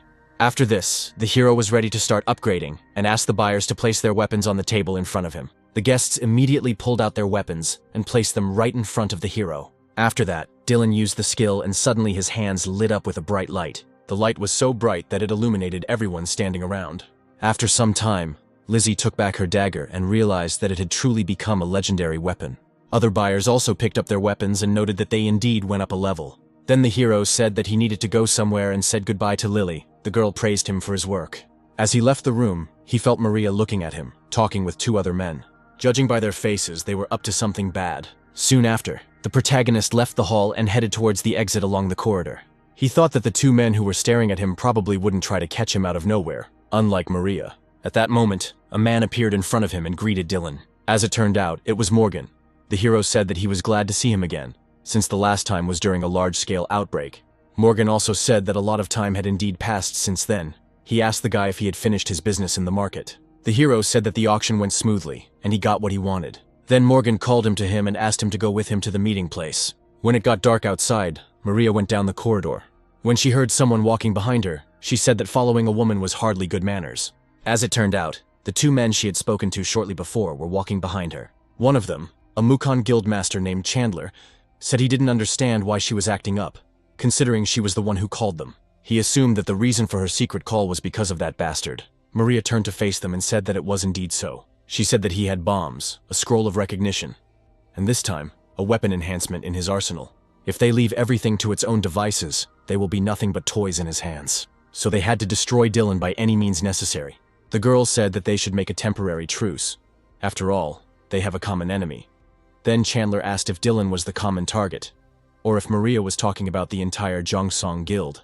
The girl said that both of these goals are her priority. They are in the same boat, so they cannot write off anyone. If they cannot achieve one of the goals, then they must be destroyed. Meanwhile, a magical portal was opened in one of the destroyed buildings. Veronica stood next to him, as well as several guild employees. She looked at the time and noticed that 2 hours had already passed, and assumed that this time it would all end in another failure. However, at that moment, she saw a bright light come on behind her. As it turned out, these were headlights from a car, and a man came out of it, who was surprised that even in such a remote place there was a dungeon. As it turned out, it was Dylan and Morgan. Morgan said that the dungeon appeared very recently, so nothing is known about it yet. Veronica confirmed his words, saying that, however, they left him unattended for too long, so it was difficult to tell when the outbreak would occur. She also noted that they had not met for quite some time. After that, they headed inside the building, as Veronica wanted to briefly explain what the matter was. She said that they had originally planned to invite Dylan to another private dungeon run by their company. However, after reporting, they found out that there was an open dungeon here. For the safety of the people around them, they tried to disarm him. At this point, Dylan realized that there had been some kind of problem with the disarming process after they had entered. The girl said that this was indeed the case. Firstly, only one person could enter, and if he failed, that same person could not return. So the administration had already suffered 5 victims. She said that she and Morgan were caught off guard and failed. Morgan added that they still don't know what to do. Dylan then asked if the monster inside was so strong that even 2 SS rank fighters failed. If that was the case, then that made this mission impossible. However, Veronica said that it was not about strength. The thing is, there were invisible traps inside. The monsters that were inside had attribute resistance, so there were too many factors that affected the outcome. That's why they needed Dylan, because he had a lot of skills. The hero said that he came only because he received an invitation to a private dungeon. Veronica then asked him for forgiveness for that moment. But they couldn't just ignore the existence of this dungeon. The hero replied that since he was obviously risking his life, he hoped that the compensation would be appropriate. Veronica was surprised by his words and asked what compensation he was talking about. Dylan then said that he wanted to be assigned a ranked dungeon, where he would have complete freedom and individual access. At this point, Morgan intervened in the conversation and said that this was too much. However, Veronica stopped him. She said she would take care of it and asked Morgan to cool his ardor. At this moment, Dylan thought about how the dungeon was being restored after being conquered. So it was a precious place to gain experience points. He could understand their reaction to asking for the dungeon to be at the disposal of a single awakened. However, he was risking his life, so they should at least be able to give him that. After a short discussion, Veronica announced that the dungeon belonged to the country. Transferring ownership of a dungeon is virtually impossible. Therefore, she suggested that he make it so that the ownership rights belong to the management. But Dylan himself could use the dungeon at his own discretion, and the hero was quite satisfied with these conditions. However, Veronica said that there was one condition that he must accept unconditionally. She said that if the dungeon was open for too long and it caused an outbreak, Dylan would take full responsibility. The hero smiled and said that in that case he would definitely take full responsibility. Before he went into the dungeon, Veronica gave him some advice. She said that as soon as he entered inside, he needed to run. If he's even a second late, something terrible will happen. The poisonous cloud will catch up with him and swallow him completely. After he leaves the cloud, his path will be blocked by lava. Veronica assumed that he would be able to use the walls to overcome it. Thus, the main character did everything according to the girl's instructions, and soon found himself in a relatively safe place. However, at that moment he felt several poisonous arrows flying at him at once. They landed exactly in the place where the main character was. However, he managed to use his shield, so the arrows did not cause him any damage. The girl also said that there were countless traps in the dungeon, and she hoped that he would be extremely careful. She said that after that, there would be a place that was difficult to describe in words. At the end of the cave system, there is a straight road in complete darkness. Dylan must find the light on the other side of this tunnel. And when the hero entered inside, he realized that from now on, he would have to overcome everything on his own. So he decided to use his new skill called infrared vision. When he used it, he saw that he was surrounded by white, red-eyed snakes on all sides. There were a lot of them, and they all rushed to attack. Dylan knew that if we were talking about a high-ranking dungeon, then in complete darkness, anyone would become easy prey. Then he raised his palm and decided to use a lightning spell. He directed a bolt of lightning at his enemies, thus killing all the snakes at once. Since this dungeon was difficult to clear, he will get a lot of experience points after doing so. However, in a situation like this, where he couldn't relax for a second, he had to take out all the drones. The hero decided to continue with even greater caution. Meanwhile, Veronica and Morgan stood near the entrance to the dungeon. The man said that Dylan should have reached the unexplored part by now, and then the girl suggested checking. At that moment, Lily came running to them. She said that she rushed here immediately after the call without any equipment, but Veronica said that there was nothing to worry about, since it would not be her who would have to conquer this cave. Morgan said that she would have a very simple task since only one person could enter the cave. They would check Dylan's condition to see if the girl could enter since they themselves could no longer get inside. The girl asked if that was all that was required of her, and Morgan confirmed his words, saying that she would not be able to clear a B-rank cave. She then asked him what he thought of Dylan's condition, since it had been several hours since he had entered. But Veronica said that Dylan had a wide range of skills that were needed here, so they could only trust him and wait patiently. Morgan said that if he failed, they would have no choice but to ask for help from high-ranking guilds. However, they hoped that Lily would return with good news. After that, the girl reached out and touched the portal. Meanwhile, the main character moved further along the dungeon. In one of the corridors, he met broken golems. And then he found a big door that looked like the boss's room. If he hadn't used drones, he would have definitely fallen into a trap, and maybe even died. So he decided to open the door and take a look at the bastard who ran this dungeon. When he entered inside, a large pedestal appeared in front of him. The boss himself was nowhere to be found. At that moment, he noticed that sounds were heard somewhere far away in the room. He looked up and saw that a young girl with blue hair was chained to the wall. At first, the hero even doubted that she was human. While he was looking at her, he noticed that it was as if someone was starting to crawl out of his shadow. A few moments later, a demonic head with a glowing red eye appeared from there. Then the demon crawled out completely and asked the hero where someone like him got Arcanese's things from. As it turned out, the monster was a boss rank named Lich Deleuze. The hero realized that he had never seen such a monster on the floors in his game. Moreover, he did not understand how he knew about Arcanese's things. He then asked why he had to answer him, thinking that even if this monster was a rank lower than Arcane's, Dylan was here all alone this time. Then the monster said that he thought too much of himself, and therefore he needed to experience pain. However, the hero knew that, fortunately, unlike Arcanese, this monster was a magic type. During his time in the game, he loved dueling other users and would gladly do so again, so he prepared Rudy's glove for his attack. He summoned several projectiles and aimed them towards his opponent. However, at that moment, the monster used a spell called Dark Thorns and directed them towards Dylan. At the last moment, the main character managed to dodge and ran to a safe distance. Then the boss said that, apparently, Dylan wasn't complete trash. However, Dylan knew that this was a rather dangerous attack. He expected the demon to cast spells one after another and hoped that he was wrong. However, at that moment, he saw that the demon began to cast several spells at once. Then the main character decided to cover himself with a shield so that these spells would not hit him. The demon laughed, asking if he really wanted to block his attack with his pathetic shield. He then used a spell called Darkness Spear, summoning a spear of incredible size and pointing it at the enemy. A few seconds later, the spear collided with the protagonist's shield. Dylan saw large cracks appear on his shield. The blow was so strong that his shield simply cracked. The protagonist was horrified and decided it was time to use the invisibility skill. The demon, who was watching all this, noted that this was very stupid. He used the spear again and carefully watched what was left after his attack. However, soon 4 copies of Dylan jumped out of the smoke at him. However, the demon stated that his magic was just child's play. After that, he declared that he would destroy everyone in an instant and called upon another spell. It was the gravity trap he decided to use on Dylan and his clones. However, he soon realized that the main character had been covered by a shield all this time. The demon laughed and said, "Did he really think that he would just rush at a magician like me?" When the demon hesitated, the protagonist used the fireball skill and flew straight towards him. He placed his hand, filled with fiery energy, directly on the demon's body.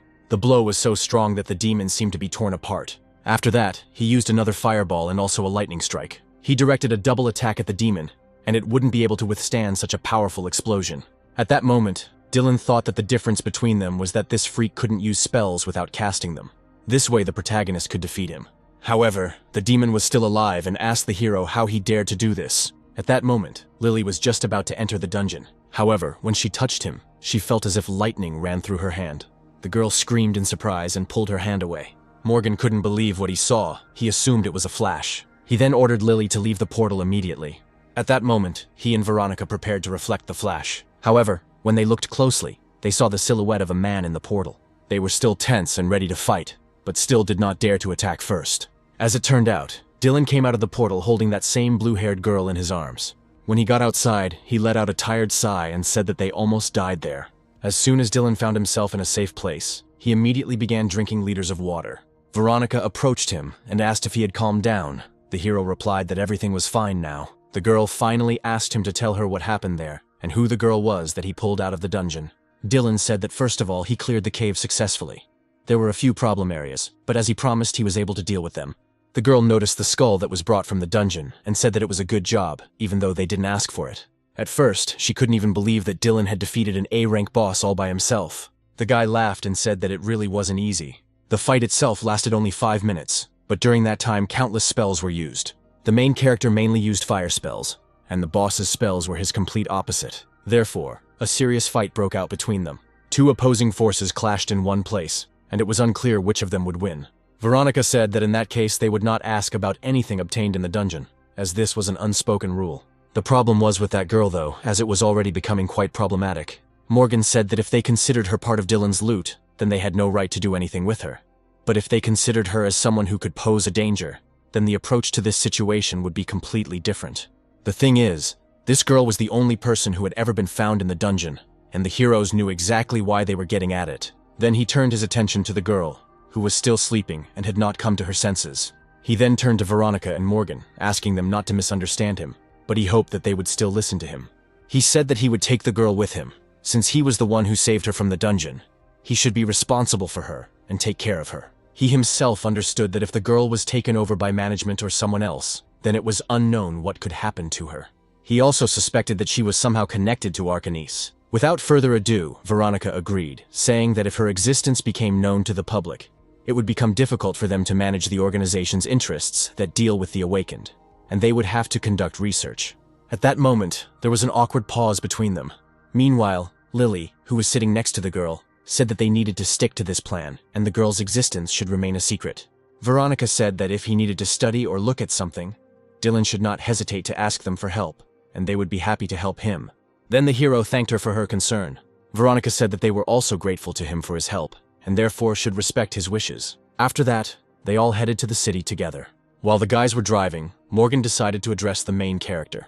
He said that now that he had someone to protect next to him, there was something he needed to know. He said they have a program of monitoring and indirect monitoring of those associated with them.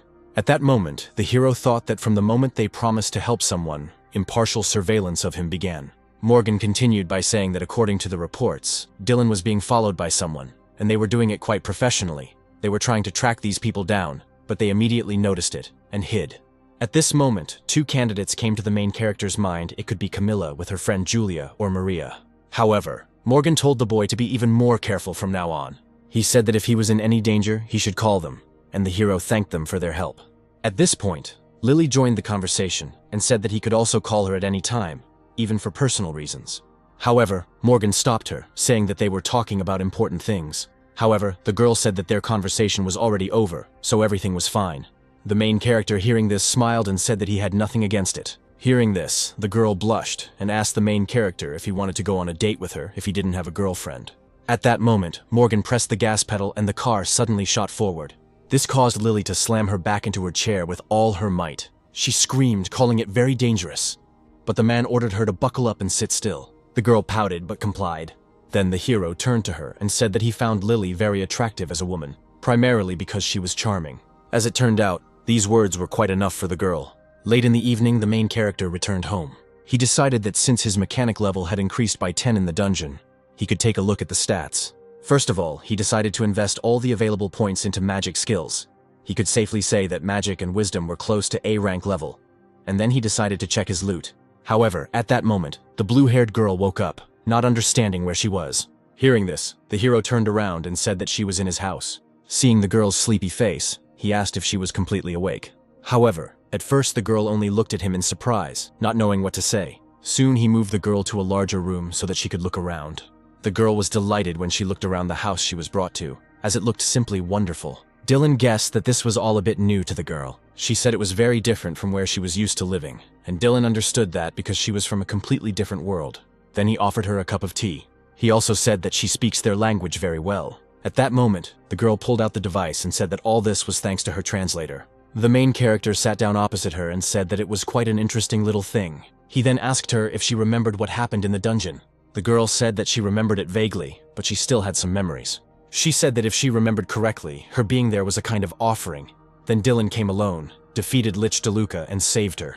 She also assumed that Dylan had her brother's necklace. Dylan pulled out the necklace and ring the Dark Prince had given him, and asked if this was what she was talking about. The girl said that these were indeed her brother's things, and asked if he could return them back to him. At that moment, the main character did not know what to answer. The girl realized that something had happened to her brother, and asked if she could at least hear the message that her brother had conveyed with the necklace. The hero said that her brother had said that if she met any of his servants or assistants, they would instantly recognize both the necklace and the ring. He told the girl not to let them know about it while she was alive and to save them. When the girl heard these words, she suddenly began to cry. As it turned out, in the game world that the protagonist knew, Arcanese and the Desmond Empire were just small side stories. So little was known about them. For this reason, he could not even imagine that Arcanese had a sister. The girl said that on that day she thought she was in hell, and even now just being able to sit in that place was a blessing for her. She revealed that they were the royal family of the Desmond Empire before its fall. It all started with the arrival of a dark magician who drove the 4th Emperor Yen crazy. The maddened emperor introduced tyranny and began to kill everyone indiscriminately, including his closest and most talented subjects. Soon after, Artenia, a neighboring magical empire, attacked them. Since everyone who could defend the country had already been killed by the emperor, the Desmond Empire collapsed in an instant, its complete destruction not even taking a year. This girl's brother was the one who couldn't just sit and watch all this, so he killed the 4th Emperor and went to the front lines. However, this was not enough against the forces of Artenia. In the end, Arcanese used forbidden magic that was hidden deep within the dungeons of Desmond. However, he soon realized that the consequences of this were dire. He turned into the same Dark Prince that the main character and his team met in the dungeon. He gained the power of dark magic, and this allowed him to protect the Empire from Artenia. But very soon, the Dark Force began to absorb everything. The soldiers of the Desmond Empire and even ordinary citizens were consumed by dark magic and turned into monsters. The girl was prepared from the very beginning for the fact that trouble would come sooner or later, and tried to run away as far as possible. But she couldn't get far and was immediately captured by DeLuca's soldiers, after which she was shackled and left on the altar. Then the main character understood why she ended up in the dungeon.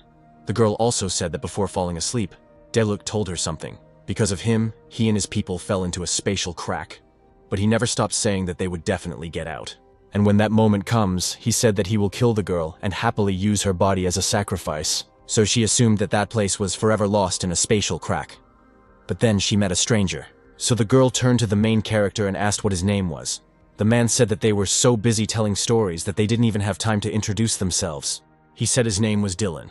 The girl responded by giving her name, saying that her name was Hayes. She said she knew Dylan had saved her, but she wanted to ask him for one more favor. She asked if he could help her get used to this world. The thing is, she wanted to find out why she ended up here, and to unravel the secrets that her brother left behind. Hayes said she would definitely repay him for his kindness. Meanwhile, Sonya went to another dungeon, where a huge demonic bear was waiting for her. He attacked her furiously, trying to knock her off her feet. However, the girl was faster than him and dodged every one of his blows. She then dealt him a furious blow with her shield somewhere in the stomach, and apparently, this blow was fatal. As the bear fell to the ground, Arya immediately jumped on top of him. She dealt him powerful, sweeping blows with her weapon. After the demon was dead, she turned to Sonya and said that now they needed to go and help Dylan. However, suddenly she saw something strange. When she looked back, she saw Dylan standing in front of a huge monster, whose entire upper body was covered in blood. Soon, the monster fell right at Dylan's feet. When the girl realized what had happened, she was horrified. While he and Sonya were dealing with only one monster, Dylan destroyed a huge number of monsters. As it turns out, when Hayes asked Dylan to help her get used to this world, she said that in return, she would definitely repay him and would be sincerely grateful. Then the hero said that he would gladly accept her offer. The girl smiled sweetly and asked him to take care of her. Then the hero said that first they should buy her new clothes so that people would get used to her, since she couldn't stay in what she was wearing now. The hero was so deep in thought about his conversation with Hayes that Arya had to scream loudly to bring him to his senses. She ordered the guy to wake up, saying that they were going to the boss's room. Then she asked him what he was thinking about, but the hero said that it was just nonsense. Arya noted with displeasure that after he went to the United States, he became even stronger, and apparently, he was thinking about exactly that. Sonya said that they really did spend several days cleaning out that dungeon, but with Dylan everything was much faster. The girl said that the guy gets stronger every time she sees him.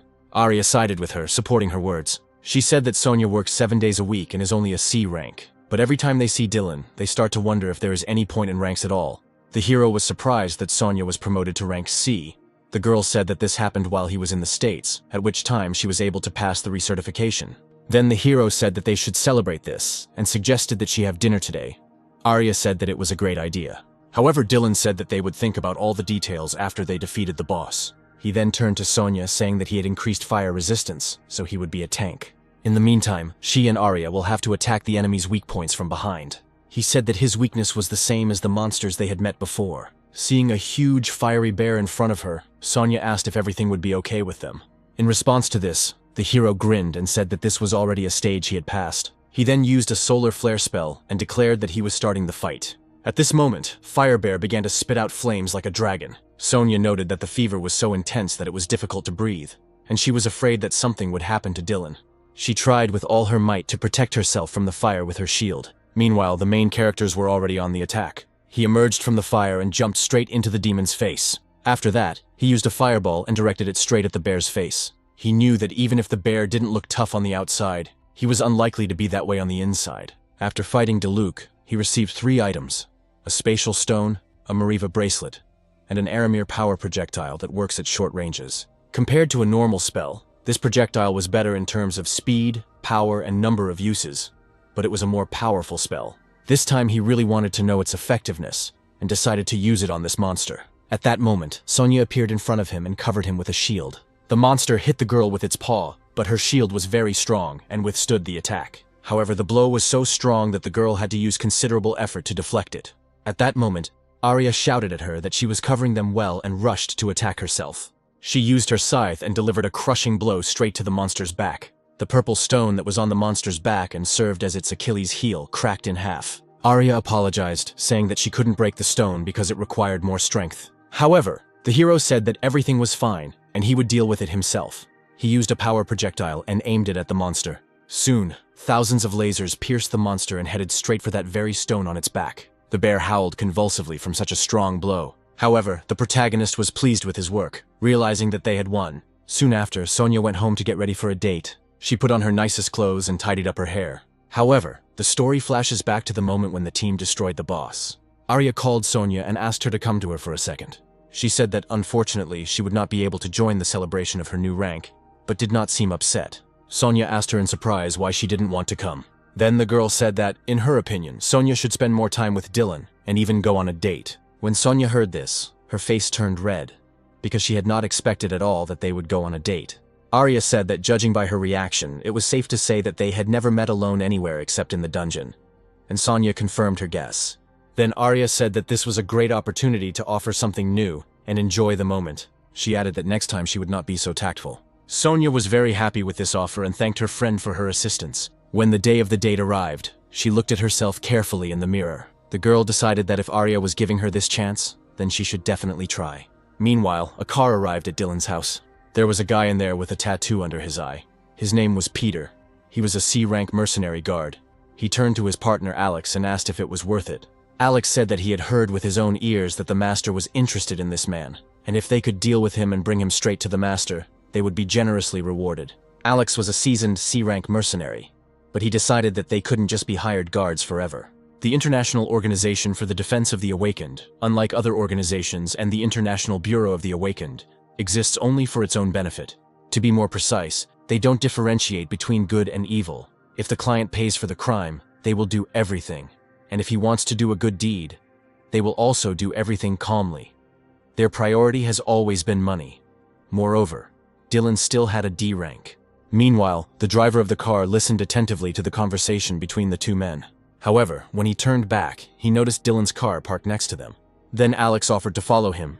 He said that his house was a fortress, and they only had a chance to catch him on the street. He was going to take care of him when he was in the dungeon or some secluded place. Meanwhile, the main character went to one of the shopping centers.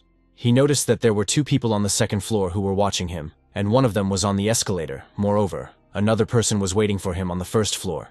The hero noticed them because as soon as he left the house, he was followed by a strange van. He remembered Morgan's words about someone following him. However, he understood that it would not be fun at all if he dragged Sonia into all this. However, the girl had already arrived, and the hero said that he was very glad to see her. The girl looked very embarrassed and asked to excuse her for being late, saying that she had hurried as best she could. The main character was delighted when he saw the girl and said that she looked simply wonderful in casual clothes. Hearing this, Sonia became embarrassed. She said that she was a little nervous, since this was their first meeting outside of work. After this, the main character extended his hand to her and took her palm. Meanwhile, the men who were on the second floor were watching the couple closely. Peter was unhappy that they had to stand here and admire their flirting. However, Alex said that he should enjoy life before he died. As soon as he relaxed enough, they would attack. Meanwhile, Sonia asked the guy what they were going to do. He said that first they needed to find a place where there weren't many people, and after that, they would need to cut off the escape route. The girl asked him how they were going to lure them, and then the hero called her to one place. Meanwhile, the people watching them transmitted to each other that Dylan was heading for the emergency staircase. After that, he pressed the girl against the wall, which embarrassed her greatly, although she understood that all this was just a performance. At that moment, the men jumped up from their seats and rushed towards the stairs. Meanwhile, the main character pretended that he was going to kiss Sonia and did not notice that 3 armed men were flying towards him. One of them was so angry that his whole body seemed to be enveloped in an ominous aura. He raised his knife to kill Dylan. At that moment, the main character and the girl jumped back, pretending that they couldn't dodge the blow. When they made a show of falling to the floor, Alex laughed and called them weaklings. However, he soon felt that something strange was happening. And when he looked down, he saw that their bodies were dissolving. He realized that these were not real people, but just an illusion. Suddenly, he heard someone screaming and turned to his partners on the earpiece, asking what happened. However, apparently, his partners were no longer able to respond. He then turned to the rest of his men and said that this freak was still alive, so they needed to be careful and watch their surroundings. At that moment, the main character appeared in front of him and said that it was too late. After that, he used the ball lightning spell and directed it at the opponents. The impact was so strong that he himself had to protect himself from the blast wave with his hands. When the smoke cleared, he saw that both men had fallen lifeless at his feet. However, he noticed a strange glow to the side of him. The next moment, someone's beam shot at him, and then the surviving attacker rushed at him. But the protagonist protected himself with a shield, so it did not cause him any damage at all. When Alex realized that the mission had failed, he quickly headed for the exit, and Sonia noticed this. However, Dylan convinced her that everything was okay. While Alex was trying to escape, he thought that their plan was perfect. But something went wrong. He was so busy with his thoughts that he didn't notice how a robot appeared right behind him, blocking his path. The man was horrified. He didn't understand how he could not notice this. After this, the robot grabbed the attacker and threw him straight to the floor. At this moment, the main character approached the robot and thanked him for his excellent work. As it turned out, the robot's name was Irene. After some time, people from the department arrived at the scene to pack up the bodies. Lily asked the protagonist if he knew that these awakened ones were mercenaries from the Guardian organization. Then the protagonist asked her if this was the same organization that would do anything for money. The girl explained that this was indeed the case. These people were tasked with pursuing Dylan, but they were not high level. However, they were still registered as professional mercenaries according to the documents. Thus, most likely their goal was to rewrite the scrolls, since the price for them was simply exorbitant. The hero scratched his head in displeasure, realizing that he had once again become the target of some monoliths or freaks. But Lily said that from now on, they would take care of everything. Then she decided to ask the couple if they were on a date. Sonia immediately blushed and tried to joke it off, saying that it wasn't a date at all. However, Lily said that the girl was absolutely incapable of lying, and her face always gave her away, so she decided to turn to Dylan for a truthful answer. The hero said that he and Sonia were going to celebrate her promotion to C rank. Then the girl replied that she had thought about that. She said that in that case she would not detain them any longer. Finally, she wished the couple a great celebration. As Dylan and the girl left, Sonia looked over her shoulder with displeasure, realizing that she had been given away. She thought Lily looked like she wanted to go on a date with Dylan too. When evening came, the main character returned back to his home. He opened the door and informed Hayes that he was home. However, at that moment something quickly jumped onto his face. As it turned out, it was a small white kitten. The main character removed the animal from his face and examined it carefully, not understanding where this kitten came from. At that moment, Hayes peeked around the corner and said that she had told her cat, Rukini, not to run around everywhere. When she noticed Dylan had returned, she greeted him with a sweet smile and called Rukini to her. At that moment, the kitten seemed to teleport into the girl's arms. Hayes explained that the kitten's name was Rukini, and she had tamed him as a kitten. The hero said that he had never encountered a taming skill before, so he was interested. The girl said that she was able to summon the kitten again, after she rested and restored her magical power. The hero asked if she had rested enough after he left, to which the girl replied that she had even managed to study quite a lot with the help of the books he left behind, and the internet. It was her first time eating food like this, which was quite common in this world, but she liked it. Dylan said that since Hayes was from the royal family, he was worried that she might not like instant food. Then the girl said that if she suddenly bothered the guy in some way, then he could calmly ask her to leave his house. But Dylan stopped her. He said that he felt fine, and if the girl didn't mind, they could talk less formally. After that, he headed up the stairs, saying that he had some more business to do, so he would be in the office, and wished the girl good night. When he went upstairs, he realized that some strange glow was coming from his office. When he opened the door, he saw a system window in the middle of the room, in which it asked whether the owner confirmed the transfer. Dylan was confused as some translation was confirmed, but he didn't activate anything like that. He assumed it was the book he received. When he pressed the screen, the book in front of him lit up with a bright blue light and opened. The system then informed him that Dylan had received the blueprints for Arkmet's weapon, as well as combat missions related to it. At this point, Dylan realized that this translation was related to the blueprints. He said that the translator was quite a useful thing, and decided that he would use it more often in the future. He didn't know much about it, but it was great that the reward was an increase in the number of weapons, and so he decided that he should create another one. At this moment, the system informed him that this required a magical power at the level of 25,000, as well as some high-level ingredients. The protagonist was lucky because he had all these things in stock, and the system reported that all requirements were met. Meanwhile, the unknown person wrote on a piece of paper the story of Hayes, how she adapted to life in a new environment after the death of her blood brother. He decided that this was the end of Arkane's story, reluctantly, but he could say that his death was necessary.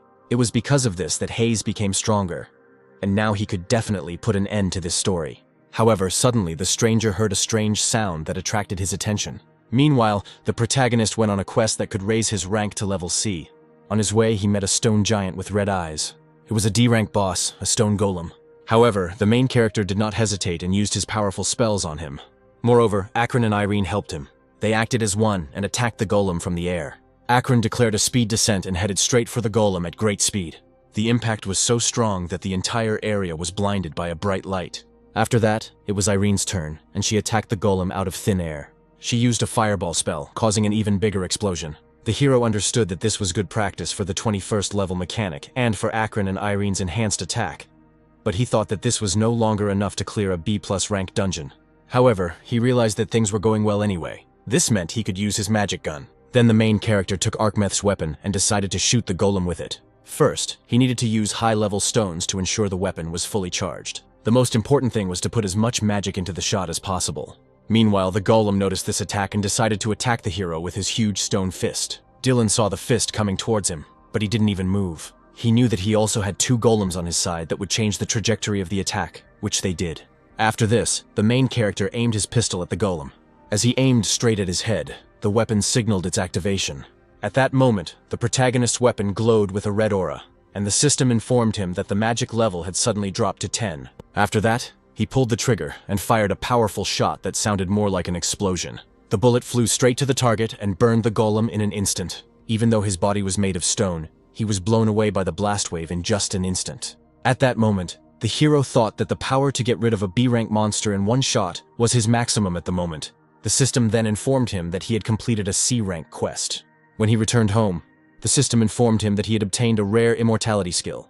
The hero thought that by using this skill, he might not be so afraid of injuries. However, he hoped to find at least something about his new acquaintance on the game page. But there was no information about Hayes there, and he thought he would at least find information about her skills.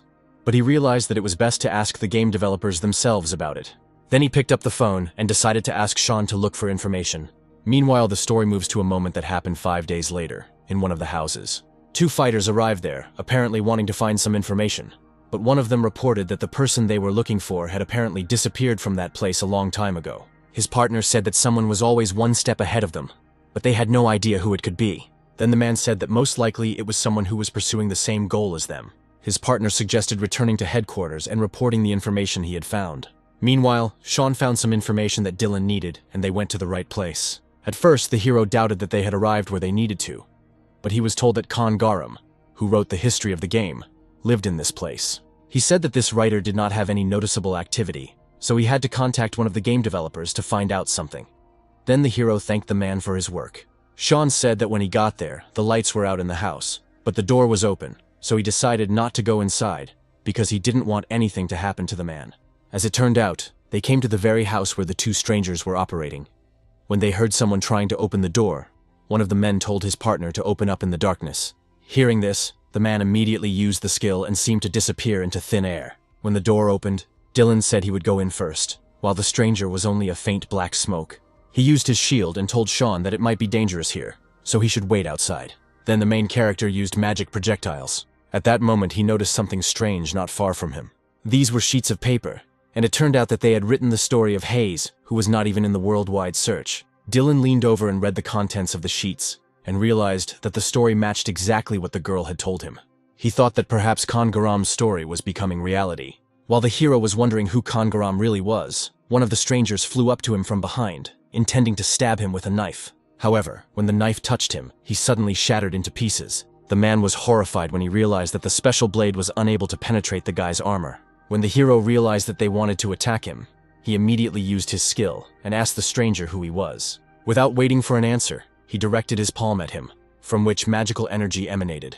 After that, he fired several magical projectiles that hit the stranger. However, he managed to land on the ground, and this blow was not fatal for him.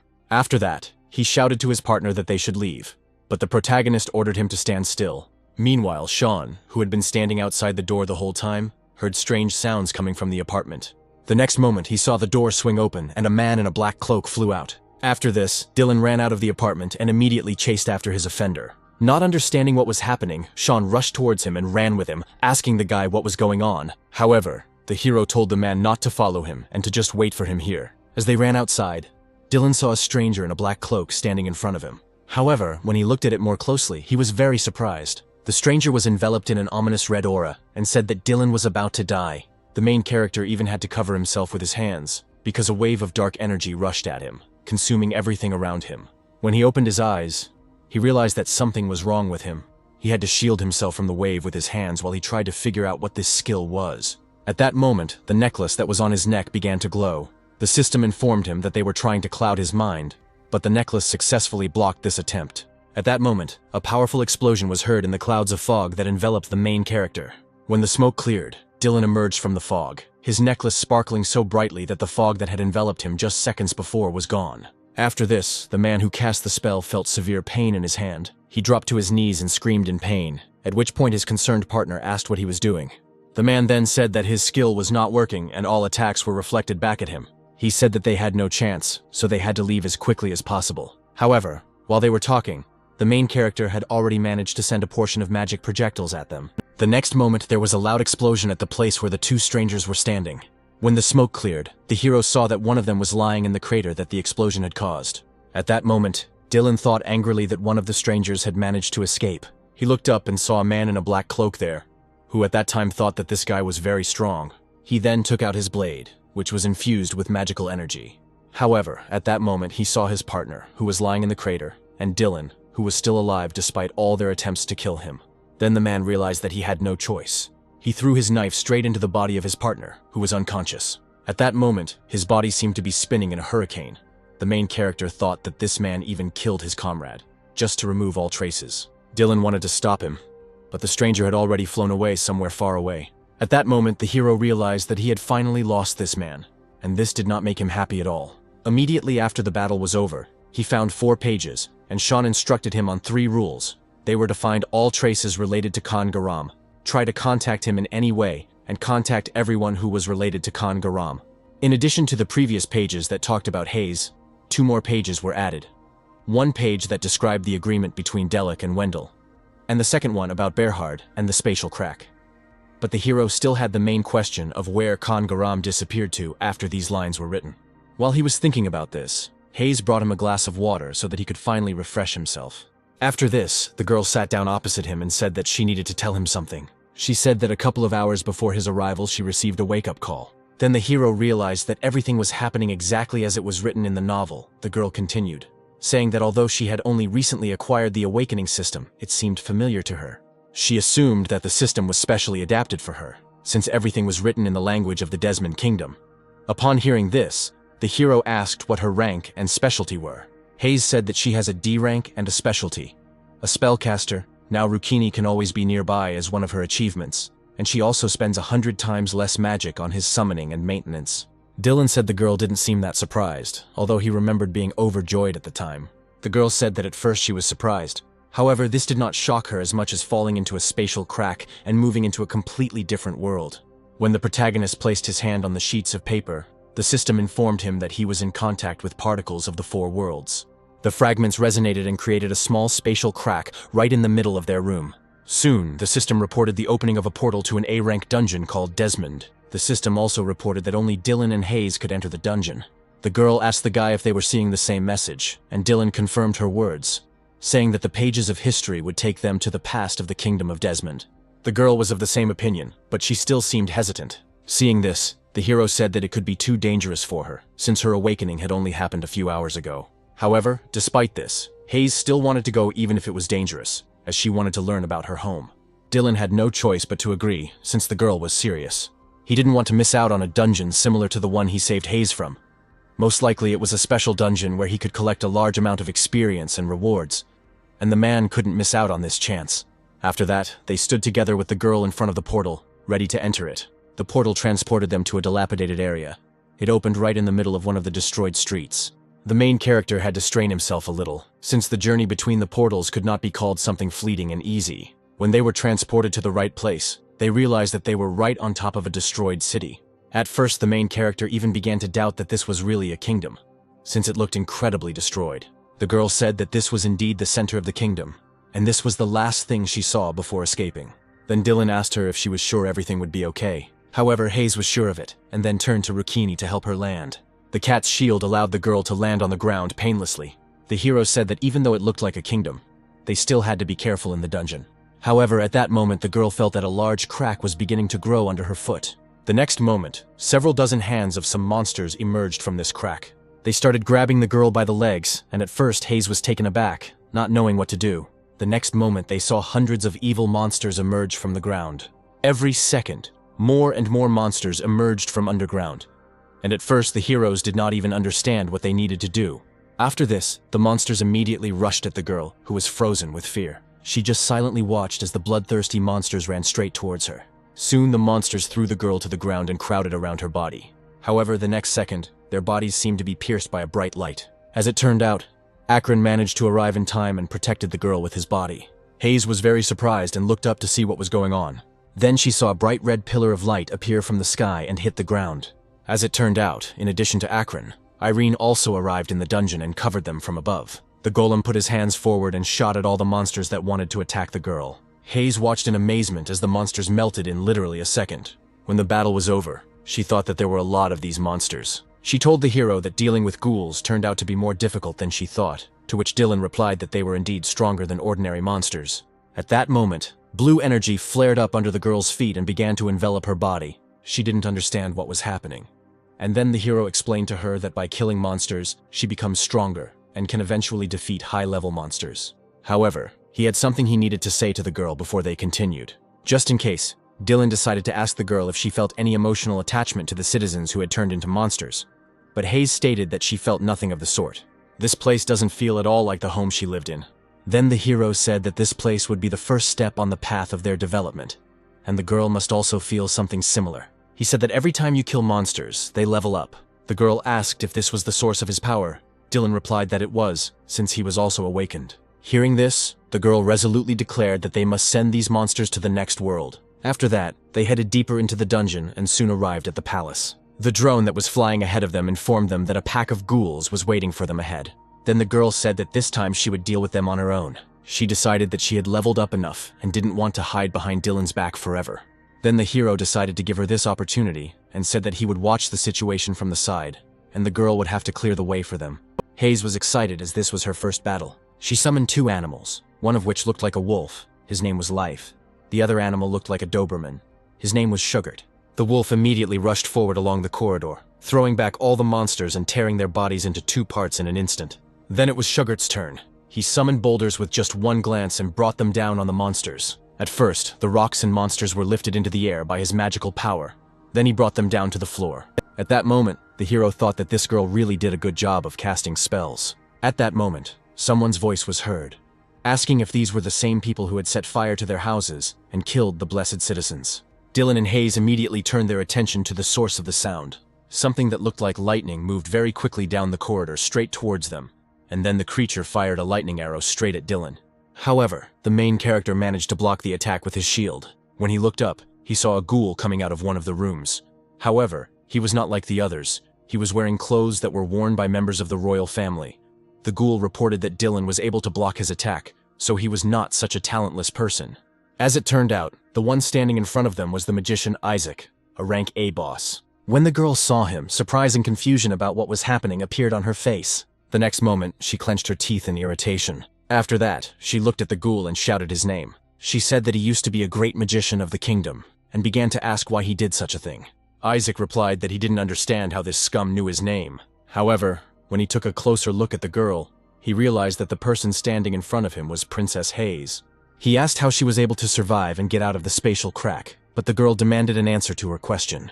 Then Isaac laughed and asked if they really didn't know anything. He said that he only helped the citizens who were blessed by that very man. Hearing this, the girl called him a traitor, but the ghoul said that they would understand everything after they too were blessed by this man.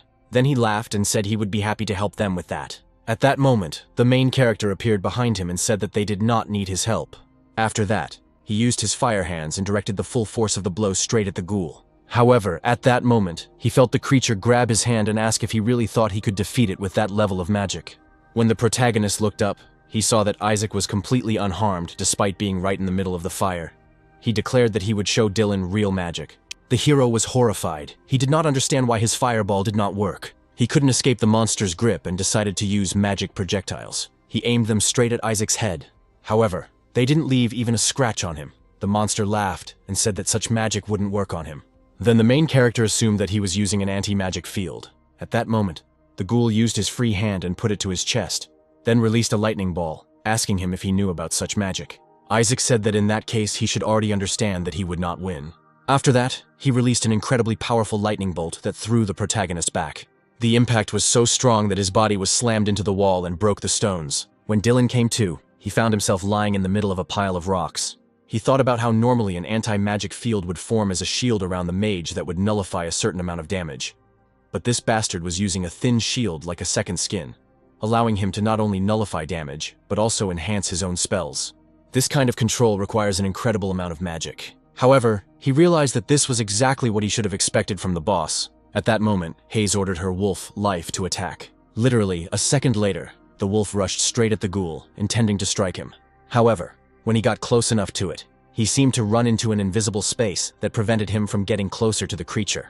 Isaac laughed, saying that she shouldn't have attacked him with such a weak, summoned animal. He said that he would take care of this guy first and then train Hayes, and it would be better for her if she just stood quietly during their battle. At that moment, the girl did not understand what she should do. The ghoul then turned his attention to Dylan, who had already risen to his feet, and said that they should continue. At this moment, the main character used a reflection and mirage spell. However, Isaac only watched this calmly. He suggested that when Dylan screwed up, he finally decided to show something more interesting. However, the monster claimed that his magic was still weak. Moreover, his physical strength was also not developed, so he wondered how Dylan was going to defeat him. The monster stated that he did not know why he needed clones. After that, he used the same spell, saying that he could do it too. At this point, the system informed the protagonist that his spatial stone was fully charged, and the properties of his pistol's bullets were changed to physical damage. A shot from a weapon can deal physical damage to multiple targets at once, and soon the protagonist found the target he needed, since this weapon can recognize what is an illusion and what is reality. At first, Isaac didn't even notice that the protagonist's shadow had slipped past him. Taking advantage of the moment, Dylan aimed his gun at his opponent. He then fired and commanded the weapon to destroy Isaac. The ghoul was confused as he watched the huge explosive bullet fly towards him. However, he managed to put up a protective space, and the bullet was absorbed into it. The next moment he saw that his shield was destroyed, and the fragments were flying straight into his body along with the projectiles fired by the main character. They hit the target right on target. Each of the shells aimed at a specific part of the ghoul's body, and explosions were heard in those places. Soon after, the monster fell rapidly to the floor. When the dust settled, the protagonist was finally able to breathe a sigh of relief. He saw that Isaac's body was lying among a pile of stones. He approached him, and then the monster sadly informed him that he had never lost before. After that, Dylan pulled out magical things from space and said that he could discuss it when he got to hell. He then turned to Hayes and called her to him. He handed her his sword and said it was time for revenge. At first the girl hesitated a little, but soon took the sword in her hands. She then headed straight towards Isaac, despite all his attempts to stop her. He said that he must preach the words of that very man, and if the princess left him alive, he would tell her everything. However, the girl did not want to listen to this and raised her sword to strike, intending to kill the traitor, which she did. Afterwards, she thanked Dylan for the opportunity to take revenge on the traitor. At this point, the system informed them that the dungeon boss had been killed, and so the dungeon was collapsing. After this, a portal opened to the outside, and the system announced that the exit would close in 10 minutes, asking the guys to leave it. It was reported that if the door closed, users would never be able to escape again. However, Hayes asked the hero to wait 1 second. The girl said there was a place she wanted to visit before they left. As it turned out, they headed to the library, and the girl began looking for some book, despite the fact that there were only 3 minutes left before the portal closed. When Dylan heard this, he told the girl that they didn't have much time left. However, Hayes continued to search for the book, saying that it should be here somewhere. With the help of her magic, she found the book and pressed her finger on it. At that moment, the illusion disappeared, and a small cabinet opened in front of her, containing a box.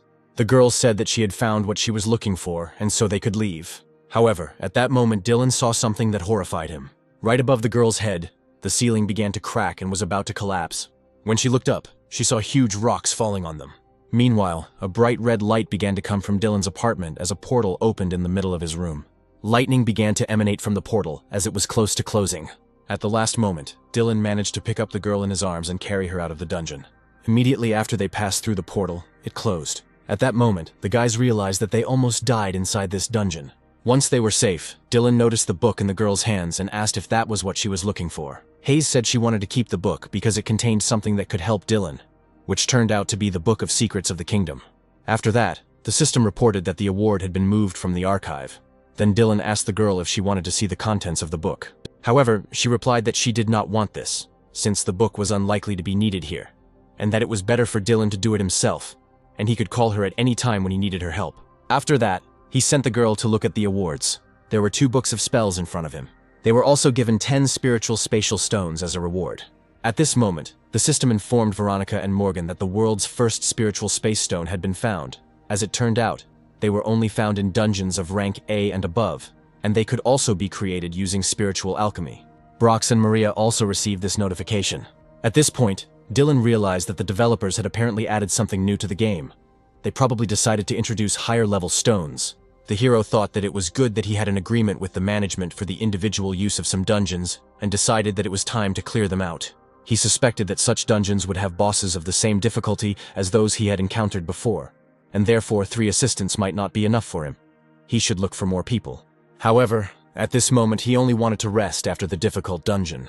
Suddenly he heard his phone, which was lying in the kitchen. Ring, it was Sean. The next day, the main character came to the place that he had agreed on with the man.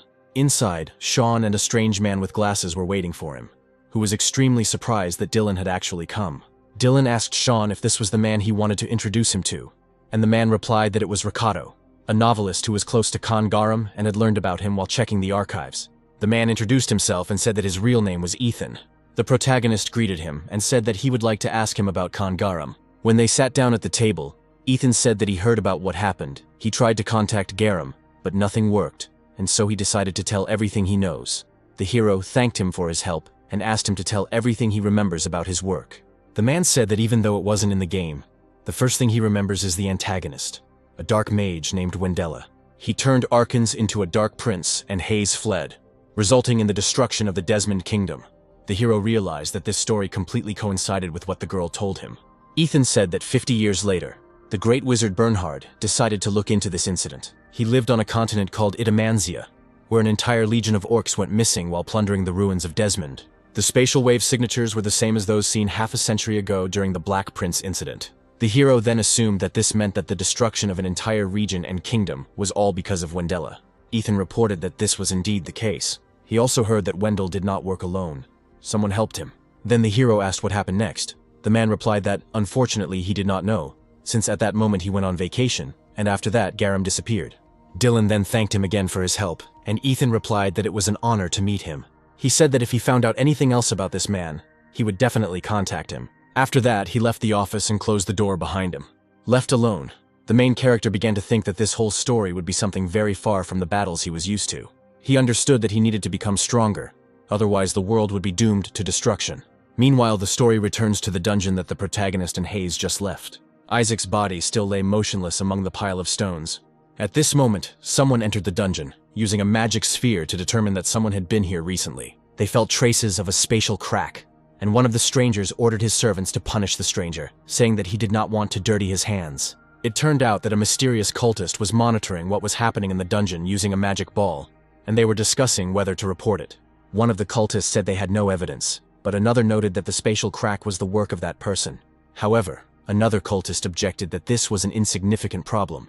The stranger had already escaped to another world, and their pursuit could be endless, and they had little time. Meanwhile, the main character tried to recreate some artifacts using magic. He managed to copy a bracelet that had a normal level. This bracelet was the last item he had left to copy. At that moment, Hayes approached him and asked what he was doing. The hero replied that he was copying objects to then give them to her. She then noticed a stack of books next to him. The hero explained that these were his new spells. He had to look through about 2,000 books to find them. However, he was sure that it was worth it, because he learned several 3rd and 5th class spells. Suddenly he noticed that the girl had cut her hair. She explained that this was necessary for her determination. Dylan didn't understand what she meant, so she explained that she wanted to get used to her awakened powers and improve her strengths. She said she had a plan in case she could return to where she used to live. In that case, she wants to take revenge on Wendell with her own hands. The girl said that she would do everything to become stronger, despite all the difficulties, and that is why she needed Dylan's help. At that moment, they noticed that the light in their room suddenly went out. The girl didn't understand what was happening, and Dylan said that he had recently met people who were watching his house to attack. However, they failed, and apparently they became more aggressive. At that moment, someone who looked like a half-monster, half-human appeared behind the girl. He flew through the window and rushed straight at Dylan. When he tried to hit him with his fist, the protagonist managed to use the shield. He then opened a small space in his defense and used an energy missile. The blow was so powerful that the intruder was thrown aside. When the smoke cleared, the protagonist saw that Camilla and Julia were on the ground floor. He looked at them through the open window and asked if they had decided to come and visit without asking. Camilla, deciding not to respond to the provocation, said she would be brief. She said he was wasting his talents in this small country. Then the girl turned to him and offered to go with them. She promised that they would give him everything he wanted: strength, wealth, and power. However, Dylan categorically refused to go with them. Then Camilla said that they had no other choice. She ordered her subordinate monsters to attack him and capture him. However, the protagonist's reaction was so fast that the two monsters collided with each other and hit each other with their weapons. Taking advantage of the situation, he found himself behind the girls and prepared to attack them. He fired an acid arrow towards Camilla. When she turned around, an ice shield suddenly appeared in front of her. When the shield disappeared, the girl froze in place, not knowing what to expect next, but she felt that the temperature in the room dropped sharply. Her attention was distracted, so she didn't notice Dylan appearing at her side and using a fireball. The blow was so strong that the girl was thrown somewhere away. Julia watched in horror as this man did what he did to her beloved. At this moment, two subordinate monsters appeared above the protagonist, intending to attack him. Akron and Irene decided to intervene and save their master. The main character indifferently asked the girls if they could do anything other than control puppets. Meanwhile, Camilla lay encased in ice blocks. Half of her body and face were covered in ice, but she could still speak and asked the guy if he really thought he could just kill her. She then kicked the ice with her free foot, and at that moment, ice spikes grew all over the floor. At first, the main character was confused, not understanding what the girl was doing. When he turned his attention to his golems, he saw that they were encased in ice. Meanwhile, Julia sank to the floor in front of her frozen puppets. Realizing that this skill was still very strong, she realized that if she waited a little longer, she and her puppets would freeze to death. Dylan's skills were much stronger than she expected, but he still couldn't remain unscathed from such a blow. Meanwhile, Camilla finally rose from the ground. but half of her face was frozen and looked inhuman. The main character walked around his ice chamber, tapping on the ice, testing its strength. Then he turned his gaze to Camilla and asked if this was all she could do. When the girl realized that her skill didn't work against this guy, she screamed in anger, saying that it was impossible, and released ice spikes straight at him. At that moment, her whole body seemed to be covered in ice. Icicles flew straight at the main character, but it didn't seem to bother him too much. He easily knocked away all the icicles, and when Camilla saw this, she rushed towards him with lightning speed and struck him in the chest. When she stepped back further, she saw that steam was starting to come off the guy. The girl did not understand what was happening, and when she looked at her weapon, she saw that it was half melted. The hero raised his palm, enveloped in magical fire. Camilla said that he must understand that such a small flame cannot defeat him. But Dylan replied that he was not going to go with the girls, no matter how much they tried to persuade him, and used a fireball. He then used the dimensional gate and sent the ball straight into it. When Camilla realized what he was going to do, she immediately screamed at Julia to get on the floor. However, the girl was in an icy prison, so she did not hear her friend's words. At that moment, portals opened right above her, from which fireballs rushed towards her. By the time the girl noticed them, it was already too late. Shortly after, Dylan and Camilla heard a huge fiery explosion that occurred right next to where Julia was sitting. Camilla turned around in horror, calling her beloved by name. When the smoke cleared, she saw the girl lying on the floor, as if unconscious. Camilla immediately dropped her ice armor and ran up to the girl, begging her to wake up. At this moment, the hero announced that it was all over now. However, suddenly someone came up to him from behind and put a hand on his shoulder, saying that this would not happen. Dylan turned around in horror to see who it was. However, when he turned back, he realized that there was no one behind him. When he turned back towards his apartment, he saw a man in a black cloak with long white hair coming inside. When Camilla saw him, she immediately fell to the floor and began to cry, begging her master to forgive her. The man said he even made a doll for her, but she still couldn't handle it. At that moment, Dylan was thinking about the fact that Camilla had just called this man a master. Then the hero realized that in front of him was the master of the Tewa Guild, Valerio, a fighter of the SSS rank. Dylan then turned to him menacingly, asking why he was following him. Valerio said it should be obvious to him since he does it because of his skills. The man said he was one of those people who always gets what he wants. After this, he did not hesitate and immediately rushed into the attack. The main character saw that a sharp thorn almost touched his face. However, at that moment he heard someone rapidly climbing up his building. As it turned out, it was Veronica. She had already assumed her fighting form and in an instant found herself on the right floor. She pulled out her weapon and stormed into Dylan's apartment, determined to fight back against Valerio. However, the man also noticed her and fired a magic projectile in her direction, but Veronica managed to dodge it.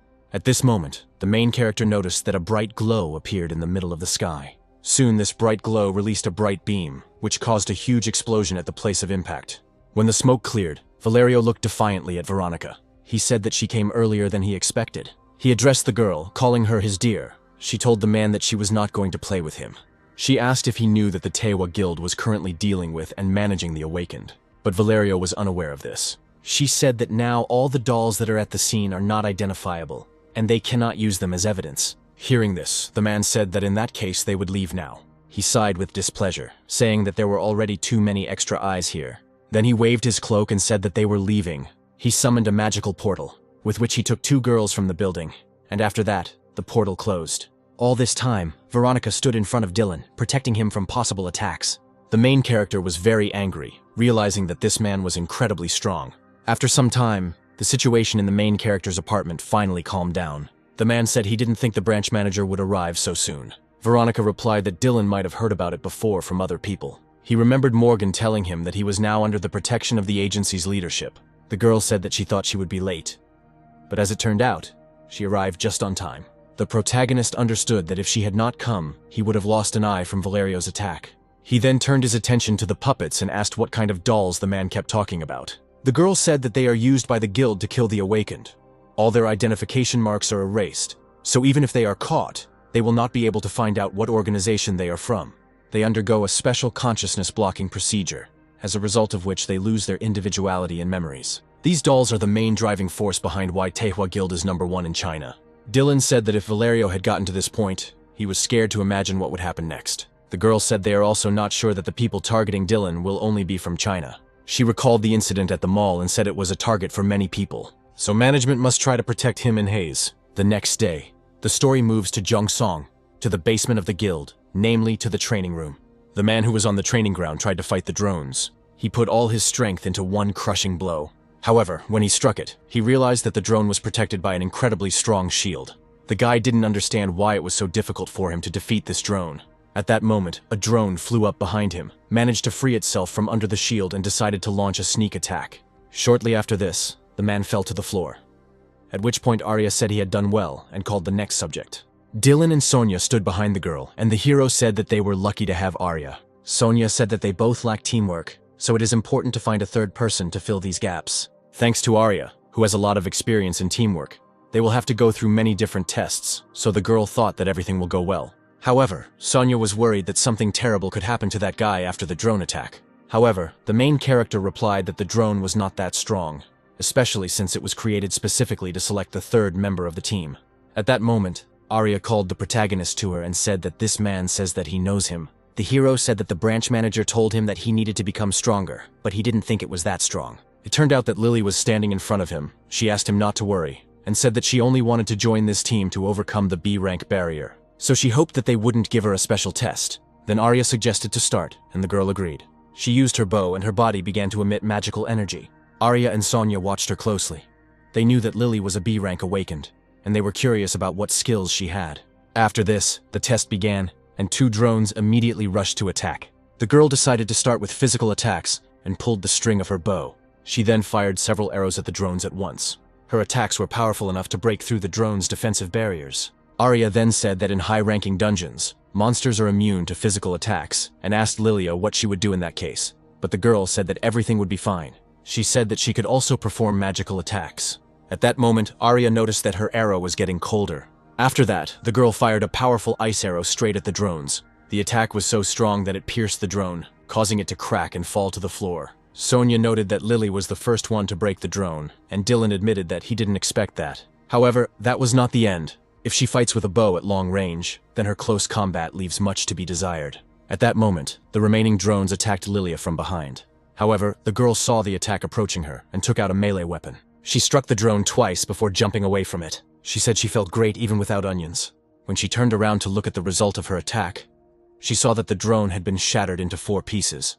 As it turned out, in addition to the bow, she also had 2 daggers, which she used very well. The girl looked up and said that she had her own methods. After all the tests were passed, it was decided to accept Lilia into the team. She was accepted not only because she was able to destroy 2 drones, but also because she is an awakened who can use physical and magical attacks in combination. Sonya and Arya were a little displeased, watching the girl act a little arrogantly. Lily was acting a little defiant and asked the protagonist to take care of her. At that moment, Daniela received a message on her phone that Lily had been accepted into the team, and the girl then realized that the team had been successfully assembled.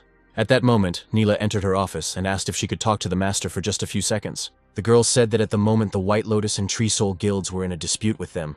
Daniela asked her what this meant. The girl explained that apparently these 2 guilds have licenses for the dungeon near Myeongdong Station and are deliberately adding to the scheduled cleaning time. As a result, their attack team will join late, so they will definitely fail in the cleaning.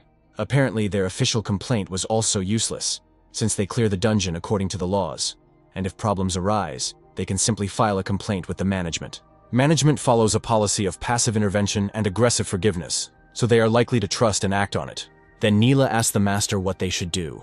Daniela responded that both of their opponents were wild animals, and they needed to refrain from a head-on collision to avoid causing the greatest amount of damage. They don't need to rush, because whoever attacks first will lose. The girl said that in that case they would do as Daniela said. Before Neela left, the girl told her not to tell Edion about this, as she did not want to add any extra trouble to him. Meanwhile, the story moves to the area around the Spire of Deus. The main character sat inside and looked at the spellbook. Yesterday he reached level 11 in alchemy, and after that he gained new skills. Moreover, he received Desmond Palace's secret book. He only received it from Hayes today, as the Chinese assassins attacked yesterday. The hero thought that this book had incredible effects, and it was worth trying to use it for revival. At that moment, one of the agents approached him and said that all preparations were complete. Hearing this, the protagonist opened a portal, deciding that it was better not to rush to understand all the secrets of this book. To start with, he decided to complete a B-rank quest. Soon a portal opened in the dungeon, which was located in the middle of the forest. Dylan was a little surprised that a B-rank dungeon was located in the forest. He looked up and saw that somewhere high above the forest there were mountains rising. Since he had a time limit, he had to find the target as soon as possible, but the hero didn't know where he needed to go. At that moment, he felt something dripping onto his head from above. As it turned out, there was a huge black lion standing right behind him. The hero was horrified when he realized that this was the same black lion he had met some time ago. When he turned around, he saw that the animal had let out an incredibly loud roar, and a bright light began to come from its mouth. His roar was so strong that the main character was thrown aside. He found it amazing that he could feel such power just from his roar. However, Dylan knew that he too had changed since their last meeting. He used the fire hand skill, causing a huge explosion in the middle of the forest. At that moment, Bernhard, who was flying past, felt something strange, but he couldn't believe that it was really what he was thinking. That magic definitely came from Dylan. However, the Black Lion's power is so great that even 6th class mages cannot deal with it. So Bernhard didn't even know how long Dylan could hold out. Suddenly he stopped in the middle of the forest and saw a huge fire. And then he realized that they were in about that place. Mac used his abilities to track their location.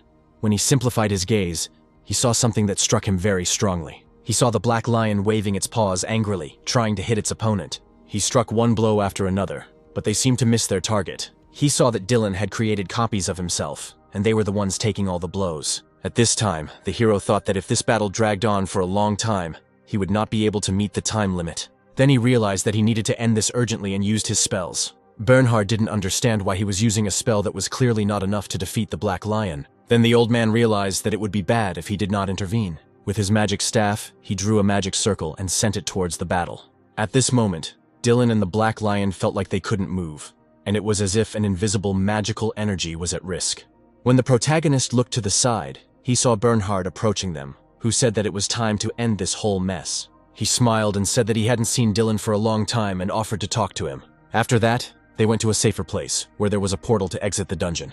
Bernhard said he didn't think he and Dylan would meet like this. However, he was still curious about how the guy got here. Then the hero said that he entered here through the gates of the dimension. Hearing this, Bernhard was very surprised. He asked if they still used these rifts called dimensional gates, and the hero said that they were somewhere nearby. 10 minutes later, they arrived at a place that looked like a tavern. Then the hero told the old man that he had a time limit of 50 minutes. He said that it was displayed on his status window, and if he was even a little late, he would die. Bernhard was surprised when he heard this. He said that the rifts he was talking about were created by Deus's essence, and not long ago one appeared in this world.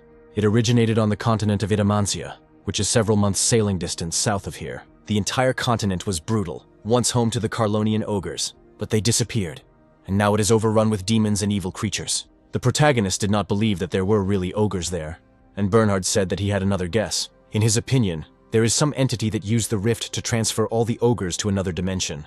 Dylan thought that the gate had been opened by accident, but Bernhard said that if that were the case, the waves would have been the same length as those that appeared in the Empire 50 years ago. Besides, Ebenar, a powerful Carlonian ogre, would not have disappeared into the rift without a fight. Then the main character asked the old man again if he had heard Ebenar's name correctly. The guy then said that his name was mentioned in his system. There was a skill that used his blood and spatial stones. The man said that it would apparently allow him to move between worlds. In that case, the old man decided to tell him about Ebenar's weaknesses. According to the records of Swordmaster Galen, who fought him, he has weaknesses. The only unprotected place on his body is the back of his neck, if the matter comes to him. Then he should take a closer look at this place. After this, the old man stood up from his seat and said that they had become a little distracted from the conversation. He said that spatial rifts continue to appear in this world, the wavelength of which is the same as Ebenar and the Desmond Empire. Thus Burkhard came up with a hypothesis. He suggested that there was an entity that was creating a large number of spatial rifts in order to intentionally increase the imbalance of worlds. In that case, to prevent the catastrophe that would come from this imbalance, there is another entity that created the awakened system on Earth to make people stronger. Then the hero asked him if he really thought that this was Deus. Bernhard said that since a spatial rift connected their worlds, there must be a reason why Dylan came to this dimension. Then he said that if the guy was interested in knowing anything else, he could ask him. Then the main character took out a book from another space and said that he could not fully understand its contents. Soon after, the system reported that the dimension gate would be opened in 15 minutes and 30 seconds. So Bernhard and the boy returned to the forest, and the old man asked him to do something. He told him to feel the flow of magic in his body. The man said that normally there was only one inner core that could be used for witchcraft, but perhaps since Dylan was awakened and properly transformed, he would have two. Therefore, just like in the previous battle, he can use two types of magic at the same time. However, Mom had to go in her own directions, but nevertheless got confused, and he was unable to use his full potential. However, at that moment the main character raised his hands and announced that he had succeeded. Then Bernhard asked if he now understood the content of the book, and the hero replied that now everything was clear to him. The man said he was happy to help and stated that he had written the book as an introduction to the study of magical classes and hoped it would help Dylan. The main character was very happy when he got this book into his hands. After this, Bernhard suggested that they slowly move forward and continue their conversation along the way. Soon they headed down the path. The old man said that after he heard about the book, he wanted to ask Dylan something. He wondered how he had met the Empire's last emperor and empress in hiding 50 years ago and managed to obtain this book, and then 50 years later he managed to meet him again. At this time, space simultaneously continues to distort, and the next Bernhard that Dylan meets may already be from another time. The hero confirmed that this is quite possible. After this, the man took off his necklace and opened it. Inside it was a portrait of a girl. After this, the man's body began to exude magical energy. He took the necklace in his hands and squeezed it, trying to get the memories out of it. He then handed it to the protagonist and asked him to take this necklace with him. However, Dylan said it looked very expensive and doubted he could actually take it. However, Bernhard said that the necklace was given to him by his wife, who died 10 years ago. He didn't know what else to give, but that's why he asked to take this necklace. And if Dylan meets him in another time, then that Bernhard will surely be able to help him. Hearing this, the main character thanked the old man for his help. Then he said that, apparently, their meeting had come to an end. And then Bernhard decided that it was time to say goodbye. He said that if fate allowed them, they would see each other again. The main character said that he was very glad to meet the man. After this, the quest to complete rank B was completed, and the protagonist returned back to his dimension. He was met by one of the agents and said that he would take him out of here. However, Dylan asked him to hold off on this, saying that he wanted to check his statistics. The agent replied that in that case he would go first, and the guy could stay here as long as he wanted. The first thing the main character decided to do was to put the statistics in order. Then he picked up the necklace that Sir Bernhard had given him. He wondered what else Deus wanted from him, other than a rank increase. Dylan knew it would be a lot easier if he answered him. But now he had no choice but to become a little stronger in order to prepare for what fate had in store for him. However, at that moment, a system window appeared in front of him, reporting that one had been delivered to all the awakened. It said that the Carlin Ogre tribe had chosen a dimension called Earth, and the army of the Carlin Ogre Lord Ebenar would invade in 48 hours. Meanwhile, Veronica was in her office, looking mysteriously out the window. At that moment, Morgan burst into her office with urgent news. He asked if she had seen the recent report of a new outbreak. The girl said she saw him. Now all the news is buzzing because of this mega wave. She then decided to turn to Morgan, as she had important business with him. She said that if the senior manager started such a panic, then everyone else would follow suit, so Morgan had to act like the second in command that he was. However, she understood that he had come to her not only to tell her about this, and asked what had happened besides that. The man then closed the door behind him and asked if Veronica was going to ask Dylan for help, like she had during the last outbreak at the station. He asked the girl to think about it more carefully, as it could improve the reputation of the department. At first, Veronica thought about what she should answer. After that, she asked what ranks and positions had to do with the current world crisis. She thought it must be a question of how effectively they could deal with their enemies. At first, Morgan hesitated, not knowing what to answer the girl. Meanwhile, Veronica continued by saying that Dylan is not their competitor, but a talented and promising person that the management wants to have. So Morgan's train of thought was correct. The man wanted to apologize to her, but Veronica said that he didn't need to do that. Moreover, she needed to tell him something else.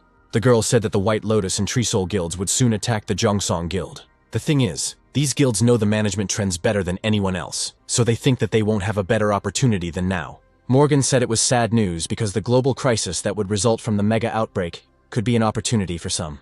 Then Veronica said that since they were thinking the same thing, they needed to monitor it, so they would use passive intervention and aggressive forgiveness. She suggested to see how the balance between the awakened world class would change. Meanwhile, Daniela was in her office. While she was writing something on the paper, she suddenly heard someone's voice saying that she didn't look very well. The girl immediately rose from her seat and shouted, asking who was there. Then she saw small flashes of light near the seats. At that moment, as if out of thin air, Dylan appeared on the chair and asked the girl for forgiveness for scaring her. He said that his visit was secret because he had something to tell her. Daniela didn't really like this action on his part and asked what he wanted. Then the guy said that he came here because of rumors about the White Lotus and Tree Soul guilds. He thought that now was the time to make a winning move. Daniela asked him what he meant by a winning move and how much he knew. Dylan replied that he knew everything up to the current unstable situation. The girl said that since it was a guild matter, she didn't tell him because she didn't think he cared. Still, she was glad that all the guilds had activated their emergency systems in preparation for a mega outbreak. However, the hero asked why she found something joyful here. He said that while the awakened ones summoned by the management were actively participating in blocking the mega outbreak, the White Lotus and Tree Soul guilds would definitely take advantage of the time to lift the bans. and then they would target them. At first, Daniela didn't believe his words, asking if these guilds were really using all their power to target them. Dylan said that the person who tried to kill him was hired by the White Lotus Guild, namely Maria. It is quite possible that this woman will not miss such an opportunity. The girl could not believe these words, but the hero continued, saying that unfortunately, it would be too late due to the method of passive intervention and aggressive forgiveness. Then Daniela asked him how they could defend themselves against these two largest guilds in that case. The hero grinned slyly and said that he had one idea. The story moves to the early morning of the next day at an abandoned factory in the area of one of the stations. Several black cars arrived there. Inside sat the Plum Blossom Guild Master, Lizzie, and she said that she never thought they would be called at such a late hour at night. Moreover, 10 other leaders of the best guilds in the country were also present. Charlie said that all the guilds are here except White Lotus and Tree Soul. He assumed they wanted to lure them to their side, and then Lizzie said they needed to go and find out. Shortly after, Daniela came out of the barn, said she was glad to greet everyone and thank them for their time, then said she had one request. When she gathered all the guild representatives inside, she said that Jongsong was currently in open conflict with the White Lotus and Tree Soul guilds. The reason she gathered everyone here is nothing more than cooperation. The guests said that everyone had heard about it, but by getting involved in the conflict, nothing could be changed. One of them also asked why they should interfere in such matters, because they are not the management. At this point, Lizzie said that they were definitely saying the right things. Lizzie was shocked when she realized it was Dylan standing in front of her. The man said that this problem does not only concern Jongsong, since they themselves may end up in their place in the future. Daniela thought that, as she had expected, Dylan knew that words alone would not solve the problem. In such matters, the master is too soft. Perhaps it is a matter of a sense of justice or conscience, but if so, then it was not very good. Some of the guests started to wonder why Dylan came here. So the guy said that he would be brief and asked if there was anyone here who could proudly say that their guild was better than Jongsong. Because if White Lotus and Tree Soul managed to get hold of Jongsong's resources, they would not stop there. One of the guys said that after the fall of Jongsong, it was not a fact that the other guilds would find themselves in the same situation, but the hero replied that if the guilds united, then no one would suffer. However, if another guild were to become a victim and they just sat and watched, they would all fall in an instant. Lizzie screamed that this couldn't be happening because management wouldn't just watch and do nothing. However, the hero convinced her that they would remain apart until the very end. If they could establish order among the awakened under the influence of the two guilds, then that would be more than enough for them. He asked if they really thought that the management would always guarantee their safety. One of the guys said that they could just all team up together, excluding Jongsong.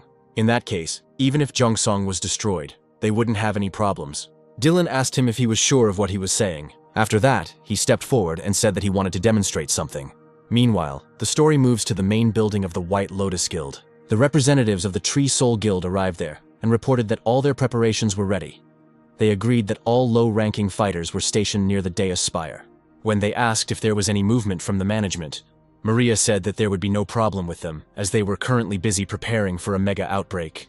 Connor said that they also confirmed that Jongsong is also preparing for an outbreak. After this, the deputy of the Tree Soul immediately proposed to divide all of Jongsong's property equally. When Connor got the papers he needed for this, he saw a photo of Daniela among them.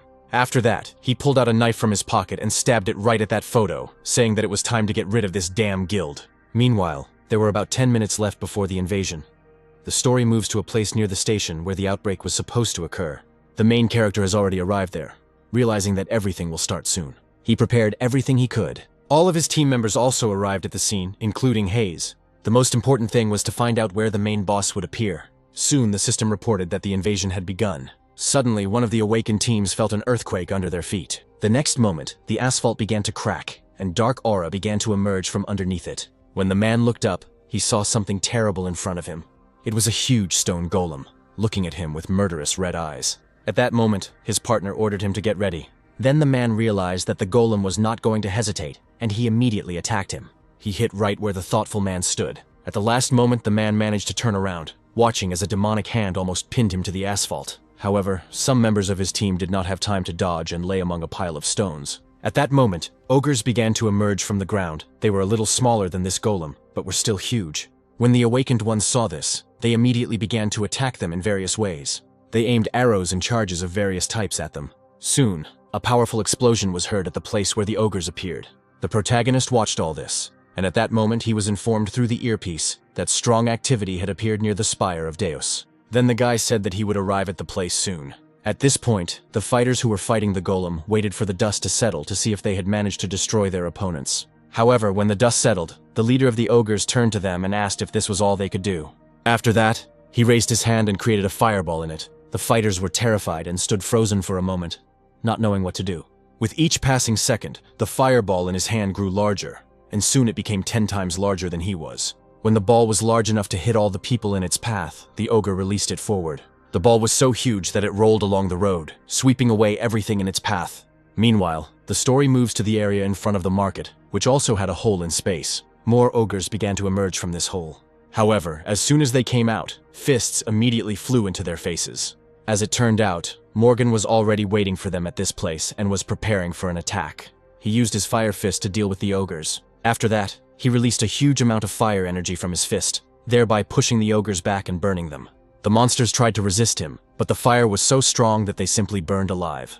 After that, the blast wave finally disappeared, and Morgan was able to look at the result of his attack. At this moment, Veronica was also on the battlefield, surrounded by several ogres at once. She decided to use her battle form and changed back into her spider form before launching an attack. In one swift movement, she rushed through all the ogres at once.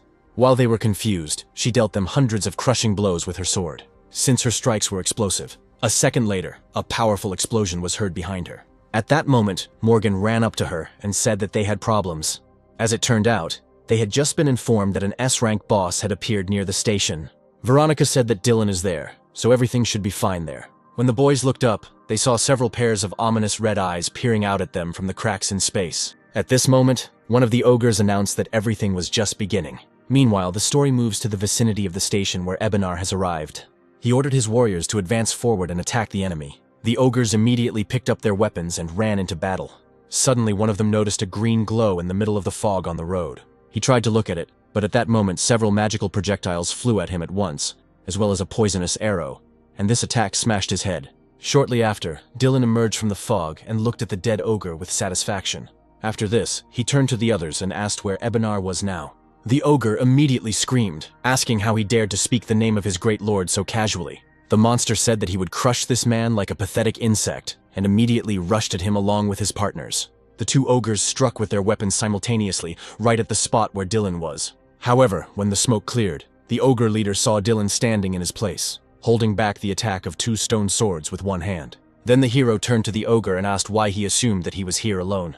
At that moment, Arya and Sonya appeared behind him along with their weapons and armor. Arya told Dylan to keep his distance, and Sonya confirmed that close combat was her job. After that, they dealt a series of crushing blows to the ogres that were attacking their partner. When the monsters were dealt with, they landed on the asphalt in front of him. However, when the girls looked up, they were horrified. They saw a hail of boulders flying towards them. At that moment, they also saw that in addition to the boulders, arrows and missiles wrapped in red energy were approaching them. Each arrow and projectile hit the boulders that were flying at them, causing a powerful explosion, and then the stones were split into small fragments. As it turned out, it was Lily, who had been covering them from above with her bow the whole time. She said that they could provide support to her and do whatever they wanted. When Arya realized that it was Lily who saved them, she thanked her for her help. After this, there was an awkward silence in the group. Arya then got down to business and asked if he was fighting alone again. Then the guy said that he was the one who had to defeat this ogre mage. However, Arya stopped him. She said she would clear the way for him from these minions. This way Dylan will be able to defeat that guy with ease. The story moves to the place in front of the main building of the Jongsong Guild. Connor had already arrived there and said that they had confirmed that all the main forces had left Jongsong. His partner said that Veronica and Morgan were also fighting near the station. Connor replied that their team was at the main gate. The rest of their team will enter through the back entrance. So, a team of criminals decided to infiltrate the guild and take it over. Meanwhile, the confrontation between people and ogres continued. Arya used her weapon, which she turned into a powerful weapon of mass destruction. Her braid burned with a red, terrifying flame, and then she rushed into battle. At that moment, the hero realized that he should do something useful, and activated his spell. When Arya realized that Dylan was safe, she immediately rushed to attack. With one deft movement, she rushed through the monsters, and they didn't even notice her presence. In literally one instant, she found herself behind their backs. After that, the girl looked at the place where she was literally a second ago, and called upon a spell called the Death God's Scythe. At that moment, the projection she left in the original place rushed to attack. She dealt hundreds of crushing blows to these monsters, and when she saw that they began to rapidly fall to the ground, she also landed on the road near them. The girl was pleased with her work, But since this spell was tiring her out quite a bit, she stopped for a while to rest. She didn't notice how a huge ogre appeared behind her and asked her how she dared to attack his subordinates, after which he swung his huge fist at her. When the girl turned around and saw the leader of the ogres behind her, she was horrified. Using his weapon, the ogre dealt her a powerful blow. His fist seemed to be engulfed in flames. However, at that moment, the main character appeared near the girl and used the Shield of Chaos on her. Arya was prepared for the fact that she was about to die. However, when she opened her eyes, she saw that the monster's attack was absorbed by the shield. After that, the hero used a poison arrow and a web. The ogre laughed, asking if they thought they could hold him back with that. He yelled at them, telling them not to underestimate him. After that, he let out a loud roar and waved his hands. Arya was horrified when she realized that even using her abilities, she could only delay him for a moment. She understood that if things continued like this, it would be the end for them. However, at that moment the ogre raised his head and saw Dylan flying straight towards him. The monster didn't have time to react, so the hero dealt him a powerful blow with his fist. He had been preparing this spell for some time, so it turned out to be incredibly powerful. The fist landed right on the monster's face, and then the protagonist used Rocket Punch and Fireball.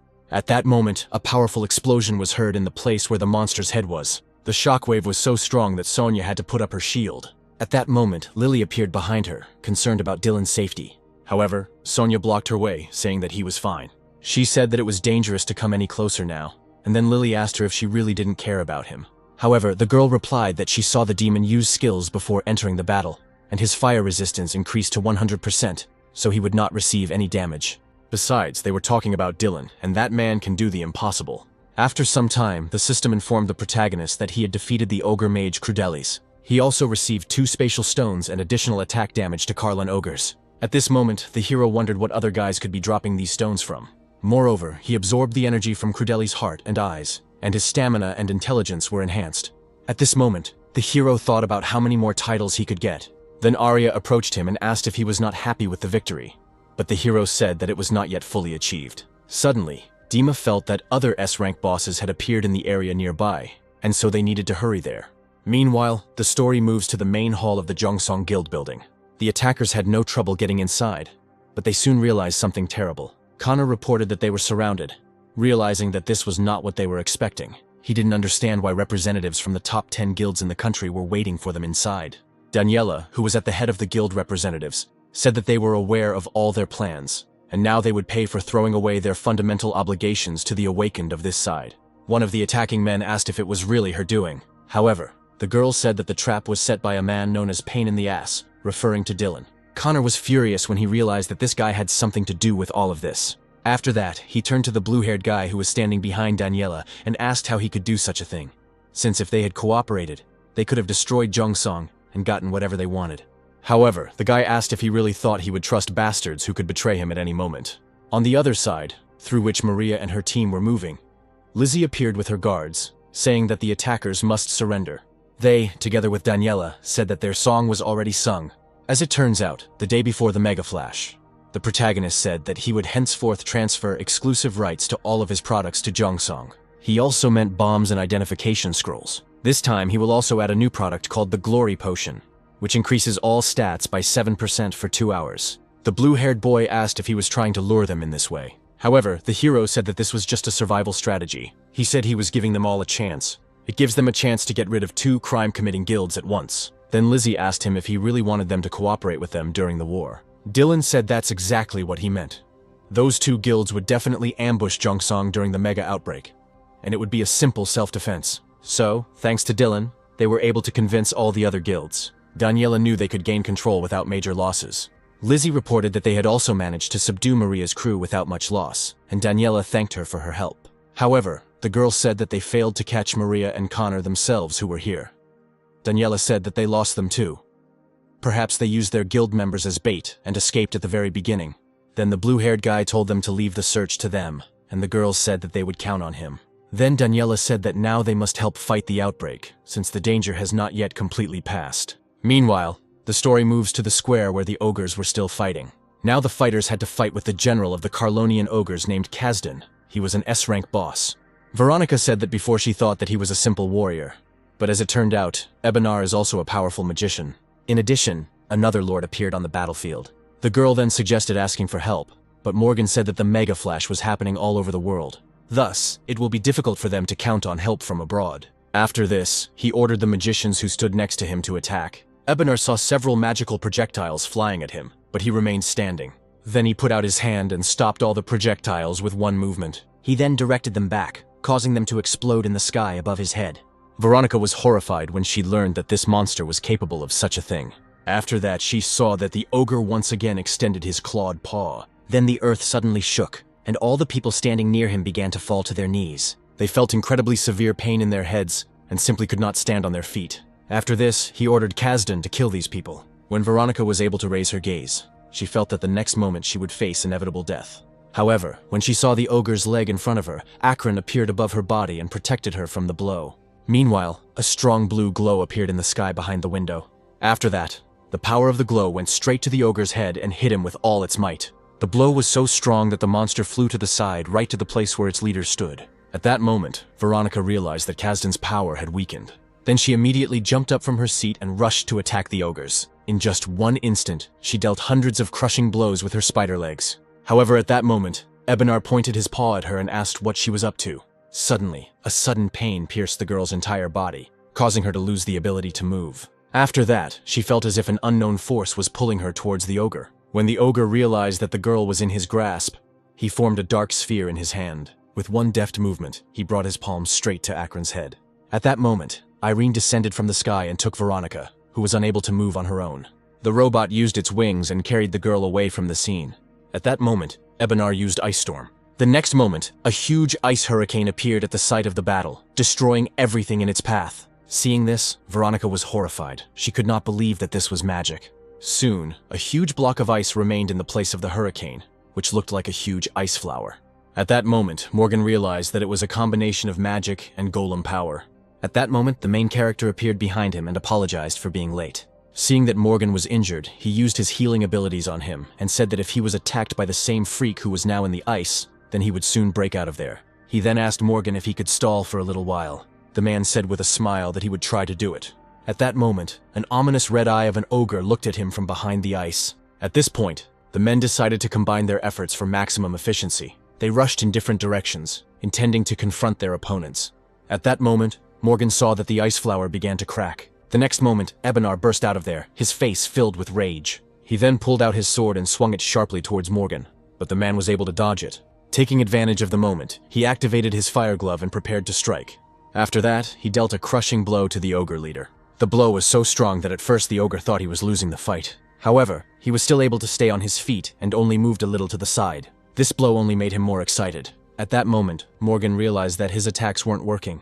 Then Ebenar decided to use another attack and formed another dark sphere in his palms. After that, he directed it at Morgan, and the man, just like Veronica, experienced incredibly strong pain.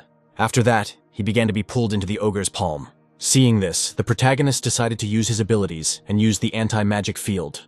Meanwhile, 5 minutes before arriving at the battlefield, Hayes informed the protagonist that it was already late, but she wanted to tell him something. She said that if this was the same Ebenar, Lord of the Carlin Ogres, as the system said, then she knew something about him. The main character was interested in this information. Then the girl said that the thing is that in the past, Ebenar Sergarin left a deep scar on his neck, and he is also able to use secret arts to instantly attract distant targets to himself. The girl said it was very important that Dylan knew about this. Then the hero asked if this secret art was magic, and the girl replied that it was magic. Dylan thanked her for the information, and said that if these secret arts were magic, then this information would be very valuable. After this, Hayes turned to him again and asked him to be careful. The story shifts back to the battlefield at the moment when the protagonist used the anti-magic field. At that moment, Morgan felt the force of gravity disappear. However, he still felt in danger, as he was right above his opponent's sword. However, at that moment, the main character appeared behind the ogre and told Morgan not to be nervous. Dylan then put his hands out and summoned lightning. He touched that same spot on the ogre's neck and used a lightning arrow to hit its weak spot. The ogre looked at his opponent in horror, calling him a rat. After that, he swung his sword, but Dylan was no longer there. He moved to a safe distance and used his skills again. After this, Morgan also joined the fight, activating his fiery hand. Taking advantage of the enemy's temporary confusion, he used the stone skin skill. He then charged at him using his second fist, which was enveloped in dark energy. In an instant, he delivered a crushing blow to the face, realizing that thanks to Dylan's help, he could attack him calmly. He realized that this enemy needed to be crushed by force, and so he began to deal him crushing blows one after another. Soon the ogre felt as if his strength was leaving him. Then his whole body seemed to be enveloped in dark magic, and he roared loudly. Morgan had absolutely no idea what was happening and looked at his opponent in surprise. In just a few seconds, the ogre transformed into something more terrifying. He became several times larger, and his entire body seemed to be permeated with magic. In an instant, he was next to Morgan and grabbed him by the head. After that, he dealt him a crushing blow, crushing the man into the asphalt. The man screamed hysterically from the incredibly strong pain. However, when the ogre raised his head, he saw that the entire space above him was covered with poison arrows and magical projectiles that were flying at him. Soon all the shells collided at one point, but the enemy was no longer there. Suddenly he found himself in a completely different place, and at that moment Dylan felt claws piercing his body. Due to the ogre touching his real body, the invisibility spell disappeared. The main character was terrified, and blood started coming out of his mouth. Morgan watched everything that was happening from a distance. There was a look of shock on his face, and he had absolutely no idea what to do. Veronica and Hayes, who was treating her, also watched in horror as what was happening. When Hayes realized what had happened, she broke her spell and looked in horror towards where the fight between the ogre and Dylan was taking place. Meanwhile, the ogre was still holding Dylan, his hand piercing through his chest. After that, he suddenly pulled his hand away, causing blood to gush from the wound on the protagonist's body. After the hero fell to the floor, the enemy raised his huge sword over him. There seemed to be absolutely no emotion on the protagonist's face. At that moment, the ogre lowered his sword, and with one powerful blow pierced the body of the protagonist. Dylan fell into a pool of his own blood, and the ogre watched with pleasure. Unable to bear it, just sitting on the sidelines, Morgan jumped up from his seat and was about to strike his opponent. Ebenar said that his life thread was quite strong. However, Morgan was not so fast, and so the ogre was behind him in an instant. Before Morgan could think, the monster grabbed him by the legs. After that, he threw his body aside with all his might. While Morgan was flying, the ogre pointed his palm at him, in which a magical sphere had already been formed. Due to this spell, Morgan's body stopped in midair, and an incredibly strong pain pierced him. Then he began to be pulled again straight into the monster's palm. Ebenar said that although the boy was tough, he wouldn't be able to stand it if he broke his head. However, at that moment, an incredibly bright column of energy appeared behind him. The monster turned around to see what it was. At that moment, an angel appeared over the main character's body, bestowing his blessing on him and activating the immortality skill for him. The angel lowered his palms to the protagonist's head and lightly touched it. The system informed him that all magical power and stamina had been restored, and the negative effects had been removed. But now the protagonist had become mortal again. However, he was still under the blessing of the angels, so Dylan quickly rose to his feet and faced his opponent. Seeing this, the ogre laughed, asking if this was all his power. The system also informed the hero that for 10 minutes, all stats would be increased by 50%, and all types of damage by 100%. The ogre said that just a moment ago he thought Dylan was a simple man who could use unusual magic, but now he had the same power as him. This time, however, he was determined to finish off the man. However, at that moment the main character took out his pistol from the adjacent space. He used the mana ignition skill, and suddenly it was as if a huge spirit appeared above him. The spirit's arms wrapped around the ogre's chest and shoulders. The system informed the protagonist that all of Ebenar's magical power had been absorbed, and that Dylan now possessed that power. The ogre was horrified and asked how this bastard dared to steal his power. He rushed at him with his sword, but at that very moment, Dylan activated the dimension gate. While the monster was trying to attack him, a portal opened behind him, from which magical projectiles flew straight at his back. Then the protagonist opened another magical portal and shot poison arrows into it. No matter how much the ogre tried to attack the protagonist when he appeared in the portals, Dylan continued to open more and more new dimensional gates without end. Soon, 100 magical dimensions appeared around Ebenar, through which Dylan and his copies constantly jumped. When the monster realized that he was starting to lose, he became furious. The protagonist realized that he had a chance, as long as the ogre remained immobilized. Then he took out his pistol again and aimed it in his direction. At that moment, Ebenar stood up from his seat and roared loudly. Its roar echoed throughout the area and left behind explosive waves. At some point, the main character even had to cover his ears because the sound was incredibly loud. The ogre took advantage of this moment and found himself right next to his opponent. However, at that moment, Dylan used the armored skin spell and defended himself from his sword strike. At that moment, the ogre dropped to the ground with force, causing the asphalt to split into many small stones. After the dust settled, he saw that his opponent was right under his sword. Dylan's gun, meanwhile, was directly above his head, hanging in the air. Then Ebenar said that since Dylan had missed his chance, he must die. However, at this moment, the protagonist finally reached for his sword and asked the monster if he really thought so. After that, he immediately jumped out from under his sword and appeared in the air behind him. Ogre said that even using these clones would not help him win. However, Dylan replied that it was not something he should worry about, and opened another dimensional gate. After that, he showed his opponent the middle finger and said goodbye to him. He then fired his gun straight into the dimension gate. The explosion was so powerful that it looked more like the aftermath of a bomb. The ogre could only watch in horror as a huge fireball came towards him. After this, there was an incredibly powerful explosion that blinded everyone who was in the square at that moment. Veronica, who had come to her senses at this time, watched everything that was happening. When the dust settled, she saw a huge hole in the asphalt at the site of the explosion. She couldn't believe that they had finally won. At that moment, a portal opened behind her, and a voice from there said that everything really was over. It was the protagonist who carried the wounded Morgan in his arms, but declared that Ebenar had been defeated. However, he stated that Morgan had problems and asked to call a doctor. The wounded man said that now he leaves everything to Veronica. After that, they both collapsed on the asphalt, and the girls immediately ran towards them. Meanwhile, active searches were taking place in the area around Daniela's guild. Her subordinates tried to find the escaped Connor and Maria, but the criminals were on the roof of one of the buildings at that time and watched everything that was happening. Maria approached her boyfriend and asked what they should do now. The man turned to her and said that there was no point in them staying here and hiding, hoping for help from the Tree of Souls. He said that they needed help from the Chinese guild. The girl asked if they were really going to go that far. Connor replied that they had no choice. The Tewa guild under Valerio's command could provide them with protection. Meanwhile, the story moves to the ward where the main character was lying. When he woke up, he realized that he was in a hospital. He quickly realized that this was a medical center owned by Zhongsong. Suddenly, he saw a man near his bed. As it turned out, it was Sonia. She had been sitting next to Dylan's bed all this time. But at the moment, she was sleeping. At that moment, Daniela entered the room and asked not to wake the girl, saying that she had been looking after the guy all this time. Then the girl greeted the main character and said that they had not seen each other for a long time, and so she brought him some fruit. Seeing this, the protagonist thanked her for the first-class treatment. However, he wondered how long he had been out cold. Daniela replied that many interesting things had happened while he was sleeping, and she would tell him everything in order. First, Ebenar was defeated, and now his body has been taken away by the administration. Morgan, who fought alongside Dylan, was alive and well and was also in the hospital. At present, China and Japan are facing the same situation. Even now they are in the midst of a large-scale battle in China. As there have been many outbreaks all over the country, the damage is said to be quite serious. The surprise attack on the White Lotus and Tree Soul guilds was successful, and ended with both guilds being defeated, after which they fled.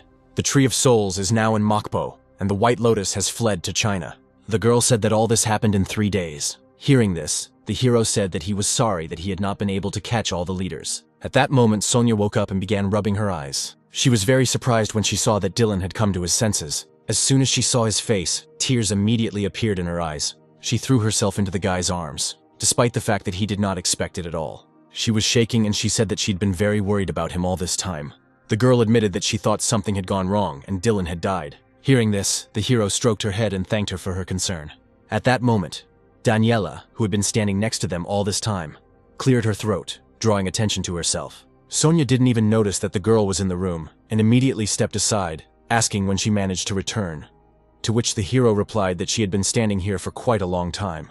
Daniela just laughed, saying that the management wanted to meet with Dylan, but since he was busy, she could kick them all out. However, the hero said that he was fine and ready to receive guests. Meanwhile, the story moves to a secret apartment in one of the provinces of China. As it turned out, upon arrival in China, Maria and Connor were tied up and delivered to this apartment in this state. They threw them on the floor, not giving them a chance to move. When the girl looked up, she saw a man sitting on the throne in front of them. Seeing his guests, he greeted them. The white-haired man asked with a smile on his face if they knew who he was. In response to this, Maria screamed, asking him who he was to treat them like that. She asked him if he thought he could get away with all this, and then said that they were under Valerio's protection. She said that she was talking about Guildmaster Tewa. Hearing this, the man laughed and asked if they didn't understand anything. He said that the one who chose this place as their temporary base, and the one who forced them to investigate was Valerio. When the girl heard this, she was shocked, and at first could not even believe what was happening. Then the man, looking gloomy, explained to them that they had been deceived. The girl stated that Valerio had no reason to betray them. Soon after, the man stood up from his seat and said that she could think whatever she wanted. He said he just had to do his job. He then walked up to Connor and used a spell on him. He placed his palm on his forehead and squeezed it tightly. At that moment, Connor felt incredibly strong pain and screamed in horror. As it turned out, the man wanted to get his memories of Dylan in this way, but realized that he didn't have that many of them. After that, with one movement of his hand, he split his head open, saying that he was just a nobody. Seeing this, Maria screamed in horror. Then the man turned his attention to her, deciding to check what interesting things he could find in her head. When Dylan woke up in the hospital, many questions were resolved. After the department examined Ebenar's body, it was handed over to him. Soon he managed to obtain his blood and also create a legendary rank spatial fragment. After his full recovery, he set about learning all the skills that Sean had found for him. At the same time, he checked the trophies he had received from the battle with Ebenar. Among them were 12 spatial fragments. He also received an absorbed life force. His heart was thus improved, and he also received the title of Spatial Guardian. Meanwhile, the story moves to the Deus Market. The man standing on the stage announced that they had presented the guests with what they had been waiting for so long.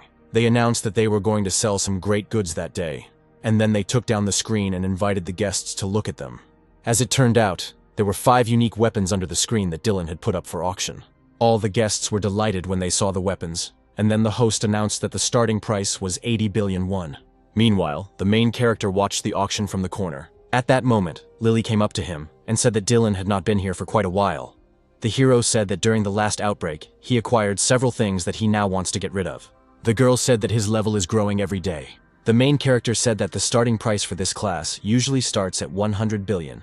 So most likely the girl was right. Although he made this weapon using the water book on magic circles he received from Berhard and the spatial stones he received from Ebenar. Then the girl said that there was someone in this room who showed great interest in the hero's things. She told Dylan to look at the man sitting in the corner of the 3rd row on the left. Then the hero turned his attention to a man who seemed to be the only one who was not actively participating in the auction. The other guests offered different amounts, including 110 billion, and then the host asked who could offer more. At that moment, the mysterious man raised his hand and said that he would give 650 billion won for all these weapons. When he said this, there was an immediate silence in the room. Then the hero asked Lily if she really meant this man.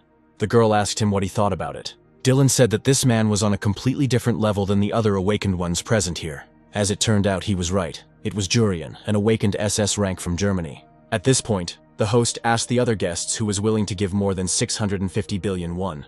However, none of the guests dared to offer a larger sum, so the auction was declared closed. The girl asked the hero if he was really leaving now, and asked when the next time they could meet to have a drink and talk together. Dylan said that until the serious clearing of the dungeon began, he would be able to find time for this. Then the girl said that in that case, she needed to tidy herself up so she would go. At that moment, Urian approached them and greeted the main character. He asked if they could talk a little and have coffee. After that, he offered him a bottle of drink and asked Dylan if he knew how the whole world treats him. The hero replied that he knew that they treat him as a promising awakened one. He said that he became famous because of his scrolls, so Urian decided to tell him the reason why he came to Korea. The man said he came here to warn him as an FBI representative. He then handed him a phone with a photo on it and asked if he recognized the face. It turned out that the photo was of a mutilated Connor, the head of the White Lotus Guild. The man said that his body was found a few hours ago. He said that Ghost Ant did it, and it looked like he had Dylan's name on his list. The protagonist realized that Urian had arrived to warn him about this. Urian said Dylan needs to be on guard. He then handed Dylan the device and said that with its help he would be able to contact him. If the ant ghost found him, then he should report it. After this, Urian thanked Dylan for the conversation and headed towards the exit of the hall. Soon after, the protagonist went to the parking lot and stood near his car. However, at that moment he heard a strange sound. Behind him, someone shouted that they were ready to attack, and at that moment, a bright glow appeared. When the main character opened his eyes, he saw several projectiles flying at him at once. All these shells were aimed at him and his car. When enough smoke had risen, one of the mercenaries in a bulletproof vest jumped on Dylan, intending to strike him. At first, the hero was horrified, because he did not expect an attack in the parking lot at all. He saw that the projectile was almost a millimeter from his face. However, he quickly pulled himself together and dodged the attack. Thus, the mercenary's blow hit his car, not his face. When the hero saw another shell flying towards him, he jumped, and the shell landed on his car, breaking it into pieces. In an instant, he found himself right above the head of his assailant. The mercenary then shouted to his partner that Dylan wouldn't be able to just dodge now, so they needed to attack him. The other mercenaries, located on different sides of the parking lot, fired another batch of shells at him. Some of them began to rush at him with melee weapons. Soon, the hero realized that several mercenaries were flying towards him with knives in their hands. At this moment, he decided to use the infravision skill. If you count those who were hidden, there were 13 attackers in total. After that, the main character used the dimension gate. The mercenaries were horrified and decided that Dylan had simply disappeared. However, at that moment he found himself behind one of them and prepared to attack. He grabbed the man by the neck and began to hit him with his magical attacks. He used disintegration skills that disintegrated one of his opponents. In an instant, the man he was holding by the neck simply disappeared and vanished into thin air. The other mercenaries were horrified to see their partner killed in such a manner. They didn't even understand what kind of spell it was. At that moment, another person appeared behind them. He ordered them to stop panicking, saying that he would not be able to constantly use any spells, and just wanted to scare them. Dylan recognized the stranger by his voice, and realized that the person standing in front of him was a man from the Soul of the Tree Guild, Kim. The man took off his mask, called Dylan a bastard, and said that because of him, he had gone through a lot of suffering. The protagonist asked why Kim came to him personally, and said that he would spare him only if he calmed down. Kim then said that because of Dylan he became the most wanted criminal, and now he is going through hell. He was lucky that he met Dylan at the auction. Now he intends to kill him for disrupting all their plans. After this, he ordered his mercenaries to rush into battle. Dylan shouted that they only had themselves to blame for deciding to attack another guild during a dangerous mega outbreak. However, seeing that Kim was not going to back down, he told him that he had asked for it. After this, the protagonist rushed into attack, using a fire arrow on his opponents. Soon, a powerful explosion was heard at the location of each attacker, causing their bodies to explode. He then used his mirror image skill and sent copies of himself straight towards Kim. The man was terrified because he couldn't see anything because of the smoke. At this moment, the main character decided to use the infravision skill. He realized that his enemy was very close to him. Before Kim could even process anything, a huge bright flash appeared behind him. When Kim turned around, he was horrified, finding Dylan's actions impossible. He realized that when Dylan jumped the first time, he had found out the location of all the awakened. After that, they realized that this freak knew all their positions, and Kim ordered his partners to fight, covering each other. Meanwhile, the main character watched the movement of these guys. He noted that they were standing just as he wanted them to. At that moment, he used his grab skill and rushed at them. When one of the mercenaries turned towards him, he realized that Dylan had cast a spell that would keep all enemies within a 5-meter radius for 20 seconds. Then they saw the enemy running straight towards them. They tried to attack him with magic projectiles, but Dylan deftly dodged everything. In literally an instant, he ran past all the opponents and attacked them with his hand, which had an active fire spell on it. Then he turned around to deliver a crushing blow. He used the firewall skill, and after that, a huge pillar of flame soared into the sky. He then used the shield when he realized that 2 mercenaries were trying to attack him from behind. He was so strong that he pushed each of them away with one hand. When he looked up, he saw Kim trying to attack him from the sky. The man hit him with a powerful fire blast using his weapon, hoping it would kill Dylan. However, at that moment, the main character used the reflection skill. In this way, he directed the full force of the blow back at Kim. The man was horrified when he was doused with his own fiery energy. After that, he fell on the asphalt and bounced far from the battle site. The blow was so strong that he could not move, and his sword was also broken. With his dying breath, he asked Dylan if he thought it would all end when he died. However, the hero said that he understands that in the future everything will only get worse. The more friends, the more enemies. Kim stated that this was just the beginning, and that the time would come when he would join Dylan in hell. After this, the main character approached his body and looked at him gloomily. He said menacingly that everything would happen exactly like this. Kim died shortly after. Seeing this, the protagonist turned to the remaining mercenaries. He asked them if anyone wanted to continue. At this moment, the mercenaries looked at each other, coming to a common decision. Then they threw down their weapons and raised their hands, saying that they surrendered. At that moment, Lily ran up to the main character from behind. Dylan turned to her and said that he would leave the cleaning of the place to her. Meanwhile, the story moves to the next day at the Seoul branch office. Morgan reported all the information about the battle that took place yesterday. Veronica asked if Kim and his subordinates were dead. Morgan confirmed her words and said that the 2 survivors were arrested by his men. He checked the CCTV cameras at the scene and found that the awakened rank A Kim was unable to do anything against Dylan at all. Veronica also looked at the CCTV footage and asked if Morgan had seen Dylan resist Kim's punch. Morgan said Kim's attack was initially successful, but then it seemed to come back to him. After this, Veronica turned to her deputy. She asked him to keep the information about Dylan's skills a secret, saying that nothing good would come of it if everyone knew how his spells worked. However, Morgan didn't understand how they could do something like that. After all, if Dylan decides to leave the country, then all their merits will go to someone else. At this point, doubts about Veronica began to appear in Morgan's head. He asked if she was hiding something from him. The girl asked gloomily if he didn't trust her. Veronica said that if that was the case, then he needed to focus on finding the criminals from the White Lotus and Tree Soul guilds, and she would keep Dylan for herself. Morgan had no choice but to agree. When he left the office, Veronica looked after him gloomily. Meanwhile, the story moves to one of the amusement parks. The protagonist arrived at the meeting place because they were going to meet here with Sonia. He would never have thought that the girl would be the first to raise this topic. As it turned out, while he was in the hospital, the girl asked if he was free this week. When she found out that Dylan would be free, she said that if he had time, there were some things she would like to go with him. Meanwhile, Sonya arrived at the appointed place. When the main character looked up and saw the girl, he was delighted with her appearance. She was wearing a white dress and a pink blouse. Moreover, her hair had already grown quite a lot, and she looked completely different. She quietly asked Dylan what she looked like. The main character responded with a smile that she looked great. If he had known how she would come, he would have dressed better. But Sonya said that he also looked great. After that, he suggested that the girl go inside the park. However, at that moment Sonya took him by the hand and stopped him. She awkwardly asked if she could hold his hand. The protagonist smiled broadly and agreed, taking her hand firmly. He said that their schedule would become more and more busy in the future, so today they needed to have some fun. The girl was very happy to hear this, so they spent the whole day riding on various rides. Then they stopped at a cafe to take a little rest. The hero asked the girl if she was feeling well. Sonya replied that she really liked to spend time leisurely. And then the main character said that today they rode only those attractions that he liked, and asked the girl if she wanted anything. Sonya began to turn her head to the side, thinking about what she wanted. Then she suddenly said she wanted to go on the Ferris wheel. Soon they went there and occupied one of the cabins. The girl looked thoughtfully out the window as they rode silently in the cabin. She noticed that Dylan was also fascinated by the view from the window.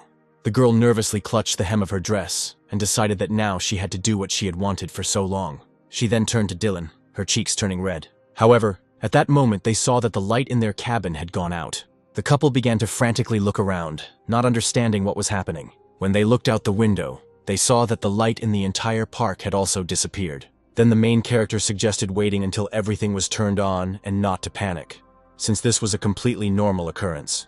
However, when he turned his attention to Sonya, he saw that she was covering her face with her hands. He asked her what happened, but the girl said that she was fine. In fact, her face was incredibly red, and she was trying to cover herself up in shame, not understanding why the lights went out at that particular moment. However, when she looked up, she saw that something in front of her began to glow. She removed her hands from her face and saw that Dylan had used a spell to brighten up their cabin a little. He then turned to Sonya, asking if she was feeling better. But the girl pretended not to understand what he was talking about. Dylan explained that she had lowered her head after the lights went out, and he thought she was afraid of the dark. But the girl turned her head and said she was fine. However, the main character did not calm down and continued to ask her what happened. However, at that moment the light above their heads came on, and the light in the entire park appeared again. The voice over the speakers apologized for the brief power outage and the stoppage of the rides and said that visitors could now continue to have a good time. After that, their cabin began to slowly descend, and the main character noticed that Sonya had a very sad expression on her face. He asked her what happened, but the girl continued to say that she was fine and that he shouldn't pay attention to it. After some time, the hero remembered the moment when Veronica saved him from the attack of the killers. They had to move to a place with better security so that they could train with Hayes. There was also a large training room there, designed just for them, and when the protagonist entered there, he wondered if the girl was training now. He opened a large bunker-like door and called the girl's name. When Rukini heard this, he immediately jumped on the guy. It landed right on his face, just like last time. The main character caught the kitten and asked him what happened. Then the kitten poked its paw somewhere forward, indicating that the guy should go there. As it turned out, Hayes was lying not far from them, hugging her wolf apparently. The girl was overtired and fell asleep. There were small wounds on her face, as well as several bandages. When the main character saw the girl, he smiled tenderly and brought her a blanket, since she might freeze. Since he had raised his mechanic level, he needed to improve it while he had time, and so when he headed back to the training hall, he summoned Akron and Irene. The next moment, the robots appeared in front of him. Dylan said he needed to use the leftover ingredients properly. After that, he summoned a virtual computer and began typing something on it, intending to upgrade his robots. He knew he needed to fix Akron first, as he had been badly injured in the previous boss fight. Soon the system informed him that the golem had risen to the rank of a combat golem. Then the main character decided that the drone could also use a rank increase. Thus, the drone rose to the rank of a combat drone. All this upgrading took a lot of energy and caused some explosions, one of which was so strong that it created a huge pillar of energy. Hayes woke up from the sound. She stood up from her seat and looked around sleepily, not understanding what was happening. She soon discovered that she had been lying on her wolf the whole time. After that, she stood up from her seat and walked towards the training hall to take a look inside. When she entered, she saw that the main character was standing in front of something that was smoking heavily. She asked Dylan if he still hadn't gone to bed, and the protagonist was pleasantly surprised when he saw that the girl had woken up. He said that the effect of the relic allowed him to stay awake. Then the girl asked him what he did all night. The protagonist was not particularly keen to tell that he had spent the night at the amusement park with Sonya, but Akron, who appeared from the fog at that moment, saved him from this unwanted conversation. As it turned out, Akron had become much larger than it had been, and now it looked much more impressive. Irene also increased in size and gained the rank of a combat golem. After this, Dylan summoned 2 of his drones to him.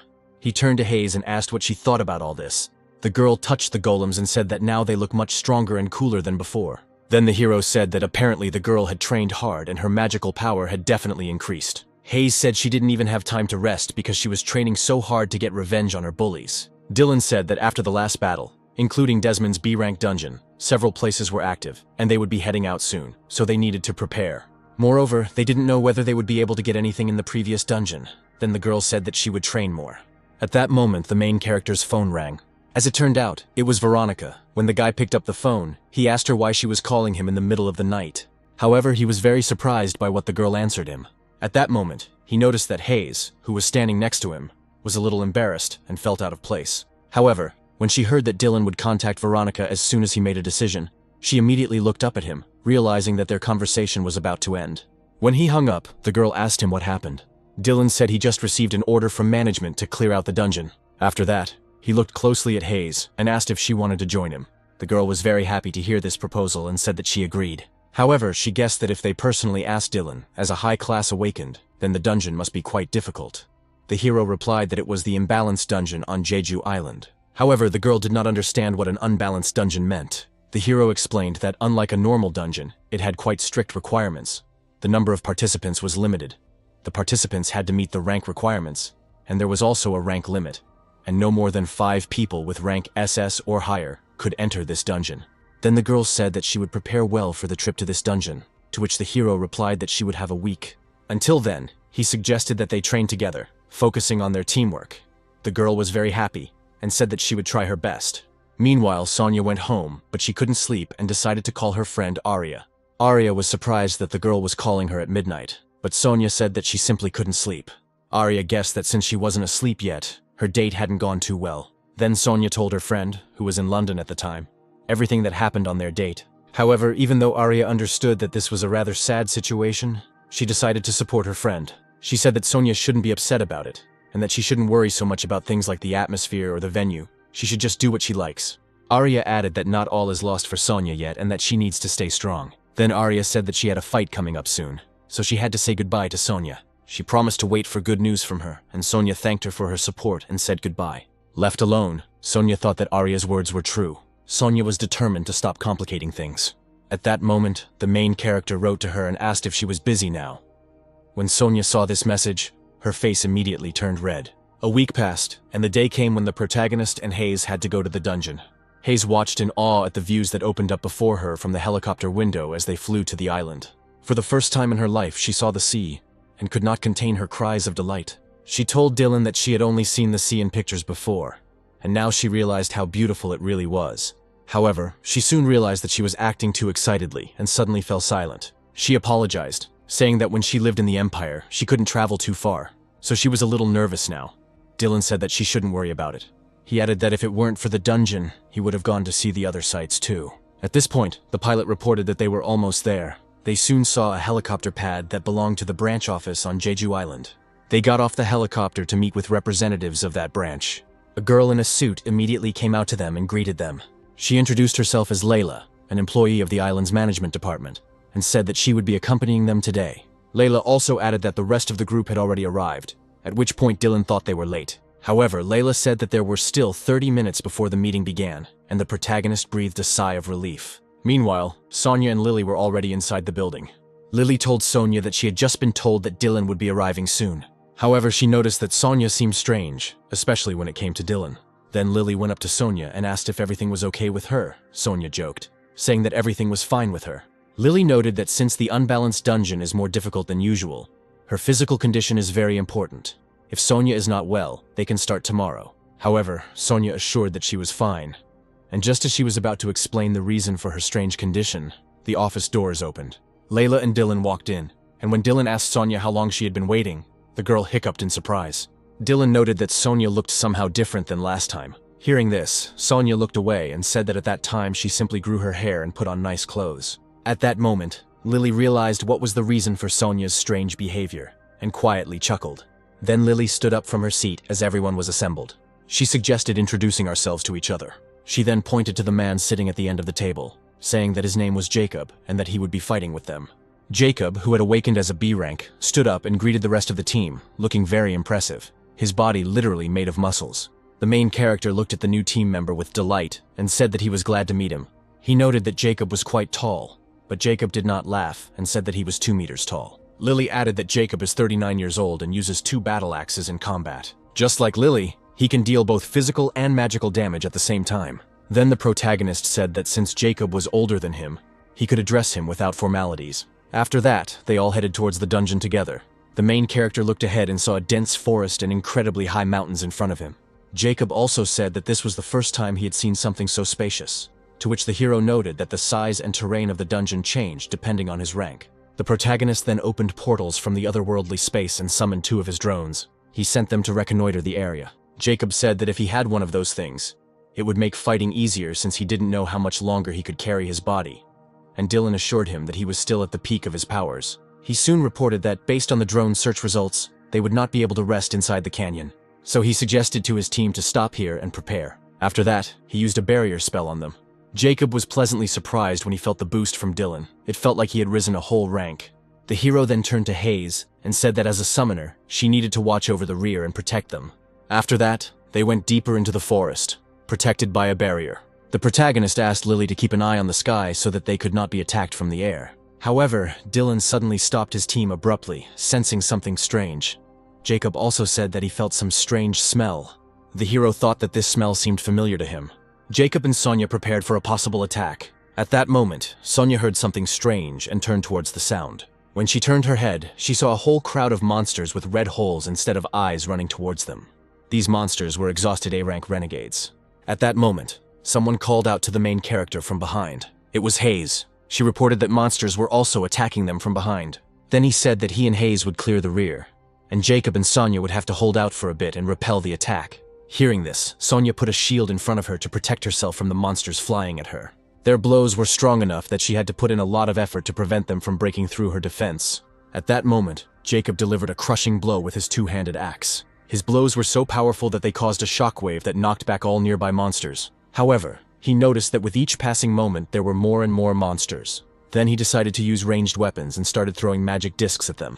On the fly, these discs turned into something like a wide, sweeping blow that knocked down several monsters at once. When Jacob realized that he had managed to thin out the old line a little, he prepared for close combat. However, he soon heard something huge appear behind them.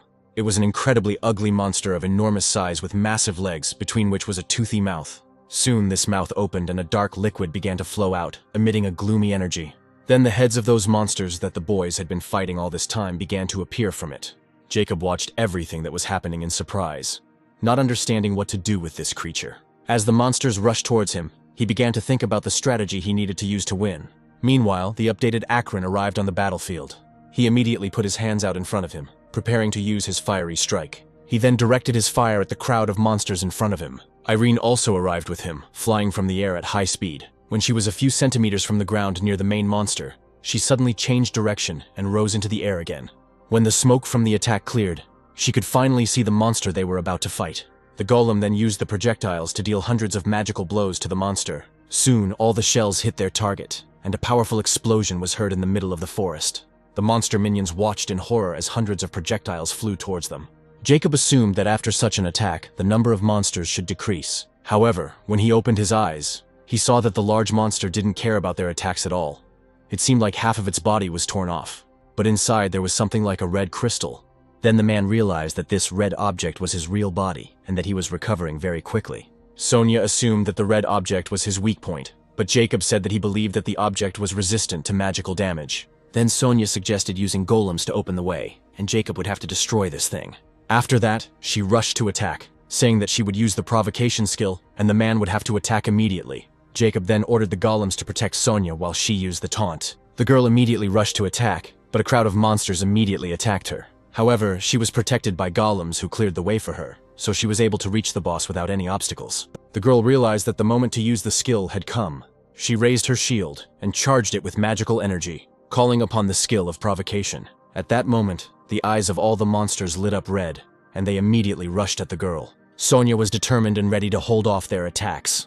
Meanwhile, Jacob stood up and rushed straight towards the monster. However, as he ran, monster hands began to emerge from the ground and grab his legs, preventing him from moving. The man was horrified to realize that the monster had decided to attack him from underground. Sonia was already carrying out her part of the plan, but Jacob couldn't move. Then Irene came to his aid. She appeared in the sky, quickly descended to the man and grabbed him by the shoulder. She then blew up the monster's hands that were holding the man by the legs with projectiles, after which she picked him up and flew with him to the target. When they were close enough, Jacob ordered Irene to let him go. Irene released the man, and he flew straight towards his target, holding axes in his hands. He imbued them with magic, causing the axes to merge together to form one giant axe, and headed straight towards the monster, aiming for the red core in its body. After that, he dealt a crushing blow, which split the monster's body in two.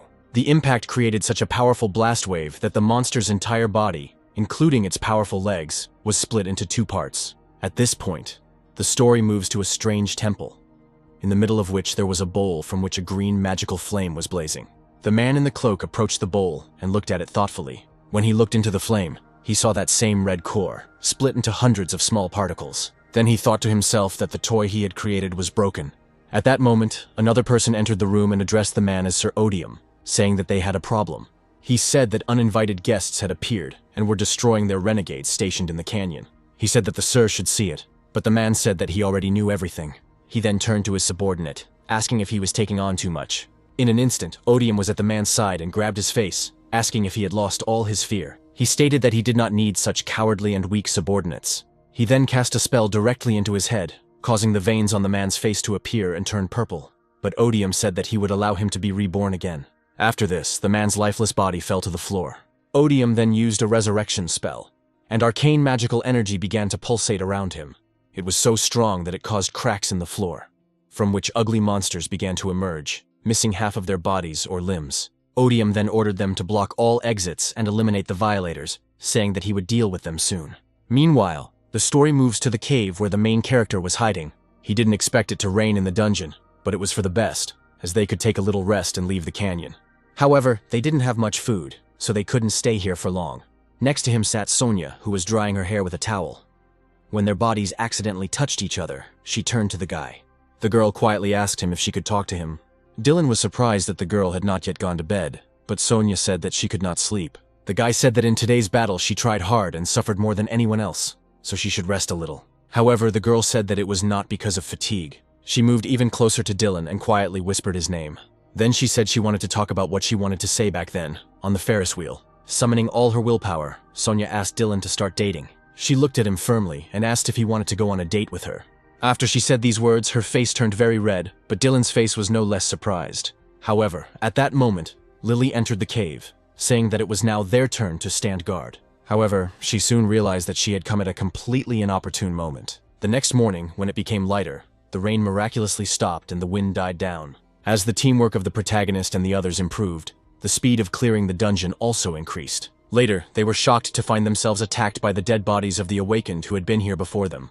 However, they got rid of them quietly. So, in the end, they still came to some temple. They did not understand why there was an entrance to some altar at the top of the mountain. When they looked down, they saw a green liquid flowing down the steps of the temple, steaming and bubbling. Soon the heroes saw that monsters were emerging from this liquid. They were ugly monsters like ghouls, and they said they could not allow them to enter in the name of their master, Odium. At that moment, they noticed that one of the monsters was different from the others. And unlike the others, he was talking to them. The hero thought that he heard the name Odium the time he cleared the dungeon to get rank D. Odium was the head priest of the temple back then, but after he was defeated and now he is Wendella's subordinate. The main character could not even imagine that he would be the main boss of this dungeon. Seeing the guy's thoughtful face, Sonia asked him what happened. Then the hero said that he was surprised that the apostate could speak, but he did not think that he could say anything valuable. So he said they just needed to finish him off. After this, the guys rushed to attack, intending to kill all the monsters that blocked their path to the temple. They struck one blow after another, and these monsters could do nothing to counter them. Meanwhile, Lily and Dylan covered their tanks from behind. Soon there was a powerful explosion that killed all the evil spirits that were in front of the castle. At that moment, Odium, who was inside, heard a loud roar. He chuckled, saying that even he couldn't stop them. When the protagonist entered and met Odium, the ghostly man asked if Dylan was going to kill him too. He said that until now, everyone who was looking for him came for his life, and of course they all went to hell since there was no salvation for them. But the main character said that this time, everything would be different. Odium said that this guy was different from those he had seen before. Then he asked if he was the one who killed Isaac, and the hero said that he was the one who did it. Odium realized that Dylan was the intruder who had penetrated all the spatial rifts, so he asked who was helping him, since it should be impossible with his power. Dylan said that the name of his assistant is Deus, a being who will hinder all his opponents who do evil in the world. Then Odium said that for all these creatures they were just pawns, and when they were no longer needed, they would simply be disposed of. He said that after he was left alone in this world, a great idea came to him. He stated that it was all a test, as he did not trust Mr. Wendell from the very beginning. Then Odium darted into one of the hall's passages. After that, he appeared before the main character again, absorbing all the energy that was contained in this temple. He stated that if he destroyed them, he would be able to return to his home world. After that, he stretched his hand upward and began to spread his dark energy. He then cast his spell called Tears of Despair on the protagonist. Tears of Despair had a negative effect, causing stamina to decrease by 100 points. If the target's stamina was less than 100 points, an encroachment effect would be activated, transferring all points to Odium. Dylan then turned to his team, telling them to proceed as planned. Hearing this, Sonya immediately rushed away from Dylan, holding her shield in her hands. Then Odium said that he didn't yet know what Dylan was planning. After that, he suddenly dissolved and disappeared. The next moment he appeared in front of Sonya, saying that in any case he would not be able to escape. He then held his palm out in front of him, intending to kill the girl. Sonya was confused because she didn't expect the monster to turn on her. She watched in horror as the magical sphere that was in Odium's palm flew straight towards her. Soon, Odium released his blow, which was so powerful that it knocked back everyone in its path. At this moment, the main character ran up to Sonya and tried to bring her to her senses, since the blow was very strong and she was on the verge of passing out. However, soon the girl screamed, saying that more poisonous arrows were flying at them. Then the main character threw the girl aside so that she wouldn't get hit. The next moment, the arrows reached their target, and a powerful explosion was heard at the place where the main character stood. As it turned out, Odium transformed his arrows into something like tentacles that came out from a magic circle that was on his back. After he hit the protagonist with them, he turned his attention to Sonya, who was running back to her shield. She was very worried about Dylan's condition, but he told her not to worry about him and just run away from there. With tears in her eyes, the girl obeyed, picked up her shield and ran away. However, when Odium saw this, he sent his tentacles after her, saying that he would not let her escape. When the tentacles were literally a centimeter away from the girl's body, he used the absorption skill. However, soon after, his tentacles turned purple and seemed to stop in place, causing the girl to run forward unhindered. Odium was confused, not understanding why his attack had stopped. As it turned out, at that moment the main character rose to his feet and used a spell that stopped the tentacles. Odium was surprised that this guy could even block his spell. Dylan then declared that as long as he was alive, Odium would not be able to touch anyone. Meanwhile, the story shifts to the inner corridors of the temple a few minutes before the boss fight. As the group moved down the corridor, Dylan saw a strange passage ahead. He asked Sonya and the rest of the team to stop for a moment, saying that he wanted to say something before the boss fight. He stated that he had some explanations regarding the battle with Odium. Jacob was confused, not understanding how the hero knew the dungeon boss, but Dylan said that he understood that they had a lot of questions, but he would answer them later. The guy said that there are 4 rooms inside this temple. They need to destroy the magic stones in the 3 rooms surrounding the boss so they can defeat him. He said that Hayes and Lily would go down a different path. Once they reach the designated place, they will come across a magic stone. This stone contains magical power. It will also be protected by stone statues, and each statue has its own characteristic pattern. In the case of Hayes and Lily, it's a pattern of rage. Sonya will have a statue with a speed pattern. Jacob will meet the statue with defensive power. Finally, if the stone is overflowing with magical energy, then what will happen is that all living things within the temple will be destroyed. So they need to remove all these stones to prevent this from happening. The story then shifts back to the room where the battle between the protagonist and Odium took place. The ghost once again used its tentacles to attack the boy, but he easily dodged them. Taking advantage of the moment, he used his power shot skill and aimed his projectiles straight at Odium. However, the ghost's body was covered by a shield, and so the projectiles did not cause any damage to it. He turned to Dylan and asked how long he planned to run, stating that this mark was also incurable. At first, the main character did not understand what the boss was talking about, but he noticed the pain on his cheek. It turned out that there was a mark on his cheek called Death's Healing. This mark remains on the victim until Odium dies, and any stamina recovery effect is replaced by a stamina drain effect. Taking advantage of the protagonist's confusion, Odium teleported right to him, saying that he was very careless. He then stabbed him with his tentacle, causing blood to gush out of Dylan's shoulder. The ghost then violently grabbed the boy by the shoulder, asking him if he felt pain.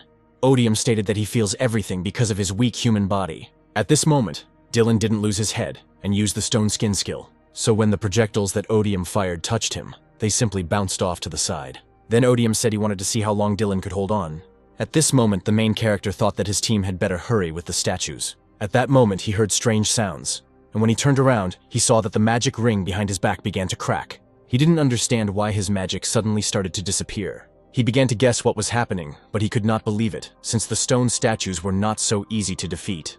Dylan replied that Odium had no idea how long he had been fighting him in the game. However, Odium had no idea what he was talking about. Dylan said he knows when it's time for his magic to start fading. After that, he grabbed the monster by the hand and said that he had been waiting for this moment for a very long time. He then used the Blazing Sun skill directly on his opponent. Meanwhile, Lily and Hayes were in the room they were sent to according to the plan. Magical stone balls were flying all over the room. The girl said that now that they had broken so many stone statues, each of them had lost most of their power, and it should be easy to approach the magic stone now. Lily said that in that case she would attack and leave support to Hayes. After that, she ran away, thereby provoking the magic stones, which apparently served as observers. They immediately turned towards the girl, and their aura lit up red. However, the girl was fast enough and ran between the spheres without any problems. After this, the spheres began to shoot lasers at her, but the girl deftly dodged each attack. Soon she found herself near a place that looked like a huge red portal. At that moment, Hayes ordered Ruka to use his shield. Thus, her shield protected Lily from the portal's attack. After that, she quickly threw herself into the air, pulled her bow and pointed it straight at the magic stone that was in the middle of the room.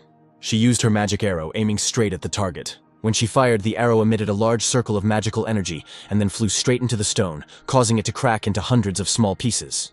At that moment, Sonia was in the dungeon, where she also needed to destroy the stone. She remembered Dylan's words about how the statues she would have to fight were fast, but they had extremely weak defense. Also, their attacks are predetermined, so Sonia just needs to know their trajectory, and then she can destroy them with one attack even as a tank. While the girl was thinking about this, the statue decided to stab her in the back. However, the girl had foreseen this, and at the moment when the arrow was practically flying towards her at a distance of several centimeters, she turned around sharply. Then she thrust out her sword and it absorbed the entire blow. This attack was strong enough that the girl had to put in a lot of effort to block it. When a statue resembling a jaguar jumped on her, the girl was ready for it and put her sword out just as the statue flew past her, sawing it into two pieces. When the statue was broken, it exploded right behind Sonia. Meanwhile, Jacob was also fighting with the statue in another room. He knew that the statue he would be fighting had high defense, so it would be difficult to destroy. However, if you attack her with combinations of physical and magical attacks, then it is quite possible to defeat her. So Jacob followed the protagonist's advice and began to hit her with physical and magical attacks alternately. Soon, he saw that a huge crack had appeared on the body of the statue. The man then struck with two of his axes. The blow was so strong that the statue literally fell apart into stones. Meanwhile, the protagonist continued to fight the ghost. A fiery hurricane swirled around them, which was a consequence of the protagonist's skill.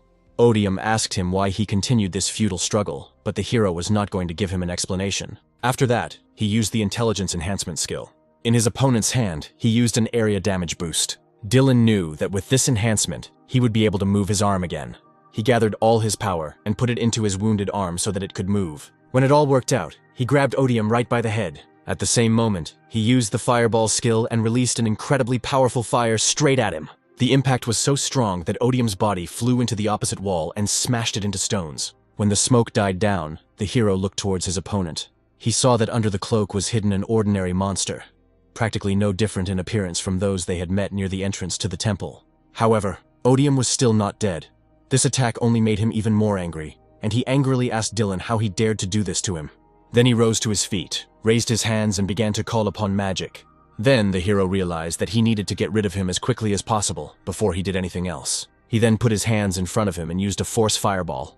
This powerful attack was aimed straight at the place where Odium was sitting, who still could not fully recover. However, at the moment when the fireball was about to touch him, a wall suddenly appeared in front of him. Then a huge stone hand seemed to emerge from the pile of stones. After this, Odium was surrounded by thorns and said that he wanted to enjoy watching Dylan suffer. However, he decided that now was the time to end it all. After this, something resembling an unopened flower emerged from the pile of stones, but its petals were incredibly sharp and covered in mucus. Then the monster that Odium had summoned began to emerge from the ground. Then the hero realized that this monster was similar to the renegades he had seen earlier. However, when he looked up, he saw thousands of skulls that adorned the body of this monster. This monster was not like anything the protagonist had seen before. This huge monster was not the same renegade he had seen before. When the monster saw his opponent, he immediately put out his fist and said that Dylan needed to prepare for death. After that, he brought his fist down on the ground with all his might, causing the floor to crack. At this moment, Lily and Hayes felt a strange feeling, as if they were right in the middle of an earthquake. Then Lily guessed that it was most likely a powerful release of magic in the center, and so they needed to hurry. Sonya and Jacob also sensed it and rushed to Dylan's aid. When the dust from the blow cleared, the monster saw that the guy was not there where he had struck. Then he assumed that he was trying to hide from him in this smoke, as it turned out. At that moment, the main character used his clones to distract the enemy's attention. At that moment, the monster began to summon energy again from somewhere in the temple. He then launched spikes at Dylan's clones, saying that he would not be able to avoid his attacks anyway. The monster stated that he would die a miserable death for simply angering him. However, when he looked down, he saw that his spikes were not piercing a real person, but only copies of him. Meanwhile, the main character took advantage of the moment and found himself right behind the monster. When he was close enough, he used a light projectile and a force projectile. He then delivered a crushing blow straight into the monster's back. However, when he got a little closer, he was extremely surprised. The monster was surrounded by a bright green shield, and when Dylan flew at it, dozens of monstrous hands immediately rushed at him. The monster stated that with that level of magic, the guy wouldn't even be able to break through his defense. He then delivered a powerful blow to him, sending Dylan crashing into the ground. The protagonist could not escape the strong grip of his hands, and all he could do was endure and rely on his allies. The system informed him that his stamina had dropped to less than 10% due to the bleeding, and Dylan knew then that he couldn't wait any longer.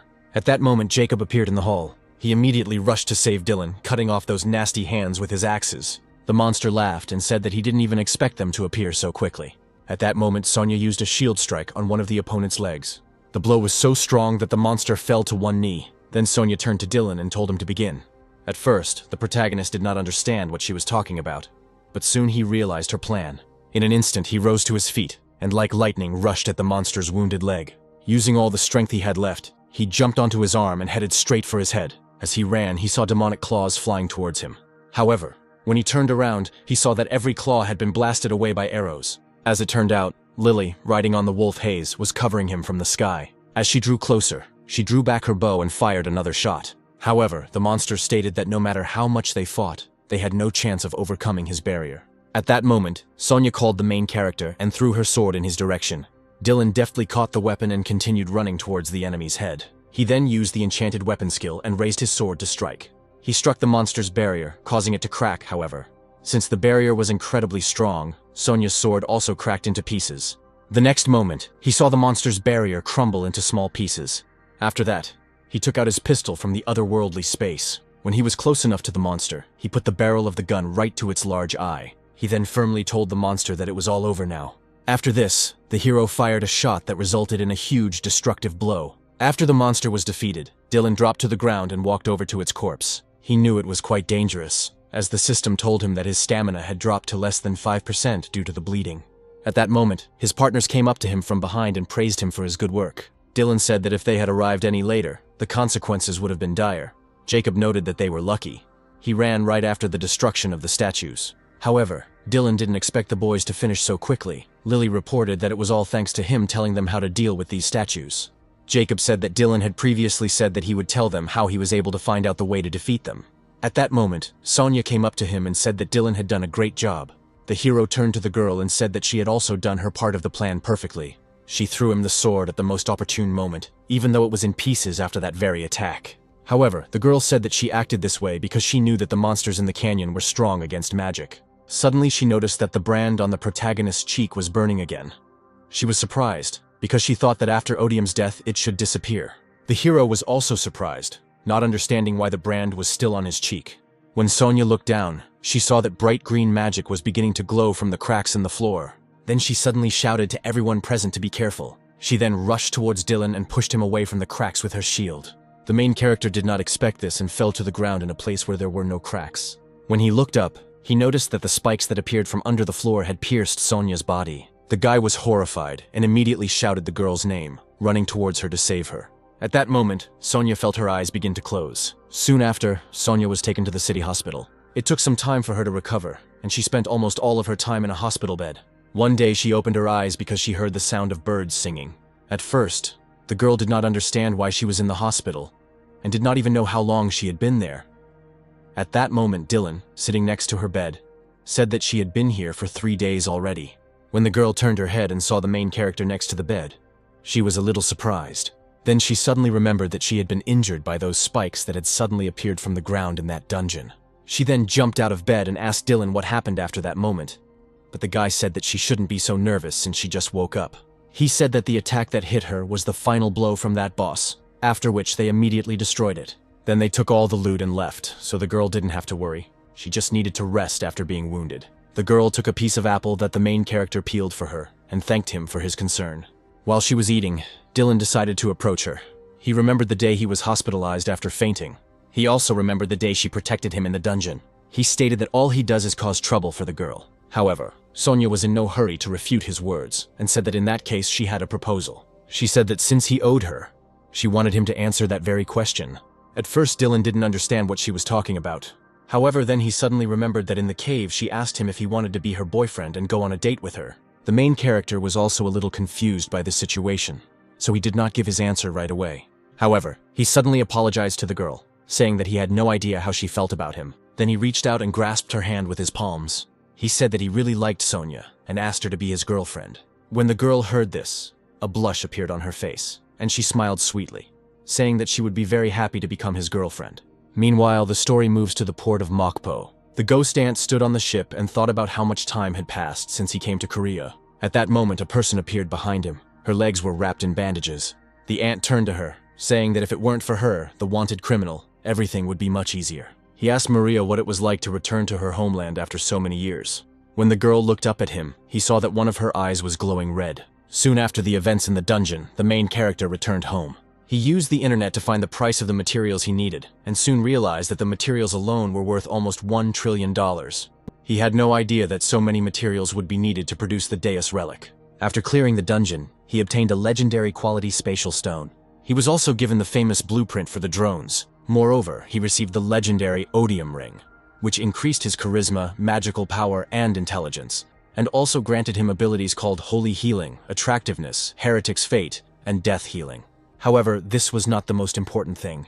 When the main character put on the ring, lightning began to flash from his hand. All the spatial stones he had were combined into a spatial token of unknown class. Immediately after Sonia collapsed to the floor, this strange synthesis took effect. However, they were busy running away, so he didn't pay attention to it. Dylan couldn't even imagine that he would be allowed to produce Deus-class equipment. However, the biggest problem now was one of the materials. The heart of Ikazel was the most important of them all, as the conditions for obtaining it were to deal a fatal blow to the dungeon boss. To get it, he must go to a dungeon in Alaska, which is currently owned by the American Guild Freedom. Since he had no idea how to do this, he decided to contact the guild. Meanwhile, the story moves to the American Guild Freedom. Brox was informed that Dylan had spoken of many important things. He said that either they would grant him the right to clear the dungeon, or he would join one of their attack teams. The man replied that the Ikazel dungeon was where they had sent all their best warriors, and even then there had been many casualties. He believed that the dungeon was insurmountable, and he wondered why Dylan wanted to go there so badly. The man was then told that he needed Ikazel's heart, which was very strange since it was known that this item gave its owner a 1,000-unit increase in stamina. But the catch was that Dylan was a spellcaster. Brox guessed that if he was a magic caster, he would be interested in the Asura dungeon, which was located in China. Carla agreed with the man, saying that Dylan was nevertheless quite cunning, and said nothing more to her. At that moment, the man stood up from his seat and looked towards his books. He thought it would be a good idea to take this opportunity to see Dylan's skills. It was no secret that he was interested in him not only as a potential member, but also as an awakened one. He then told Carla that they would assemble an attack team and go with Dylan, but only on 2 conditions. Brox reported that the rent for the Ikazel dungeon rights would be set at 300 billion won per team member. Secondly, before the attack, all team members will be assessed and must be accepted unanimously. If Dylan fulfills these conditions, Brox will take full responsibility and guarantee him Ikazel's heart. However, he asked me to convey to him that he had absolutely no intention of cleaning up after him. Carla realized that this was his way of telling Dylan to expect that he would have to survive on his own, but she agreed and said that she would pass on his message. After that, the man hung up and smiled slyly. He assumed it would be quite fun. While the protagonist was thinking about how he should rest a little, since the guild said that they would announce their decision tomorrow, suddenly a notification from the system appeared in the middle of the room. The protagonist realized that the translation was already finished. He noted that he had been at a fairly constant level lately, so he had already stopped paying attention to it. He wondered if he should even check the translation to see if it was a win or a loss. However, he still decided to check the translation, and the system told him that this book was created to enhance spatial energy, In order to enhance spatial energy, it contains formulas and the language of the gods that cannot be understood by humans. If the correct procedures are followed, and the sealed energy of the book is removed at the designated location, the user will be able to use it for its intended purpose. However, when Dylan opened the book, he realized that the pages were blank, so the system asked him to proceed to the top of the nearest dais spire and open the first page. The system said that if the reward in each dungeon increased, then each awakened one would also have their growth efficiency increased. So she asked to take this book with them to the designated place to prepare for the appearance of the Dimension Gate. The protagonist thought that this most likely meant that another wave would appear soon, as it had with Ebenar. And since the nearest spire was mentioned here, he only had one place in mind. Meanwhile, the story moves to the sole office of the branch office. The main character arrived there, which surprised Veronica very much. She said that she did not think that he would ever decide to climb to the top of the spire, but the guy did not answer that he had personal business there. Veronica said that even though management was on his side, in order to access the top of the spire, they would need permission from the director of the Korean branch. Since, by a happy coincidence, the director is in their reality today, she prepared a meeting with him for Dylan. Then the hero asked her if it would really be a one-on-one meeting. The girl answered in the affirmative, saying that if they wanted to be polite, then it could not be ruled out that it would be an interrogation. After that, they walked together down the corridor to the required office. When they reached one of the doors, Veronica said that the director was waiting for Dylan inside that room. Before the guy entered there, the girl asked him to cooperate with the director and not to say anything unnecessary. The guy assured her that he would do everything as needed. He said that he would only give him the information he needed. After this, Veronica opened the office door and informed the director that she had brought Dylan. The man stood with his back to them and looked out the window. Hearing the girl's words, he thanked her for her work.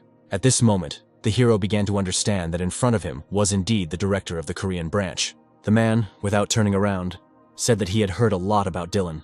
Then he turned around and said his name was Lewis, and he was the director of the Korean branch. After that, he looked at the guy a little conspiratorially and asked him to sit down. Dylan and Veronica sat on one side of the table. Lewis sat opposite them. When he looked at the information the protagonist gave him, he said that what he was saying was based on the books he obtained on his own. He asked if all awakened ones could increase their efficiency through clearing dungeons. Dylan said that it was true. Not only he could do it, but all awakened ones could. He then stated that he needed to climb to the top of the dais spire. Then the director asked him if he thought it was a little strange. He asked why all these things were happening to Dylan, to which the hero replied that he could only say that he learned about it when he identified the books found in the dungeon. When Lewis heard this, he said that he, too, wished he had such an amazing ability to identify. Then he suggested ending this conversation and returning to the conversation about the dais spire. He said that the summit can only be reached with code S. There are only 5 such people in Korea, 2 of whom are himself and Veronica. He then stated that there was nothing good in this place, and if you provoke Deus's anger, you can even say goodbye to your life. So he said that he had to check the book that the main character was talking about. He extended his hand, saying that since Dylan was now a national figure, he should do it. In this way, he can prevent future dangers that may happen to him. The hero smiled, saying that this book could only be used by those who identified it. Then Lewis said that this was the first time he heard about it. Veronica said that it was a rather strange situation and that it also happened to them for the first time. She reported that not long ago, legendary level spatial stones appeared and many other things happened before the 20th anniversary of the first wave. Then Lewis suggested looking at the power of this spatial amplifier. He said that there was no reason not to do this, since the efficiency of all awakened ones increases. After that, he suggested heading towards the spire. Once they were inside the dais spire, the man said they were there. They found themselves in front of a huge door, and the man said that this was the entrance to the top floor of the spire. He said Dylan could go, and that he and the branch manager would wait downstairs. After this, the main character thanked the man for his help, and then opened the doors and went inside. When he found himself inside, it seemed to him that he had entered a completely empty space. He didn't understand why he couldn't see anything around him. However, then in the middle of the empty space, a strange glow appeared, emanating from a round sphere. As it turned out, the road along which the main character walked led to a pedestal on which a sphere was located, and some details seemed to be circling around it. As he got closer, the system asked him to open the first chapter of spatial amplification. The main character took out his book, and as soon as he opened it, letters began to crawl out of its pages, forming something like tentacles. Soon these tentacles began to spin and form a small circle, and then the system reported that the spatial enhancement seal had been removed. After that, the signs went straight to that sphere and began to be absorbed into it. The system reported that there were 5 minutes left until the activation of the full power of spatial amplification. At that moment, the protagonist heard a voice that said that someone seemed to have found the key. Dylan looked up in surprise, asking who was talking to him. Then the voice said that he is the Alpha and Omega, and of the awakened systems, he is a being called to start everything over again. Also, people call him Deus. He said he would let Dylan ask one question since he had found one of the hidden keys. After thinking for a bit, the hero decided to ask a question. He asked if he had chosen the right path, considering everything he had done up to that point. Then the voice told him that he was right and superior to everyone else. Hearing this, the hero was delighted. He clenched his fist in joy, whispering the words that Deus told him. He realized that he still had a long way to go, so he had to become stronger. Soon the system informed him that the spatial amplification power had been fully activated. She also reported that this power was spread throughout the world. After that, a huge beam of energy burst out from the sphere that was in front of Dylan and headed somewhere upward. After this, he saw that the book he had handed over seemed to take on a more mundane appearance. The system then reported that the spatial amplifier had been converted into an 8th class spellbook called Iron Skin. Then the book fell into the hands of the main character, who did not expect at all that something like this would happen to him. The system said that through the spatial enhancement, a new class, Pathfinder, was unlocked, and Dylan also received Pathfinder's blessing and Pioneer's enlightenment. Now in each country, a Golden Gate has been created on the top of the Deus Spire. Information about the Golden Gate will be spread to all awakened ones within 5 days. At the moment, the Golden Gate has been sealed. Shortly after, the protagonist left the spire, thinking that since he was near the office, he needed to pick up the books that Sean had found for him. He thought it would be nice if there was a high-level spellbook among them. However, when he went to the office, he saw something strange there as it turned out. There was someone sitting behind the manager's chair. The main character opened the door wide and asked who was there. Soon he saw that the stranger's body began to be enveloped in a strange energy. At first, Dylan couldn't believe his eyes. However, when the girl turned to face him, he realized that it was indeed Maria in front of him.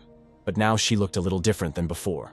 The hero did not understand what she was doing here, because he remembered that she had fled to China. However, the girl did not respond to this. She only stood up from her seat and continued to look out the window. Then the hero shouted, asking how she got there. At that moment, Maria turned around sharply and shot the main character several times. However, Dylan managed to use his shield and block the attack. He knew that Maria was a C-rank awakened, so he couldn't let his guard down. Meanwhile, the girl created several copies of herself and began to shoot the guy from all sides. Soon his shield could not withstand it and began to crack. When the girl saw Dylan trying to escape, she put out her hand, which began to transform into a weapon. She flew right after him, her hand gradually transforming into a long-range, powerful weapon. At that moment, the protagonist turned around and decided to use his skill to attack the girl in return. However, when he looked at her, he saw that her right hand had turned into a bazooka. After that, she fired a powerful energy blast that was more like an explosion. At that moment, Dylan realized that this was an unusual trajectory, a mixture of spells and natural laws of physics. He knew it would be very dangerous if he got hit by that shot, so he quickly opened the dimensional gate and jumped into it. Realizing that the shot was almost upon him, he quickly extended his hand to touch the portal. For his final destination, he chose a place not far from here, which was also destroyed by a powerful explosion. A portal appeared in the middle of the ruins. Soon the main character jumped out of it, escaping from the attack. He realized that he was in a place where there was no floor, and so he was now floating in the air. So Dylan decided to use a flight spell to avoid falling and getting hurt. As he flew past the place where Maria was originally, he saw several magic bullets flying towards him from there. In an instant they found their target and headed straight for him. However, the main character managed to cover himself with a shield while in flight. At that moment, Maria flew out of the building and ended up right above the main character's head. Her eyes were full of fury, and then she brought both her hands together, summoning an even more powerful weapon. Her arms turned into a huge scythe, and she dealt a crushing blow to the protagonist's shield, causing it to shatter into several pieces. Dylan watched in horror as his shield fell and shattered into pieces. When his defenses finally fell, he saw that the girl had summoned 2 pistols and was aiming them at him. At that moment, he summoned a power missile and aimed it at the girl, who had already started shooting at him. In this way, they tried to shoot each other while dodging the enemy's attacks. At that moment, the main character realized that he was not afraid of all these attacks that were falling on him. Looks like he lost his ego with these guys last time. So now the only thing he could do was to immobilize Maria. So the protagonist decided to use a power rocket and also mix it with an ice storm. After that, he directed this attack straight towards Maria. The next moment he saw that the girl's body was frozen. Literally in 1 second, a huge block of ice appeared in front of him, which restrained the girl's movement. He said that since she was no longer even human, there was no point in bothering her, and he decided to leave her to manage. Meanwhile, the ghost ant, who was nearby, watched everything that was happening and noted that this guy really had tremendous strength. However, knowing what Maria was now like, he understood that this was not enough. The hero thought to himself that he couldn't believe that he was trying to stop a former awakened S-rank. who had also been modified. At that moment, Maria used all her strength to break free from the icy shackles. She transformed her right hand into a bazooka again and aimed it at the protagonist. The ghost ant understood that this girl was driven by vanity, which made her feel superior to her opponent. At that moment, Maria flew close enough to the main character and put the weapon right to his chest. However, Ghost Ant knew that this vanity would lead to her death. After that, the girl shot Dylan in the chest, and he quickly began to fall down. She just watched his fall with indifference. Soon, the main character landed on the asphalt with a very loud sound. After this, Maria went down to him to see what had become of her opponent. When the smoke cleared, she saw a large crater that had formed where Dylan had fallen. When she got closer, she saw that the guy was lying in the middle of the crater, unconscious. Then she summoned a demonic sword and stood over his body. She took the sword in both hands and raised it over Dylan's body, intending to strike him. After that, she made a strike. At that moment, an ominous red portal appeared nearby. From there, the ghost ant came out to assess the work of his puppet. As he looked at the crater, he thought that perhaps he had overestimated Dylan. He didn't expect at all that Maria would be able to defeat him. However, when he turned to the girl, he realized that she was not responding. Suddenly, in the midst of the dust, the man saw someone's eye, which was shining with a blue flame. When the smoke cleared a little, he saw that Dylan was still alive, but half of his body was frozen. He couldn't believe that he had withstood Maria's last attack with that spell. As it turned out, it was an iron skin spell that would nullify all physical damage. After this, the main character noticed the white-haired stranger and asked who he was. The man replied with a smile that he was a ghost ant, although he himself did not understand why he was given such a nickname. When the protagonist realized that it was indeed the same ghost ant standing in front of him, he shouted at him, asking what he wanted. The man said that they should first choose another place to talk, since there were a lot of prying eyes here. Then the hero indignantly asked him why he thought he would calmly follow him. The ghost ant extended its hand and summoned a red sphere. He said Dylan's opinion on the matter was not taken into account. In literally an instant, the sphere expanded to the incredible scale of the ghost ant and Dylan. Then the sphere collapsed, leaving behind only a small glint, and the men disappeared. When the main character opened his eyes, he discovered that he was in a place completely unknown to him. At that moment, a white-haired man approached him and said that this was a secret place that he had created using a barrier spell. However, he asked Dylan not to worry so much. He stated that he was there to talk to him. He then asked Dylan how much he knew that could be obtained in the game, but the hero did not understand what he was talking about. The ant asked him why he was so surprised, because there was nothing special in this question. However, the hero realized that he had never mentioned that he had experience in the game before, and so he asked the man what exactly he needed and how much he knew about him. The man said that he knew that Deus had chosen him to awaken the world from that game, because all the skills and even the spells he used against Maria were obtained through the game. However, Ant thought that this was far from all he was capable of. He was very curious about what else Deus had given Dylan. This question tormented him so much that he began to use a spell to squeeze the truth out of the guy. However, the hero said that he was not going to tell him this. At that moment, a man appeared behind him and asked him to think carefully. Dylan had absolutely no idea when he had managed to move behind him. The white-haired guy said that he saw the way the hero was looking at him, and apparently, he was not ready to talk to him yet. He assumed he was too early, and then walked past Dylan. After that, he chuckled and said that for his sake he would remove one of those who was following him. The hero asked him who he was talking about, but the man said that he would find out himself when he turned on the awakened news tomorrow. After that, he stated that the world does not revolve around Dylan. He is just one of many cogs in a huge system. However, the hero said that he had never even thought of such a suggestion. However, the ghost ant said that he was wrong and asked the boy not to be so vain. He stated that Dylan is not the only chosen one in this world, and he needs to always remember this.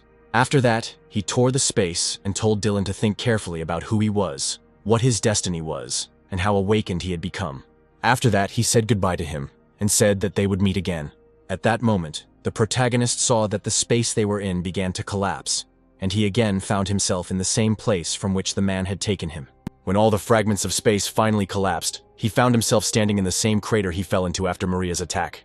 In the morning, the main character decided to follow the advice of the ghost ant and turn on the news. The reporter reported that yesterday at about 10 o'clock in the evening, there was an explosion in one of the buildings. Fortunately, no one was hurt, as the building was empty.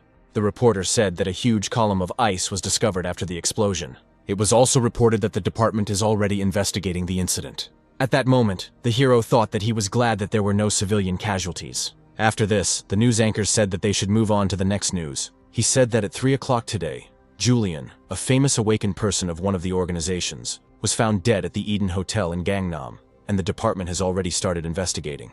The protagonist couldn't believe that the awakened SS rank was dead. CCTV cameras reportedly showed no signs of forced entry either outside or inside the room. At that moment, the hero could not believe that this had really happened. He remembered the ant's words, that for Dylan's sake, he would remove one of those who was watching him. The hero knew that an SS rank was far from an ordinary awakened one, but the ant killed him so easily. At that moment, Daniela entered the room where he was, saying that Dylan had arrived quite early. Then the hero asked the girl what she was doing there. Moreover, he was curious about who the two men behind her were.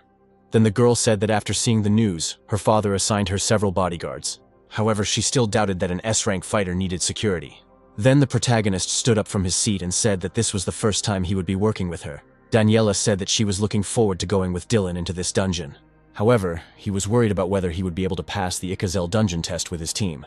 Then the girl said that he definitely shouldn't worry about it, since the skills of his teammates would definitely satisfy him. Before leaving the office, she said that they were now heading to Alaska. Meanwhile, the story moves to the Freedom Guild, or more precisely to its base in Alaska.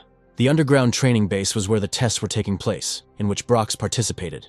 In front of him stood a large magical stone that he had to destroy. The man summoned all his strength and put it into his attack. After that, he rushed towards the stone and dealt it a powerful blow with his fist. However, he saw that his blow did not leave a single scratch on the stone. And then the man realized that his strength was still not enough. At that moment, two men approached him and asked if Brox was warming up, to which the man said that he did not expect them to come so quickly. The man with long hair and purple eyes was Ian, an S+ rank fighter. He said that he couldn't be late for such fun when Brox invited him to clear the SS rank dungeon. There was another man standing next to him named Arsini. He was an SS rank fighter. He said that he heard that their teammate had unique abilities, and he just wanted to look at his strength.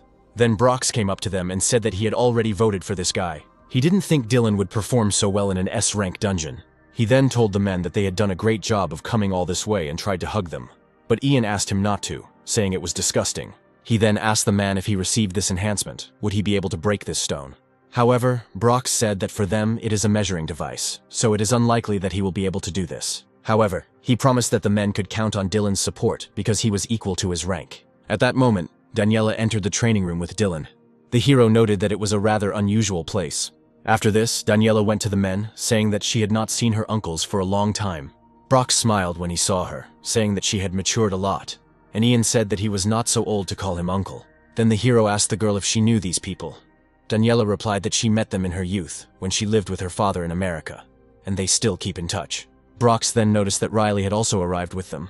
Then he said that finally everything was assembled. He said, as he had said before, they needed the consent of 5 people besides Dylan to join, and hoped that the guys had already made a decision.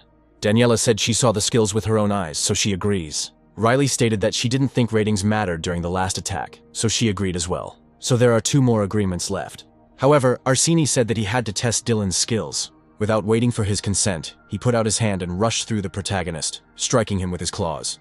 However, when he turned around, he saw that the main character had iron skin. Dylan laughed and asked if that was all he was going to check. Then Arsini said that in that case he would not hold back. He used a spell that caused magical threads to bind the protagonist's body. Then Arsini used his hands to pull these threads tighter. Riley thought about how they hadn't had that rule last time, and wondered how strong Dylan had gotten since then. When Arsini was convinced that his skills couldn't break through this guy, he said that his skill that changes his body is simply amazing. So he was more than satisfied with his abilities and agreed to Dylan joining them. Then they shook hands and Arsini introduced himself, saying that he was looking forward to their cooperation. Then the hero realized that there was one last consent that Jan had to give. Meanwhile, the man was already preparing for battle. Half of his body was engulfed in flames, and he asked the protagonist to take care of him. Dylan turned to him and asked if he wanted to fight him. The guy said that he wanted to make sure of his abilities, but at that moment Brox intervened in their conversation and asked Ian to wait. He said that even though it was just a test, it was too dangerous to fight an S+ rank fighter. Instead, he suggested testing Dylan's enhancement on this stone. However, Jan doubted that this was what he wanted. Brox then turned to the protagonist and asked him to strengthen Ian, but the man asked them to wait. He said that he would try to break the stone himself first. After this, the man released his power and summoned a huge fire hurricane. It was so strong that even the main character felt this powerful fiery heat. However, when the fire disappeared, they saw that there was no trace left on the stone. Then Brox laughed and asked Ian if he really thought he could do it. After this, he turned to the protagonist again and said that he could begin. Dylan then used several boosts and eventually used a mass boost. The fire on Jan's body flared up even more, and he also saw a system notification that all of his stats had been increased many times over. In literally 1 second, the fire on his body flared up to incredible proportions, something he had never seen before. After that, he completely transformed into a huge fire monster and immediately rushed into the attack. His impact was so strong that it caused an earthquake beneath the training hall, terrifying the workers there. The protagonist was surprised by how much of a boost he had given to the guy, causing him to knock out the wall of the training room with his punch. The girls who were in the room were also horrified by what was happening. The impact was so powerful that it simply burned the wall and created a huge tunnel leading outside. After that, the whole team went to prepare for the raid. Brock said that he was surprised that Ian broke through the reinforced wall. Then the main character apologized for overdoing it with the reinforcement. However, the man said that he did not need to apologize, because all this happened because Ian was drunk with his power and could not control himself. The man then placed his palm on the scanner to open the door to the dungeon. The protagonist noted that there was a lot of security in this place. Brock said that the reason was that while they were inside, they did not know what would happen outside. He then turned to the team and asked them to pay attention to his words. The man asked everyone to remember that it was Dylan who had to deal the final blow to Ikazel. After all the team members confirmed that they understood the plan, they headed inside the dungeon. Once they were inside, the first thing the protagonist did was send his drones out for reconnaissance. It was very foggy here, so it was difficult for them to see anything, so everyone had to stay alert. Soon the boys came across monsters that looked like huge snakes with human arms. The monsters turned to the people, asking how they dared to trample the temple with their dirty feet. However, Brox didn't want to listen to this and immediately rushed into battle, hitting one of the snakes with his strong fist. The blow was so strong that the monster flew off somewhere deep into the forest. However, the man intended to finish off the monster and, quickly jumping away from the trees, rushed after him. Then he dealt a crushing blow to his hand, which served as his main weapon. He then delivered another blow to the snake's chin, sending it flying back. After that, it was Arseni's turn, who used his magic threads to immobilize the enemy. He used the skill of total restraint. At this point, Brox asked him why he was moving so slowly. Arseni replied that containing such a number of monsters takes a lot of time. After that, it was Jan's turn, who had already assumed his fighting form. He snapped his fingers and declared it was over. After this, Arseni's threads, which encircled all the monsters, caught fire and began to burn the bodies of their opponents. With a snap of his fingers, the threads exploded, and then the guys were able to freely move further into the dungeon. At that moment, the protagonist realized how good the skills of the awakened SS rank were. The man then said that they needed to move even further. Thus, the guys spent 2 whole days in the dungeon. And at one point, Riley informed them that monsters were attacking them once again. When the boys looked up, they saw more snakes flying towards them at great speed. They used their huge hands to attack people. However, Daniela was a very strong fighter, so she was able to easily dodge their attacks. Taking advantage of the moment, she quickly dealt one of the snakes a crushing blow with her weapon, causing blood to gush from the monster's body. The girl's eyes burned with a murderous fire, confirming that she would fight in this dungeon to the last. However, she soon saw that a whole horde of monsters was advancing on her. Suddenly, the monsters opened their mouths and bright green energy began to glow from there. The girl did not understand at what point there became so many of these monsters. She knew that the first thing she needed to do was avoid the attack they were spewing from their mouths. However, this time the girl was unable to dodge, and one of the monsters grabbed her with its tail. As it turned out, it was the same monster she had recently stabbed, yet Daniela couldn't understand how he was still alive. Brox was horrified when he saw that the girl had been captured by the monster. But at that moment the protagonist immediately rushed forward, saying that he would take care of it. Meanwhile, the other 3 monsters prepared their attack and aimed it straight at the girl, who was immobilized at that moment. However, at the last moment, the main character appeared in front of her and used the reflection skill. Daniela was scared, but at the same time happy that the guy appeared in front of her at the right moment. Once his skill had absorbed all of the opponent's skills, he was ready to send them back to them. He opened a portal and fired poisonous energy back at the snakes, killing them. Meanwhile, the story moves to a hotel somewhere in China. In one of the rooms was Julia, who was beside herself with rage. She screamed that she would never forgive Dylan for what he did to her. At that moment, Camilla appeared in front of her, half of her body covered in armor. She noticed the terrible state of her beloved. She remembered the day when they were defeated and their master came to them. Then Camilla asked if he was really going to leave Julia without treatment. Valerio said that with her current skills, she would never be able to defeat Dylan, so there was no point in treating her. So until she draws out all her inner strength, they need to leave her anger towards Dylan as it is. Moreover, half of her face was damaged in the fight with that guy, and now this ugly face will always remind her of it. So he asked Camilla to stir up this anger in her. Julia was incredibly furious and seemed ready to kill everyone around her. She yelled at Camilla, saying that she didn't protect her. Then Camilla said that they were on a battlefield, and Julia couldn't allow herself to think that she would have dealt with Dylan if Camilla hadn't protected her. She stated that Julia was too weak and the only right choice was to just up and run away. The girl also said that it would be nice if Julia could just continue to live with this ugly face. At that moment, Julia burst into tears, telling Camilla not to dare say such things to her. She asked if Camilla thought she was going to stop there, that she was going to tear Dylan apart with her own hands. Meanwhile, the third day of the protagonist's group's stay in the dungeon began. At one point, Brock stopped them and said that they had entered a dangerous area. The hero asked him what this place was, and the man said that Dylan was here for the first time, so it would be faster. At that moment, they saw a powerful energy flying towards them from behind the trees. Soon, A-rank monsters called Katina emerged from there, and they looked like fish with human limbs, and also had armor and huge weapons. Brox then explained that they had entered the Katin colony. In the past, at this stage, there were not so many of these creatures. Then Arseny said that it was a long time ago, so it is quite logical that from that moment there became more of them. At this point, to the surprise of everyone present, the protagonist suggested that they should simply break through them. Brox asked him in surprise how he was going to do it. The guy then asked if he could ask the rest of the team not to make any sounds around the monsters, and the guy said they could do that. In that case, Dylan said he had an idea. As it turned out, he used the permanent invisibility skill on all members of the squad.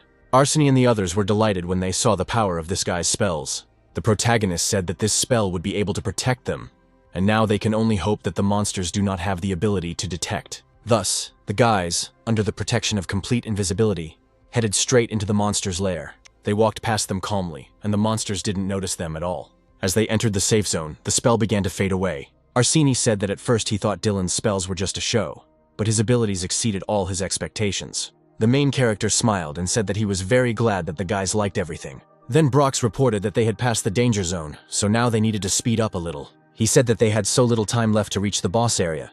They needed to rest and continue tomorrow. After that, they made a fire and decided to rest, sitting on broken columns. Brox thought it would be difficult for him to recruit Dylan because of Daniela. His abilities are too good to be treated with distrust. At least he decided that it was better to think about the Jongsong Guild and then about the Freedom Guild. At that moment, the main character approached him.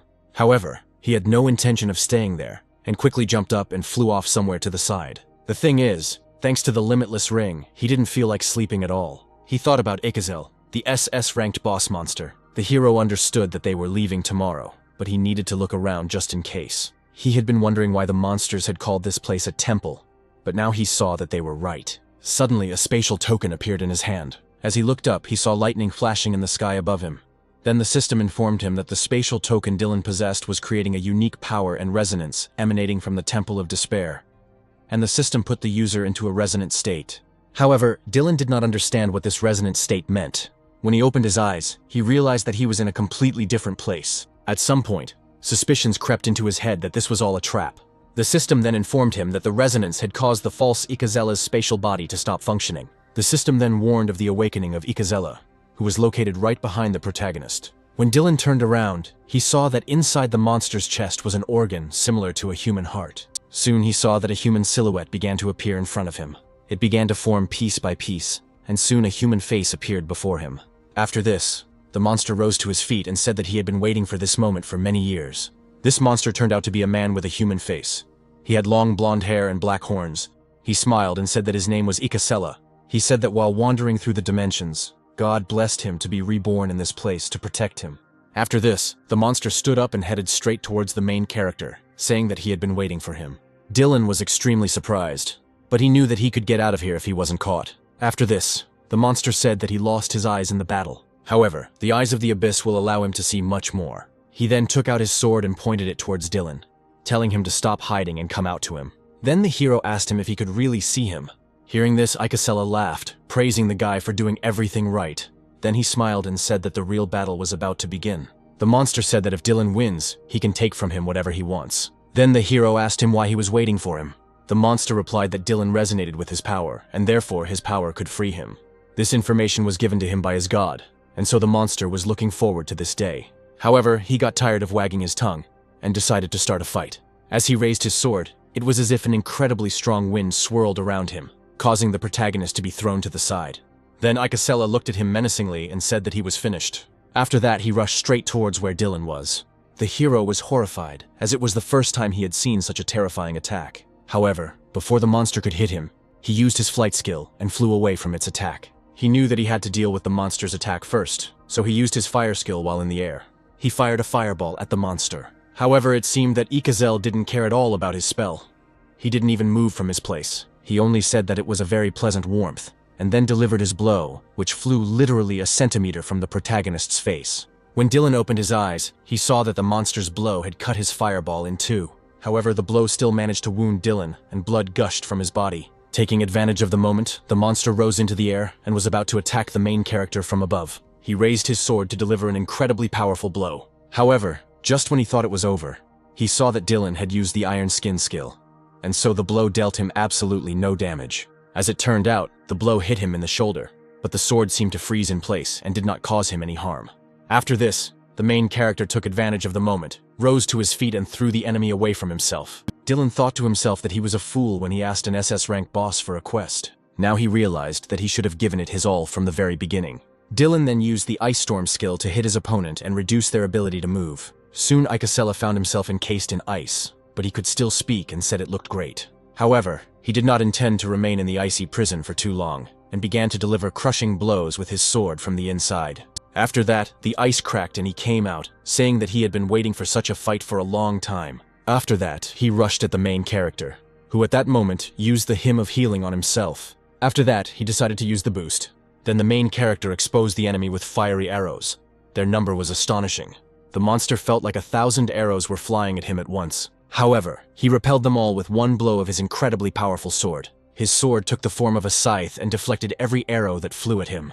When the protagonist realized that the scythe was now coming towards him, he immediately dodged the attack. From a safe location, he thrust out his fist, intending to cast another spell. He fired another round of arrows at the monster from behind its back. At that moment, the arrows reached their target and a powerful explosion erupted. The shockwave was so strong that the main character had to cover himself with his hands to avoid going blind. When the dust cleared, he saw that Ikasela had fallen to the ground and was on one knee. The monster was surprised that he was able to be knocked down. He realized that the guy used a consistent increase in strength, as well as all kinds of magic. When he looked up, he saw several copies of Dylan flying towards him.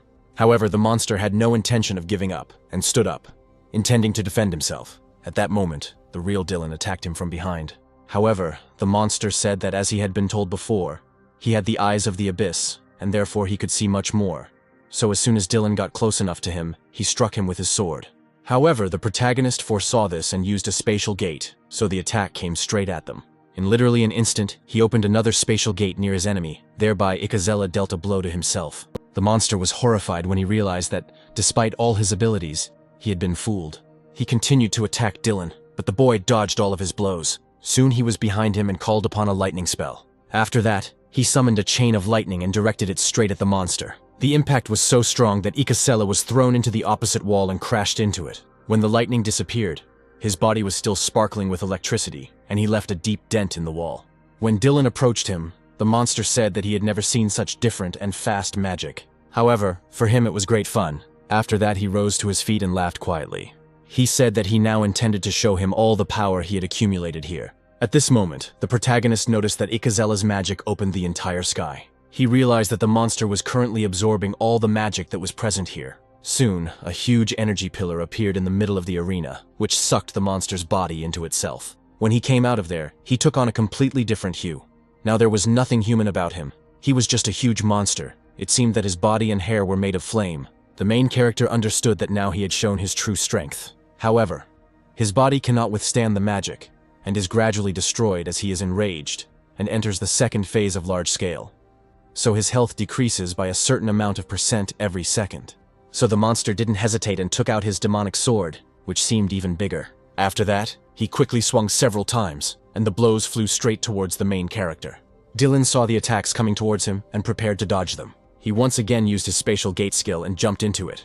He moved himself to a place that the monster had not yet reached. But he did not even notice that Ikasela was right above him at that moment, and raised his sword to strike. After that, he hit the main character and slammed him into the ground with all his might. From such a strong blow, the main character's shield broke, and he flew to the side, and fiery geysers also began to appear around the entire perimeter of the arena. Dylan watched in horror, not knowing the monster was capable of such a thing. Soon a bright column of light pierced the entire arena. At that moment, Brox felt some strange magic that he had never encountered before. Then Daniela ran up to him, looking extremely worried. She reported that Dylan was missing. His tent was empty. She hoped that he hadn't gone into that dungeon first, to which Brox replied that that couldn't have been the case since he wouldn't have attacked an SS rank boss alone. However, at this moment, Akron intervened in their conversation and said that his master was already in the temple. He said that he would protect them according to his master's orders. At that moment, Brox remembered his words about how even if the team members were confident in their skills, they still couldn't know what might happen inside the dungeon. Brox couldn't believe that the main character was risking his own life for some kind of excitement. Daniela then turned to the golem and asked him where Dylan was now. But Akron replied that his job was to protect them from danger. He said that he could not take them to a dangerous place where the master was now. Then Brox said that in that case there was nothing they could do. However, he asked them to prepare the others as soon as possible and follow him. Despite the golem saying it was dangerous, Brox rushed from his place towards the temple. At that moment, Irene appeared on the site, saying that she would follow the master's orders to protect the team members. After that, she flew after Brox. At this moment, the fight between the protagonist and Ikazella continued. The monster said that he thought he still had his energy, and looking at what he had managed to accumulate so far, there might be a limit to that power too. However, the main character was not going to give up either and used a power rocket. Thus, the two spells collided with each other. After this, Dylan touched one of the stones that the arena where they fought had broken up into. Then he began to quickly jump between the islands flying in the air. However, wherever he went, a monster appeared next to him. He attacked the parts of the land where the main character was, and so Dylan had to use acceleration. He then used the spatial gate to confuse the enemy as much as possible. While moving between the portals, he used a spell. When he got behind the monster, he placed a death mark on it. At that moment, Ikasella realized that Dylan had inherited this skill from Odium, which Dylan had also dealt with. Then he wrapped his tail around his hand, saying that he would take revenge on him for this. After that, he turned around and started to strike him with his sword one after another. Since the protagonist was immobilized, he was unable to dodge these blows and saw scratches appear on his body. The monster then told him that his resistance was pointless, seeing that the boy was about to use a healing skill. However, the main character directed his skill not at himself, but at Ikazella. The monster didn't understand what was happening as he used healing towards him. Then he realized that he had a death mark on him, causing the effect of increasing the target's health to change to decreasing it. At that moment, a wild pain pierced him, and he relaxed his grip, releasing the main character. His body seemed to be burning with fire, and the monster could barely breathe. Taking advantage of the moment, the protagonist jumped away from him and used a spell, summoning magical nails. He aimed them straight at the monster, and each nail sank into its limbs, which turned out to be a containment spell. After that, Dylan raised his hand up to cast another spell. Several magic rings appeared around his palm. He used a spell called Eternal Binding, and each of the rings headed towards one of the large islands that were around it. He tied the other ends of these bonds to the nails that were in the monster's body. After that, he clenched his fist, and Ikazella saw several islands flying at him at once, tied to him with magical threads. The protagonist watched as several huge stone cliffs fell on the monster at once. At this point, he also took out his pistol, preparing himself for the fact that he would still have to fight. As it turned out, he was right, because literally a few moments later the stones began to glow with bright red energy, indicating that the monster was about to split them. After this, there was a powerful explosion that threw all the stones away from the place where they fell. Then Ikasella flew out from there with lightning speed and immediately rushed at the enemy with his sword. There was anger in his eyes and he clearly had no intention of losing. He continued to press on the protagonist with his sword. At that moment, Dylan noticed that energy clots that belonged to the monster were approaching them. However, he did not lose his head and used magical portals in all the places where these clots were. At that moment, one drone flew out of each portal.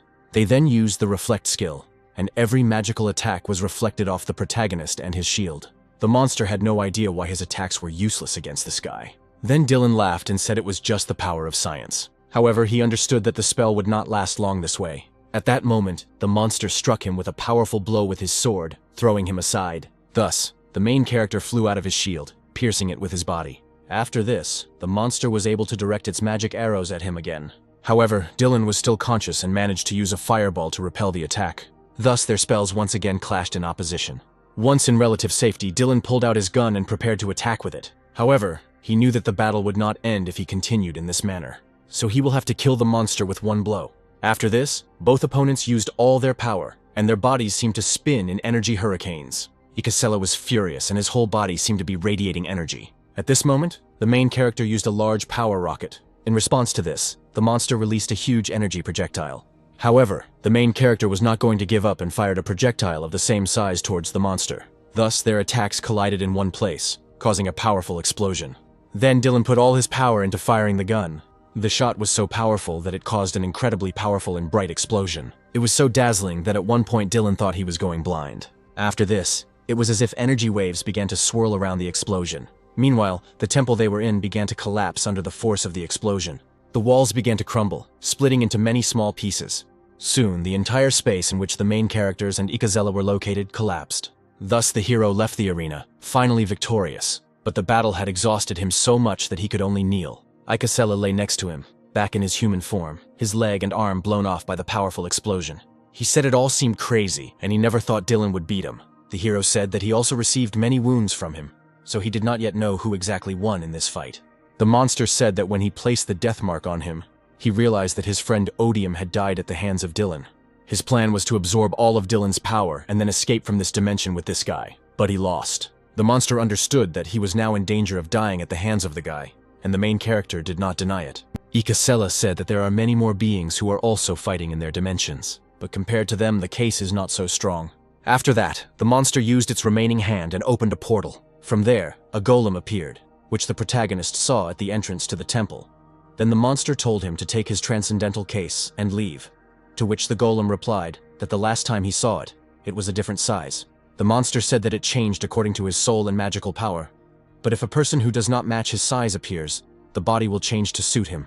The hero thanked him for this, and said that he would use it wisely. The monster then handed him his sword Eketes and asked him to kill him with this weapon. He said he wanted to rest in a warm place before his body got cold. Dylan obediently took the sword, and said that he would fulfill his request. After this, Ikazella asked the name of his great adversary, and the hero told him his name. Before he died, the monster said that his last battle with Dylan was beautiful. After the protagonist killed the monster, the system informed him that he had cleared the dungeon. After defeating Ikazella, the others arrived and helped the protagonist get out of the dungeon. After receiving intensive care, he woke up in a recovery room. Dylan knew he now needed to check what he had gotten from the fight with the monster. The system informed him that he had raised 3 levels, and his special skill had upgraded him to A rank. Currently, his mana limit was around 3,000 units.